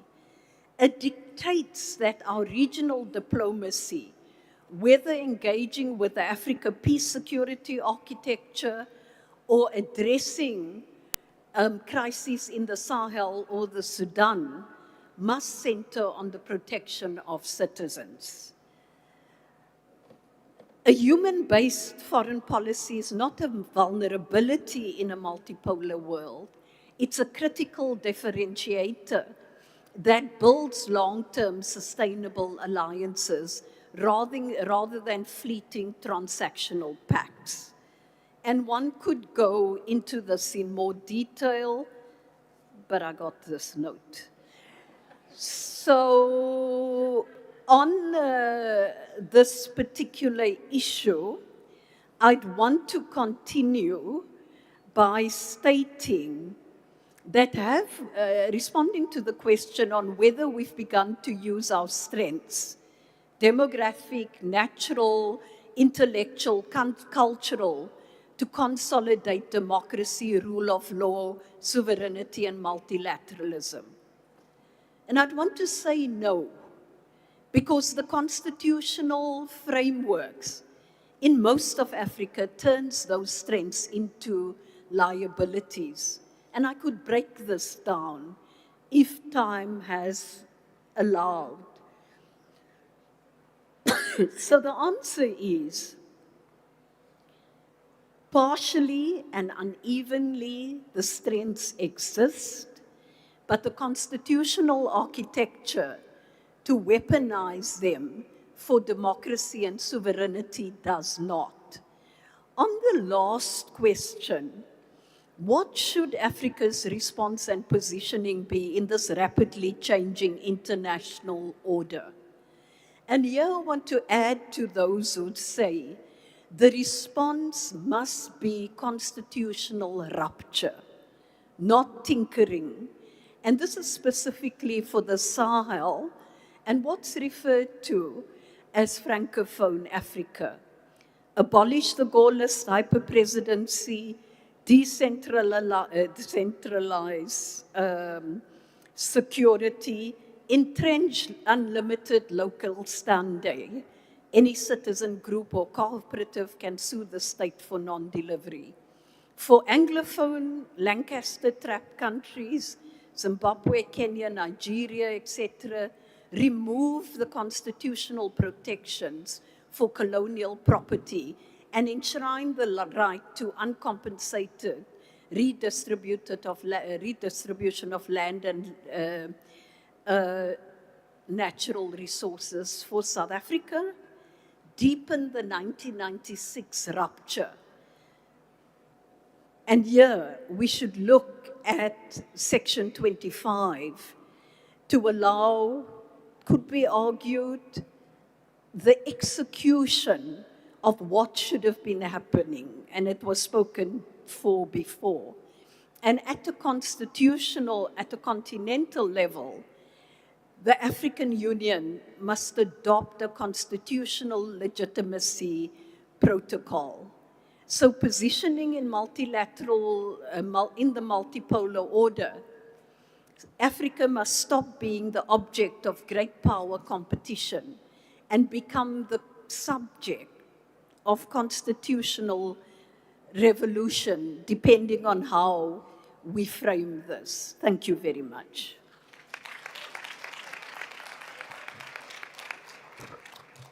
Thank you, colleagues, for the analysis that you give of what the problem is and some of the solutions that you begin to give.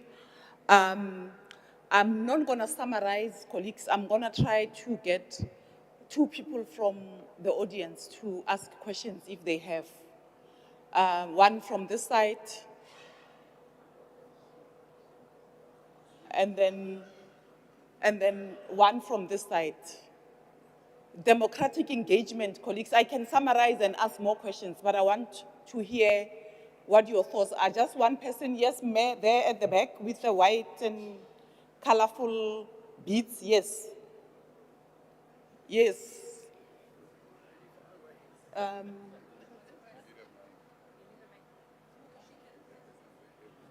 You can press the mic there where you are sitting.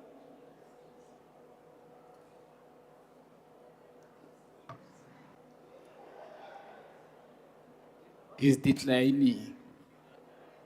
You are declining, okay. Yes, yes, Ntate. Like that. Thank you very much, Program Director, and greetings to the Honorable House. Speaking here is Justice Mulibala from UNISA SRC Regional, Limpopo region, if I may put it that way. So mine here is directed to Prof. Madonsela. It's a question also intertwined with the seeking of clarity in that man.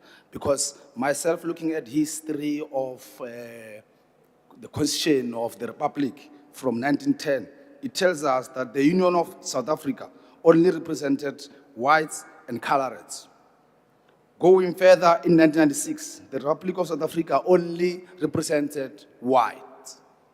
And then further in 1983, says that the tricameral parliament represented whites, Indian, and coloreds. And then only later, in 1993, when the interim was promoted or rather proposed, it said now, everyone is included, including the white of that interim of 1993. And then, which goes beyond to now the interim being passed to be now what we are celebrating as the Constitution of the Republic, of which I also support, which comes with a progressive and fair and just advancement. But my concern is on the land issue.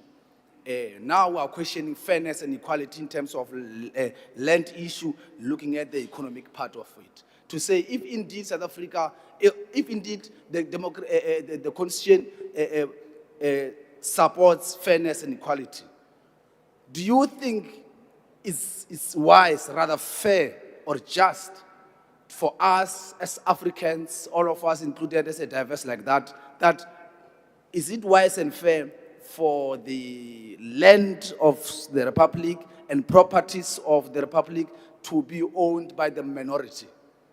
As far as I know, history teaches us that the majority of people in the country are blacks.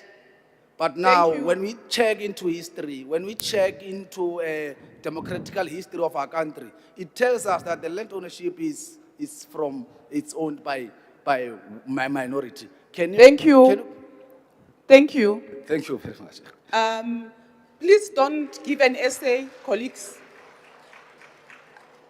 Someone this side.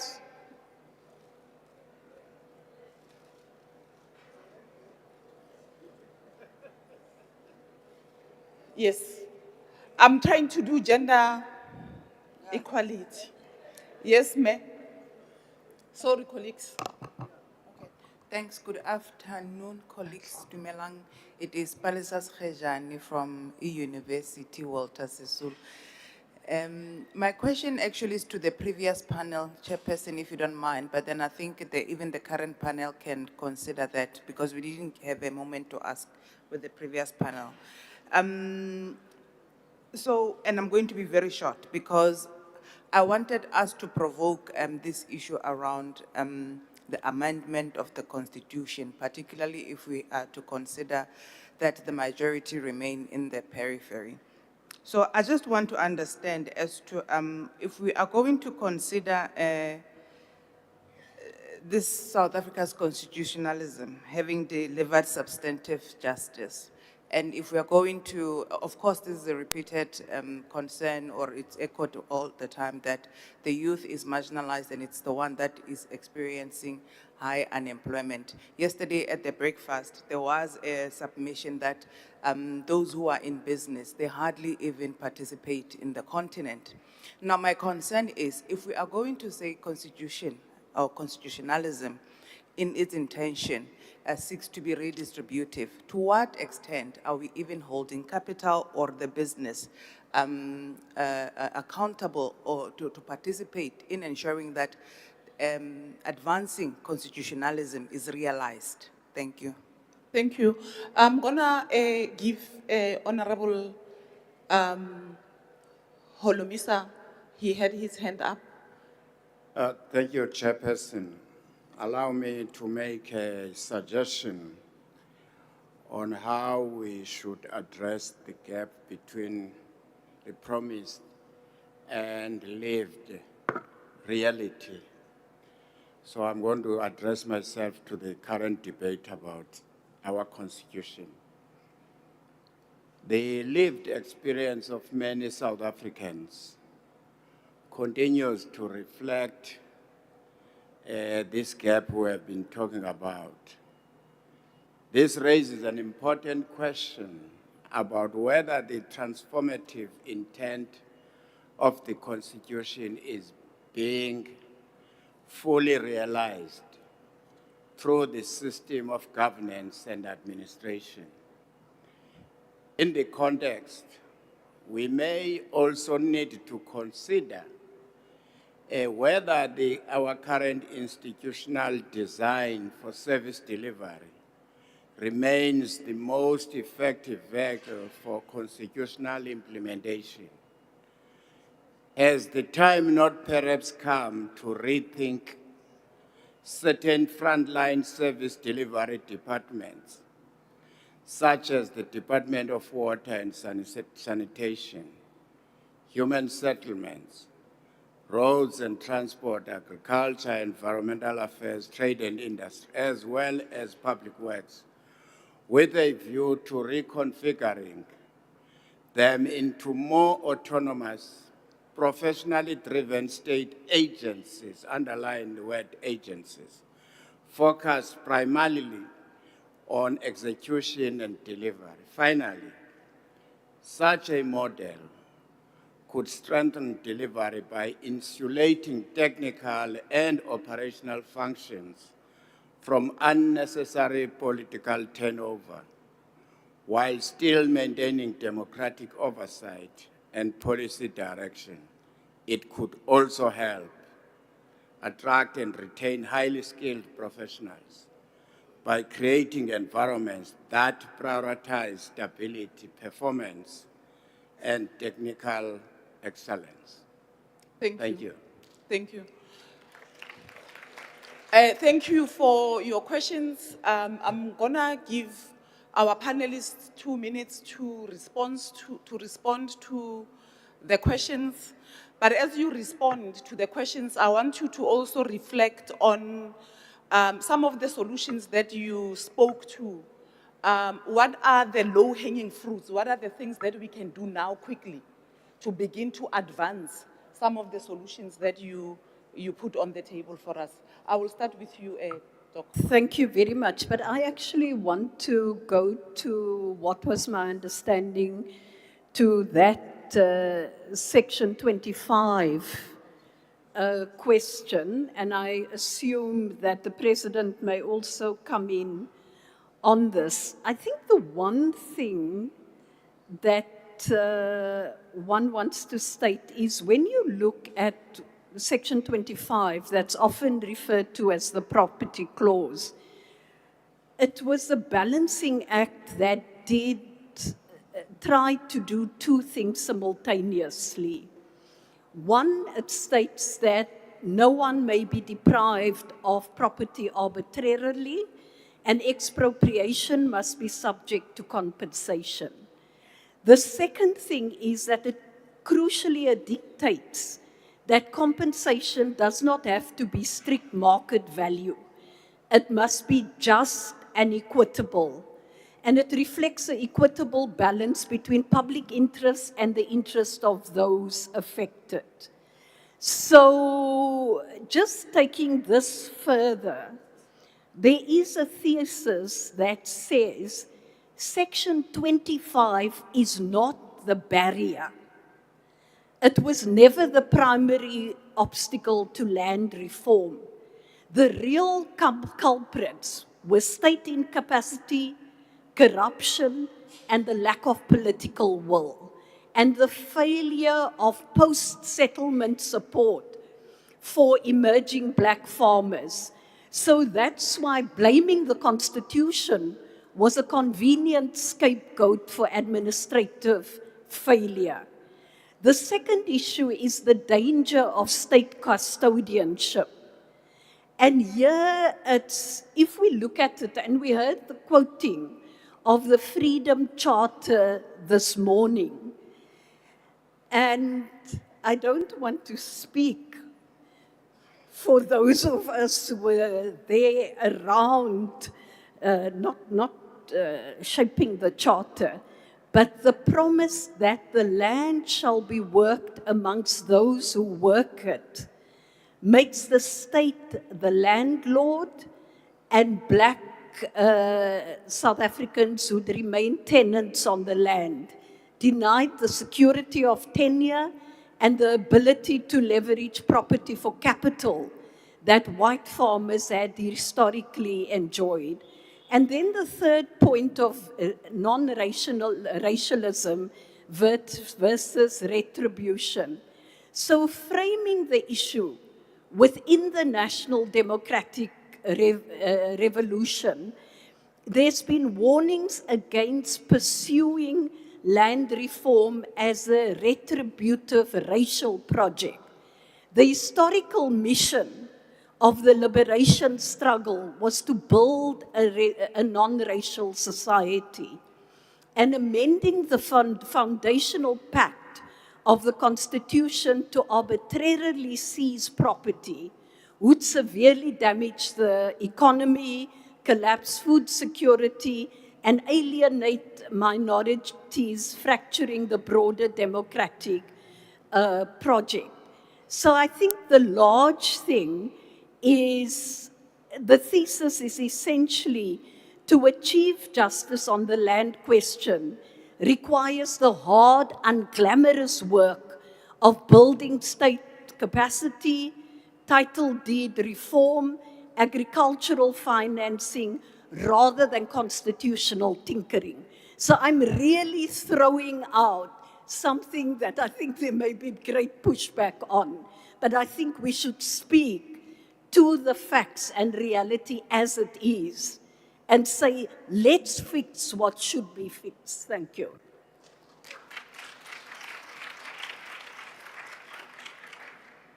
Chair, I didn't get a direct question, but allow me 2 minutes to reflect on what I've heard. You want to give me a question? You will get me a question. No, 1 minute. But I want to say something now. Thank you. Having listened to the discussion, I want to put my central argument even stronger. I'm convinced that our continental institutions fail us in protecting us from the forces of, what did you call it, instability, and the emerging new world order, the moment of unipolarity that has passed, and so on. And so how do we resolve this problem? And I want to say, if I put my academic hat on, I want to ask my panelists if they're prepared to marry their texts with mine. So we produce a journal article for UNISA's journal, which will answer this question. Can the Constitution, can the South African version of constitutionalism be the anchor to deal with weaponized interdependence, grabbing strategic opportunities in the form of active non-alignment, building integrated foreign policies? I don't know what the answer is. I suspect Geraldine is right. We first have to undergo a constitutional rupture, because she started, time caught up with her. She said there's elements of the Francophone, the Anglophone, and you forgot the Lusophone because of time, that needs to be corrected before we can say that the African Union and its vision of a prosperous future can become a reality.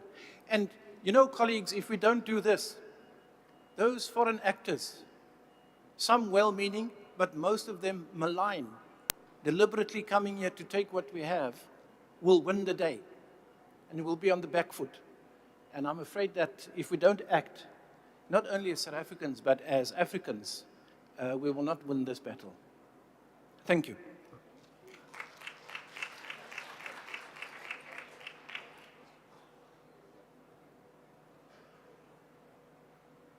Thank you very much, Facilitator. I will attempt to respond to 2 questions. The first one from this side, which speaks to how do we achieve the necessary transformation to ensure that the youth is empowered? And what is the role of the Constitution? So the Constitution is based on one of the values of redress, particularly of the injustices of the past. But the Constitution is not explicit on how you achieve it. But what it does, under Section 36, it allows you to limit certain rights. And that happens in most cases with the redress laws that have been passed, BEE being one of them, that you are saying that for this purpose, this particular opportunity is only available for a particular group of society. So basically, in terms of national legislation, we are able to address the need of the youth. We are able to address the issue of unemployment through legislative interventions, but does not necessarily find expression in the Constitution. The Constitution speaks about redress, and it gives you a mechanism to limit certain rights. Because if you say black youth, automatically the human rights for white youth are limited. So Section 36 allows you to do that in a legal way. So there is legislation that speaks to that. Maybe what is important is for Parliament to speak more with society so that they understand what is the basket of all this available legislation. What has it achieved since 1994, and where is it that we are going and taking the country? Because I believe from where we are sitting, there are meaningful progress that are visible in terms of the intervention of government. On constitutional amendment, every year in March, annually, Parliament calls on submissions to amend the Constitution. I sit in the Constitutional Review Committee. What we have realized is that most submissions do not pass the muster of being a valid submission, because there's a criteria in terms of how a particular submission is categorized. And what is key is that no amendment will pass the constitutional muster if it violates the values of the Constitution. So submissions do come. However, we believe that many submitters do not familiarize themselves with the criteria that is available to ensure that their submission is declared valid and is effected. As we speak currently, we are dealing with the submissions of the previous financial year. I will speak a simple example. Most of the submission speaks about removing from the preamble that South Africa belongs to all who live in it. It's in violation of the founding values of the Constitution. So there should be a process whereby maybe the constitutional rupture is important, because that on itself, it becomes a barrier on whether you can actually effect the change to the Constitution. When it says that for you to change me, you must comply to my dictates. And if you do not agree with what I say you can't do to me, then leave me alone. So that is where we are. And I think that discussion needs to start to say, can we really change the Constitution meaningfully to address the issues that previous speakers were talking to? Just the last one, facilitator. We are not scared of the World Bank and financial institutions. The fact is that due to apartheid and colonial legacy, they sway a lot of economic influence. And for us to be able to achieve a status where we are policy and economically independent, we require finances to build.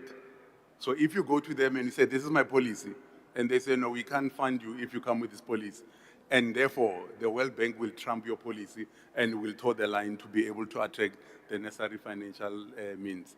Hence, we are saying multipolarity presents an opportunity for policy independence, the eradication of fragmentation, so Africa to come together through instruments like the Free Africa Trade Agreement, so that we are able to speak with one voice and say, this is what we demand for Africa, and it will guarantee our sovereignty, both economically, politically, and developmentally. Thank you very much.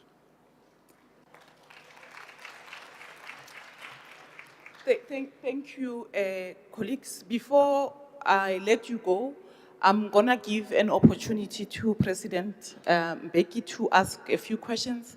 The earlier panelists, please also be ready to respond to some of the questions. President? Thank you very much, Professor Kuno. There won't be many of the questions, but unfortunately for us, Professor Madlingo's here didn't ask us, didn't give us time to ask you questions. So I'm grabbing that opportunity now, but also the same questions to the same group, so the professors. Unfortunately, Professor Makoba seems to have left. These are really about the context within which this constitution is functioning. That's why I'm asking these questions. The President Ramaphosa in 2018 appointed the new Joint Commission of Inquiry into SARS. 3 questions about that. Why was that commission appointed? What did it find? What relevance is that, whatever it found? Of what relevance is it to South Africa yesterday, today, and tomorrow? There's 3 questions about the New Joint Commission. It's quite specific. When we came into government in 1994, the South African economy was going down. By 2007, 2008, the economy was going this way. In fact, just to give one example, for the first time since the Act of Union, that government achieved budget surpluses.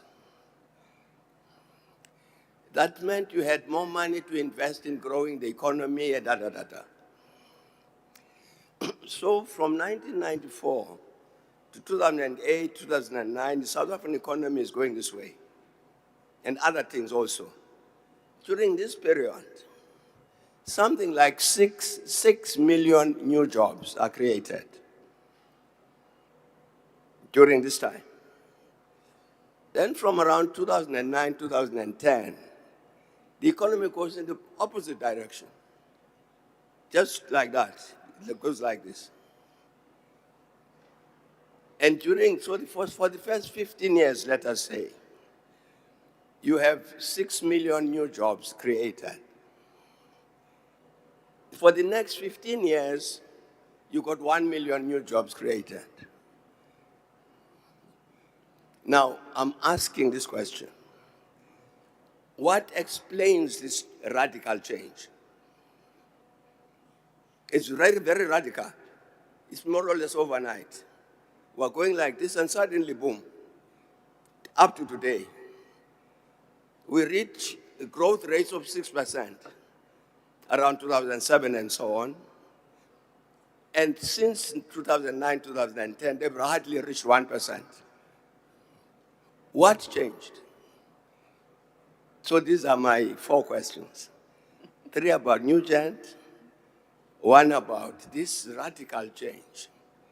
I'm asking the professors on both sides if they could explain, because it would be very important to understand that in order to understand everything we've said about the Constitution. If we don't understand that background, we won't understand the Constitution.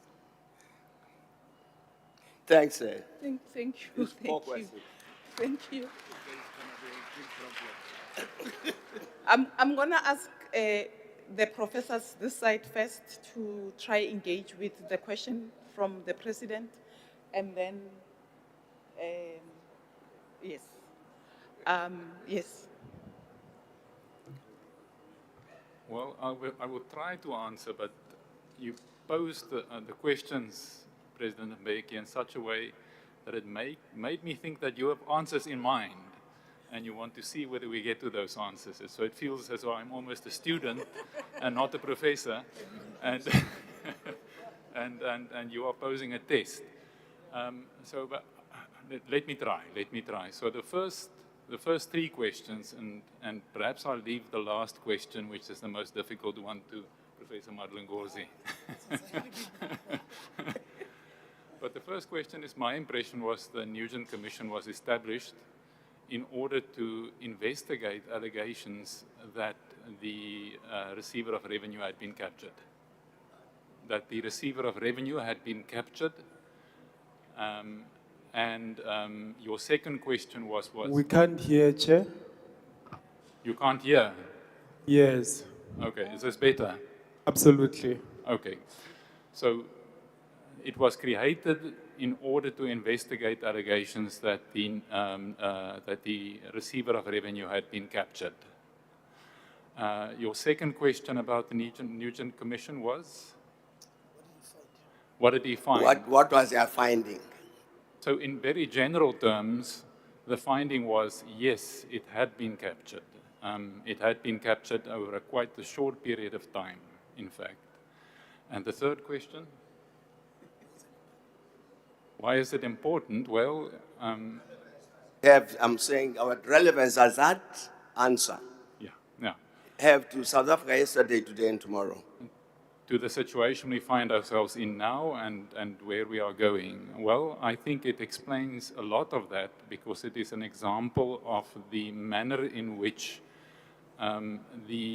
let's call it the attention of our society that manifests in how we spend and allocate and apply the resources at our disposal. The attention of our society shifted from the public and the public interest and what is good for all of us to something more parochial, let me simply call it that, and something more personal. And that has meant that there have been many years in which I suppose we lost direction as a result. Those would be my answers. I don't know whether you wish to add.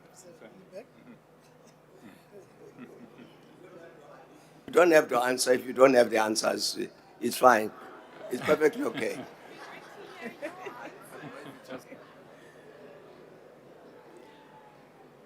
Prof. Makoba, you are back. Did you hear the questions? Yeah, a little bit. I was out. What was the first question? The Nugent Commission. No. Okay. Let's leave it. Let's ask those ones. I want to answer. You what? I'll come back to you then. Let's try that. Okay.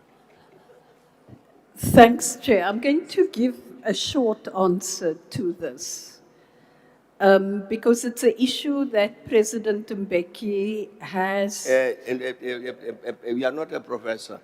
Please don't. Just leave it. I'll come back to you last. Sorry? I'll come to you last. And Anthony also don't answer.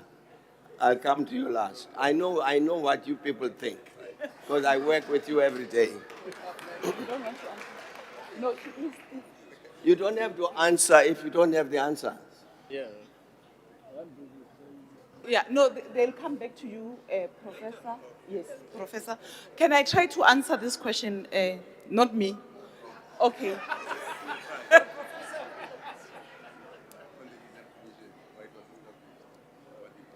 What is the implication of the finding on the Constitution today, tomorrow, and in the future? President, I think you directed this question to professors. We are on the way there, we are not there yet. So I would humbly leave it to the professor to respond to it. Let me try. So, of course, the first answer that is given is that the difference is the global economic recession of 2008, 2009. But that can be true because South Africa was almost insulated from that because of our regulatory system. So we should discard that answer. But that answer is given all the time, that all over the world there was a global recession and all of us suffered. So the second possibility, of course, is that from 2000 and even under your tenure, President Mbeki, we see a lot of capital flight. There is a lot of structural adjustment happening after a year and so forth, but we don't see enough investment by the companies. Companies are holding on to their investment. That continues today. But then the third reason, of course, is leadership. And leadership not only because of so-called state capture. Leadership also because the work that was done to professionalize the civil service stopped midway somewhere. And therefore you have three phenomena. One, a lot of turnover. Two, a lot of instability in a lot of institutions. But for me, we had Gear, we had Asgiza, there was some vision of what kind of economy. We can debate whether it was successful or not, but you don't see that framework. The only framework that we see is the National Development Plan. Ambitious goals, very clear goals, very good goals. The question then is, why are we not meeting those goals? That disjuncture between good policies and implementation. So I want to say that it is about leadership, it is about vision, but it's also the fact that, we are not able to force, quote unquote, our companies to invest. We're not able to, you always, President, speak about capital flight and not capital flight, but financial flows, illicit financial flows. Not as much in South Africa as other parts of Africa, but we also have that. So a lot of explanation, but leadership and no vision, I would say those are the key. Thank you. You want me to ask questions again? Or you have the questions? Go ahead then.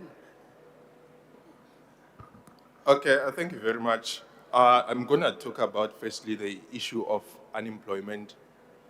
There's been a consistent unemployment in South Africa. I think if you check the statistics, it's sort of been consistent. And even under your leadership, the number was still also high as well, if you check the numbers. And the other issue is that I think in 2009, although Prof. Matlingos is trying to dismiss the issue of global recession as one of the key factors of the spiral down that happened, I think there's some evidence that supports that idea that South Africa doesn't operate in isolation. It's also part of the global community, and whatever happens in the global markets also affects South Africa as well. And secondly, there was also a significant destruction of public institutions, particularly SARS, that particularly affected the structure of the budget. Obviously, if SARS as an important institution in South Africa is functioning clearly and you're able to collect your tax, that would mean that you are able to support service delivery, you deliver quality services and so on. But I think after your office that there's been like the significant destruction, particularly of SARS, the so-called capture that happened at SARS definitely had an impact on the South African economy. Secondly, the other issue is that the South African economic trajectory has always been fragile. The markets also want to arm up to a certain individual.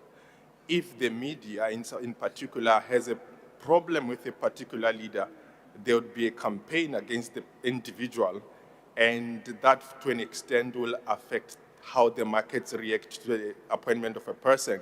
And I think that has to do with the reading of the political mood in a country, that if you are appointing a certain political leader who is associated with this particular reputation in that society, the markets, who are maybe a group of capitalists, will have skepticism towards the person, and they would want to take their investment out of that particular country because they might not be sure what's going to happen in the future if that person becomes president. And I think potentially that happens. And the other issue is that the fragility of neoliberalism in its sense that if the state is functioning but cannot function without the involvement of private capital, any small change will cause some anxiety and eventually affect how the economy is moving as a whole. Thank you.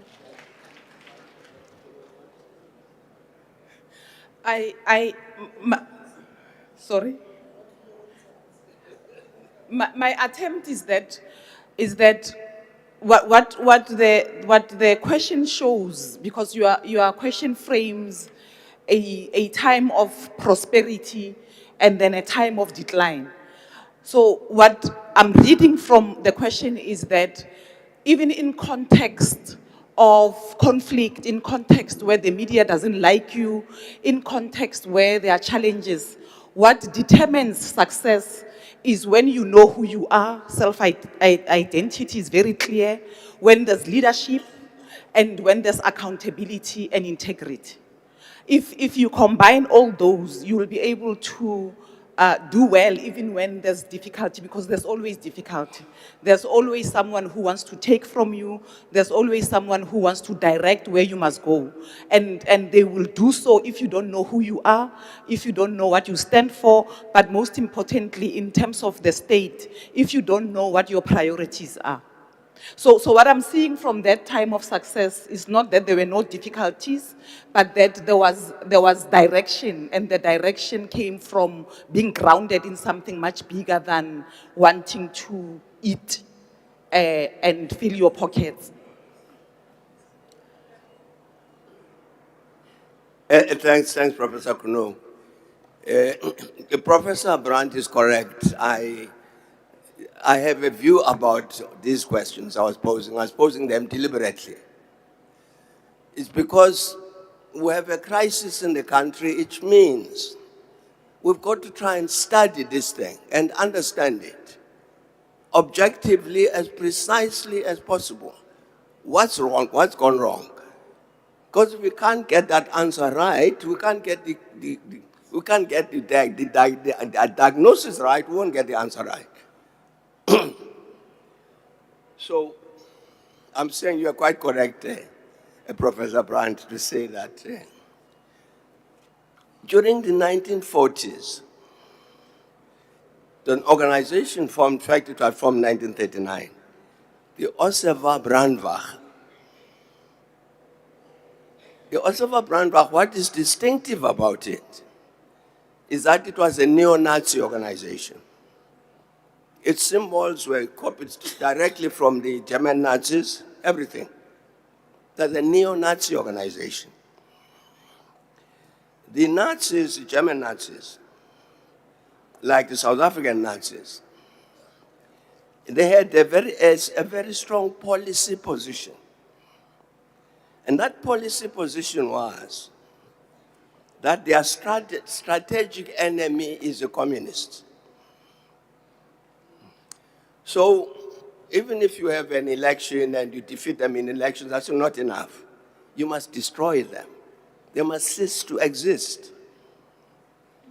The Ossewa Brandwacht adopted that position from the Nazis in Germany. It was the communists, you saw the way that the Second World War was fought. 3/4 of the German army was on the Eastern Front for the Soviet Union, because that was their principal strategic enemy. And anybody else associated with the communists must also be killed. If you look at German history, it will tell you that story. The Ossewa Brandwacht here takes that same position. You remember they opposed the Smuts government and supported the Germans and all that. But in the end, the Ossewa Brandwacht got absorbed into the National Party. John Foster, Ossewa Brandwacht. Peter Lupoter, Ossewa Brandwacht. Nico Dietrichs, Ossewa Brandwacht. C.R. Swart, Ossewa Brandwacht. They come into the National Party with that understanding. That is why you have the Suppression of Communism Act in 1950. It was an expression of a firm ideological position. This thing must be killed. Plus, the ones associated with it must be killed. So, the ANC is a strategic enemy of the National Party already in 1950.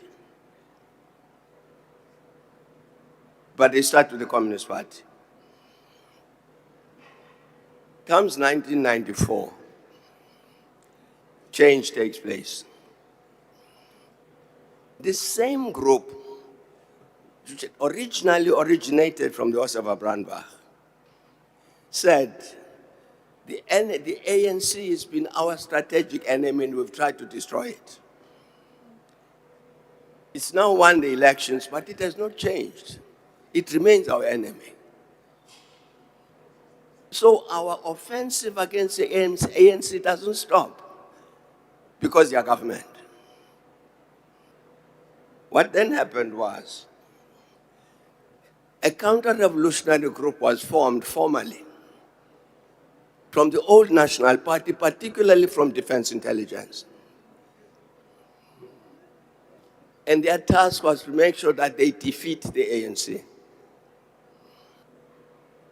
That is why I was asking these questions. You see what, you remember the SARS. SARS at the beginning was outperforming itself. They would say, we're going to collect $1 billion, and when they announced, it's $1.5 billion. No. And suddenly it changed around 2014 and went the opposite direction. That's why SARS, that Judicial Commission was appointed. Because how do you explain this? This SARS, which performs so well, and all of a sudden it performs in the opposite direction. That's why the New Gen Commission was appointed. What is wrong? What has gone wrong? That report is on the internet, you can read it. And what New Gen says, this was a deliberate attempt to kill the organization. I don't know what capture meant. A deliberate attempt to kill the organization, which is responsible for 95% of state revenues. You kill SARS, you kill the democracy. They didn't steal a single cent. During this 2014, 2015, 2016, those years, they didn't steal 1 cent. They were killing the organization. And New Gen has done us a favor, because he's put in detail what practically they did. On day 1, they did this. On day 2, they did this to kill the organization so that this government does not have the revenues to function. We were together with Judge Nugent the other day, and his lawyers were saying, President, what we were trying to say in that report, that was treason. And it was. It was treason, because they were continuing this fight to destroy and defeat this ANC. That's why I was asking, what conclusion did Nugent reach? What the conclusion was, there is a group of people in South Africa who are very determined that this democracy must fail. And one of the things we must do, what can we do? Turn off the money, the tax tap. They can't pay salaries, they can't pay the police, they can't do anything. The state is broke, it collapsed. I'm saying that conclusion by Judge Nugent is relevant to South Africa in 1994, South Africa yesterday, South Africa tomorrow. Because that group hasn't changed its mind. This thing must fail. That is what explains this thing I was talking about. You have South Africa growing like this and that nicely, and suddenly it goes the other way around. Professor Makoba, you should look at this thing, study it. There are articles that have been published with documentation. The 2008 financial crisis, as Professor Madlingo was saying, had very slight impact here. Because of what had happened, I was mentioning, for instance, that for the first time since 2010, we had budget surpluses. The fact that you have budget surpluses is when the economy grows down, it cushions you because you got some cash. The articles have been written, analytical articles about that, not guesswork, not me talking. In fact, it's Afrikaner professors. So the 2008 financial crisis impacted on us, but not to the extent that for 15 years we stayed down at the bottom. All the peer countries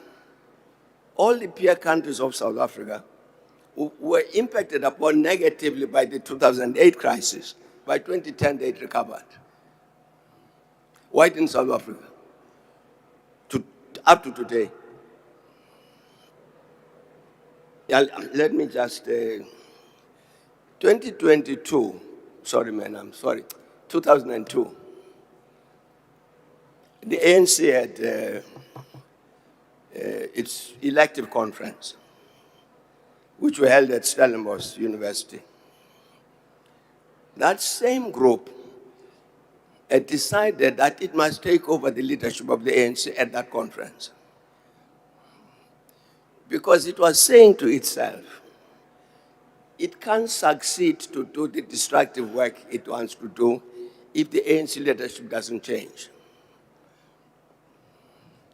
They then decided they were not quite ready. 2002. They acted in 2007. That's why you have this crisis about the ANC conference 2007. It's a deliberate intervention. So what has happened now in South Africa? I come from the ANC. I've been in the ANC for many years. You are not certain who is really ANC. You listen to people talking, you see them acting, and you're saying, this is not ANC acting. Something wrong with this one. Because what the apartheid intelligence did, which was very, very intelligent from their part, they infiltrated South African society. Not only ANC, PAC, Communist Party, whatever, the academia, business, media, the levels of infiltration of South African society by the apartheid intelligence service was very heavy. That's exactly Professor Brandt. It was a deliberate intervention by forces who were originally Oseva Brandbach. And they had a strategic task to make sure that this democratic revolution fails. And they are busy at it to this day. And I'm saying, even look at the ANC. I can say for a fact that I know. They infiltrated the ANC very heavily. There are many of them we never found. And they are today sitting in senior positions. That's a crisis the country is facing. We've got to, all of these things about change, society is not changing radically, unemployment isn't, of course it's increasing, it's deliberate. And we're not going to change that until we understand what is the nature of the problem. Even this constitution, whatever it is that we say about that constitution, it might be as beautiful as anything. But the social, socio-economic context in which it operates, it's deliberately intended to make sure that that constitution fails. It's a conscious, deliberate, organized process. We've got to try and understand, Professor Brandt, you're a professor, I'm not. You've got all the time to study these things in the greatest detail. I'm saying some of your professors have written articles. There's a professor at Stellenbosch, who's at the business school. Not Sambi, written a very long article posing this question. He says, if you look at productivity rates in the South African economy, that's what that article says. It says we were doing very well until 2010. And then the productivity rate went the opposite direction. And he tries to answer that question, says, why? What happened? And he's got a very interesting answer. It's in the article. I wish I could remember the name. He says there was a change of presidents. It's in the Bureau of Economic Research. It's the Bureau of Economic Research of Science. You'll find it there.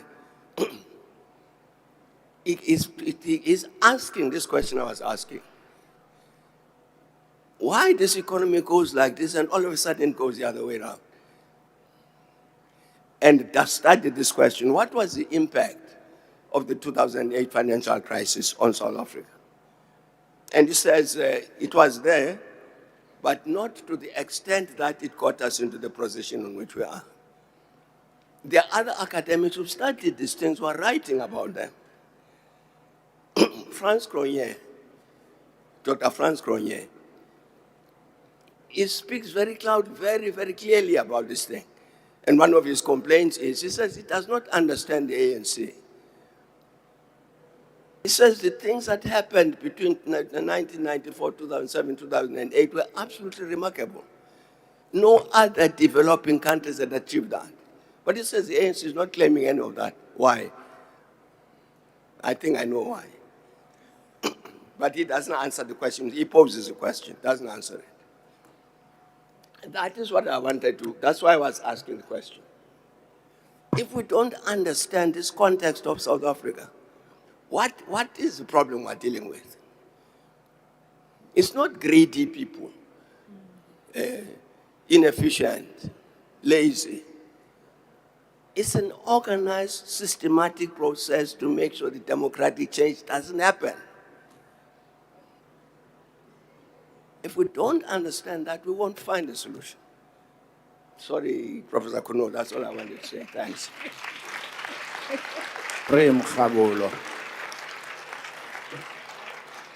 Thank you, Mr. President. This was good. I wish my class was here to hear you. Thank you so much. I also want to thank the panelists. Thank you. You can go back to your seats. And I'm going to hand over back to Professor Paswan. Thank you.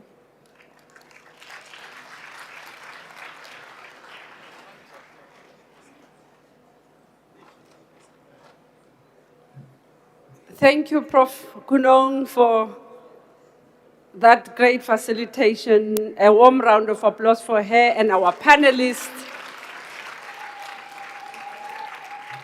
who deepened the conversation on multipolarity. And we also want to thank the patron for his input in making sure that we understand the histories as well as where we're coming from. As we conclude today's program, we do so reminded that constitutional democracy is not self-sustaining. It requires ethical leadership. I think this was the theme. It came active citizenship, strong institutions, and continuous intellectual engagement. And that's what we spend the rest of the day doing here. Continuous intellectual engagement.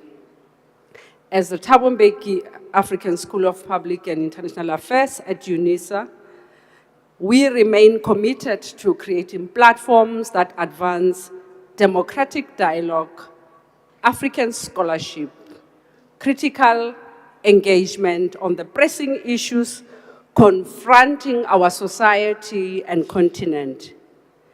And this is what we did today. Down the stairs, you will see our table, our brochures of what the school is able to offer as we continue to cultivate the next generation of intellectual and public leadership in South Africa. And that is the mandate that we have and beyond on the continent as well. It now gives me a great pleasure to invite Professor Solomon Mahanu to deliver the vote of thanks. And when he finishes, please remain seated. I will tell you the last thing that we are going to do. But Professor Maganu, I'm going to introduce him. His bio is very extensive, and in the interest of time, Professor Maganu, I may not be able to do justice to your extensive biography, but by profession, he is a parasitologist. And before the patron asked me what is a parasitologist, let me try my best. It's the study of parasites.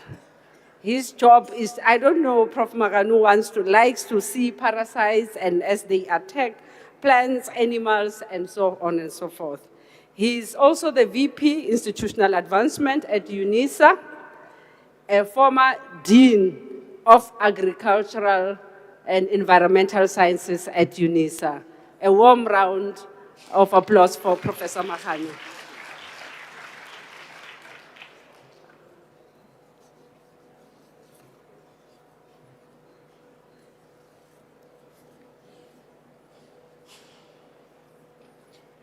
Ladies and gentlemen, a very good afternoon to all of you. In the interest of time, let me stand on the protocol that has been established by the speakers who preceded me. It is important as we conclude the proceedings this afternoon that we reserve some of the remaining time to express our gratitude to all those who assisted us to have a successful colloquium. Giving a vote of thanks is the most pleasant and hospitable task that I delight in, for it embodies a salient feature of our humanity, which is to affirm and appreciate one another. The saying that goes, silent gratitude is not much use to anyone, emphasizes the importance of verbalizing and demonstrating gratitude. My forebears also made this important observation when they said, "Montsamaisa bosigo ke mo leboga bosele."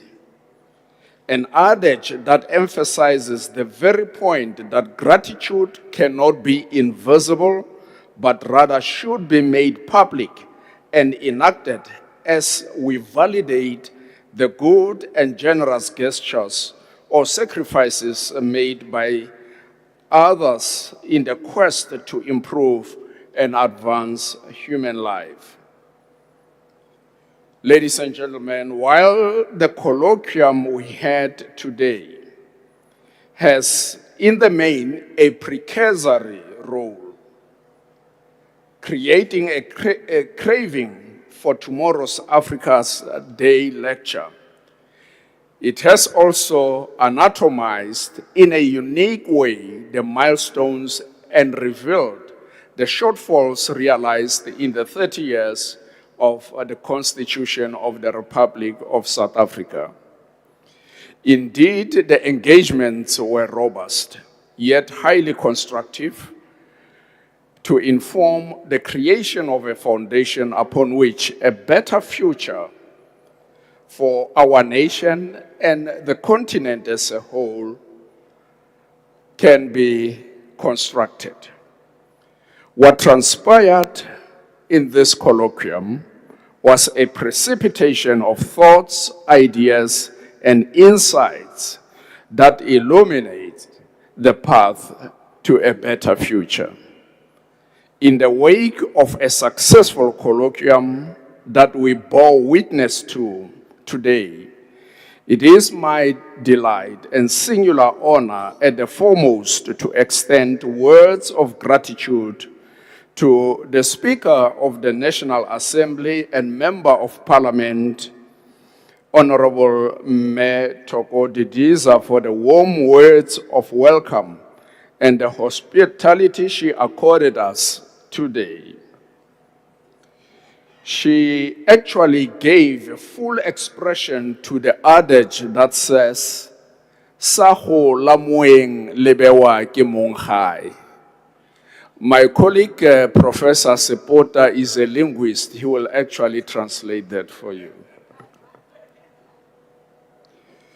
But I cannot escape the compulsion and excitement to acknowledge the presence of the Chancellor of the University of South Africa and former State President of our country, His Excellency President Thabo Mbeki. President Mbeki, this event, which is born out of the partnership between UNISA, the university you lead as Chancellor, and the Parliament of our country, is yet another milestone defining your phenomenal leadership nationally, continentally, and beyond. My forebears aptly put it when they said, "Mebala ya kgaka e bonagala dikgakaneng."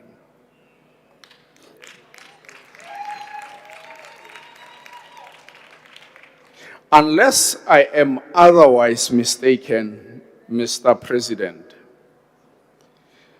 UNISA, the university you lead as Chancellor, is the first university in the country to sit in the National Assembly in this form and to co-host an authentically African global conversation.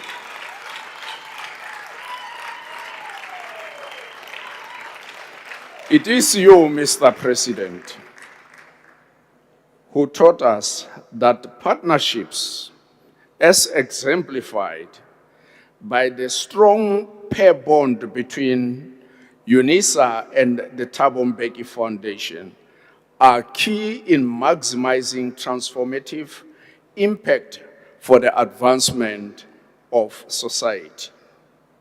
Indeed, tau tse senang seboka di siwa ke nare e tlhotsa. If lions do not come together to constitute a pride, they will be even outrun by a limping buffalo. As I previously said in other occasions, Mr. President, your presence among us elicits an ambience characterized by intellectualism, the pursuit for excellence, and unwavering commitment to accountability. We are forever indebted to the excellent services you are rendering to UNISA, our nation, and the continent as a whole. To the Principal and Vice Chancellor of the University of South Africa, Professor Buleng Lenkabula, it is always a daunting task to assemble appropriate words that actually define with precision your excellent leadership and the lofty work that you do. To extricate myself from this challenge, I will once again resort to the wisdom of my forebears when they say, "Re leboga go menagane," an expression that denotes the infinite gratitude we have for you, and also that our gratitude for you, Vice Chancellor, is inexhaustible. Simply put, we are immensely indebted to your solid leadership, wisdom, and sacrifices.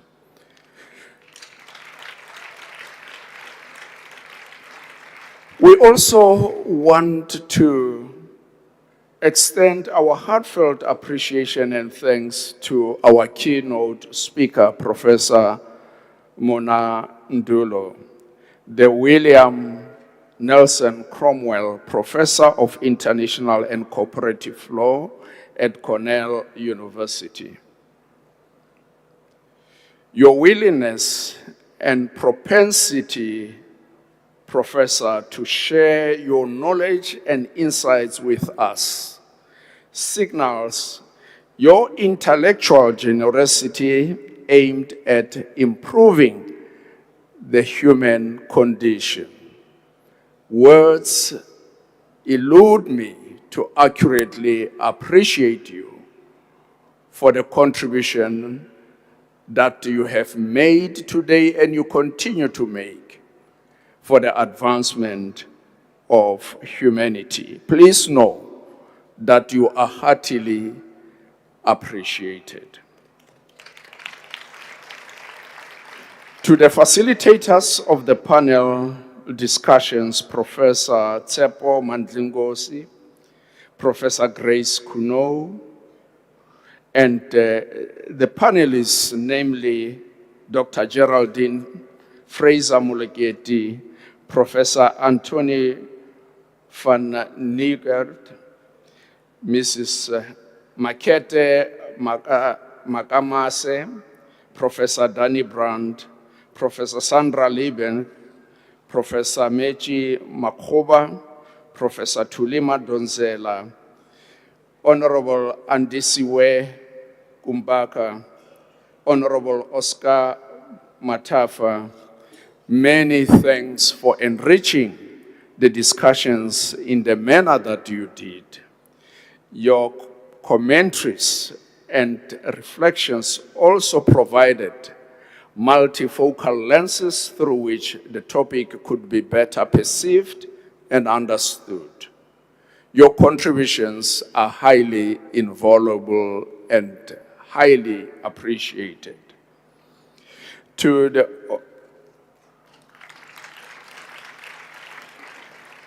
our program director, Professor Edith Paswani, many thanks for guiding the proceedings with absolute professionalism, clarity, and wisdom.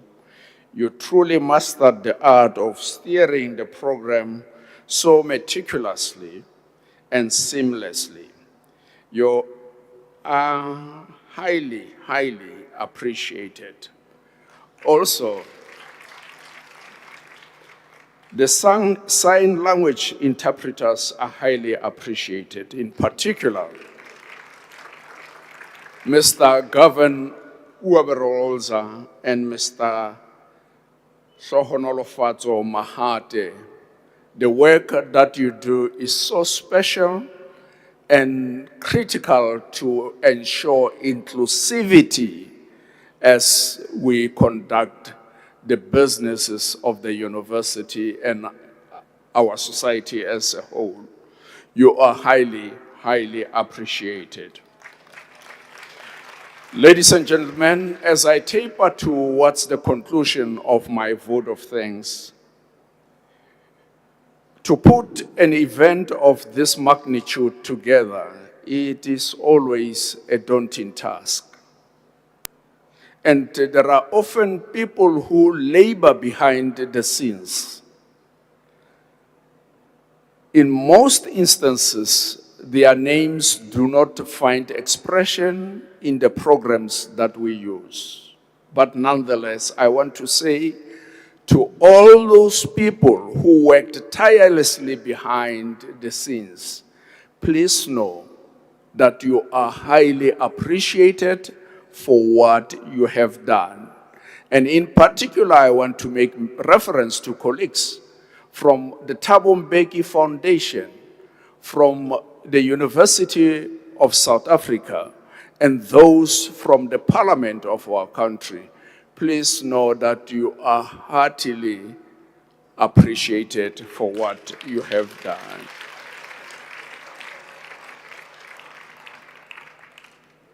In the event, ladies and gentlemen, I've inadvertently omitted anyone, please accept my apology.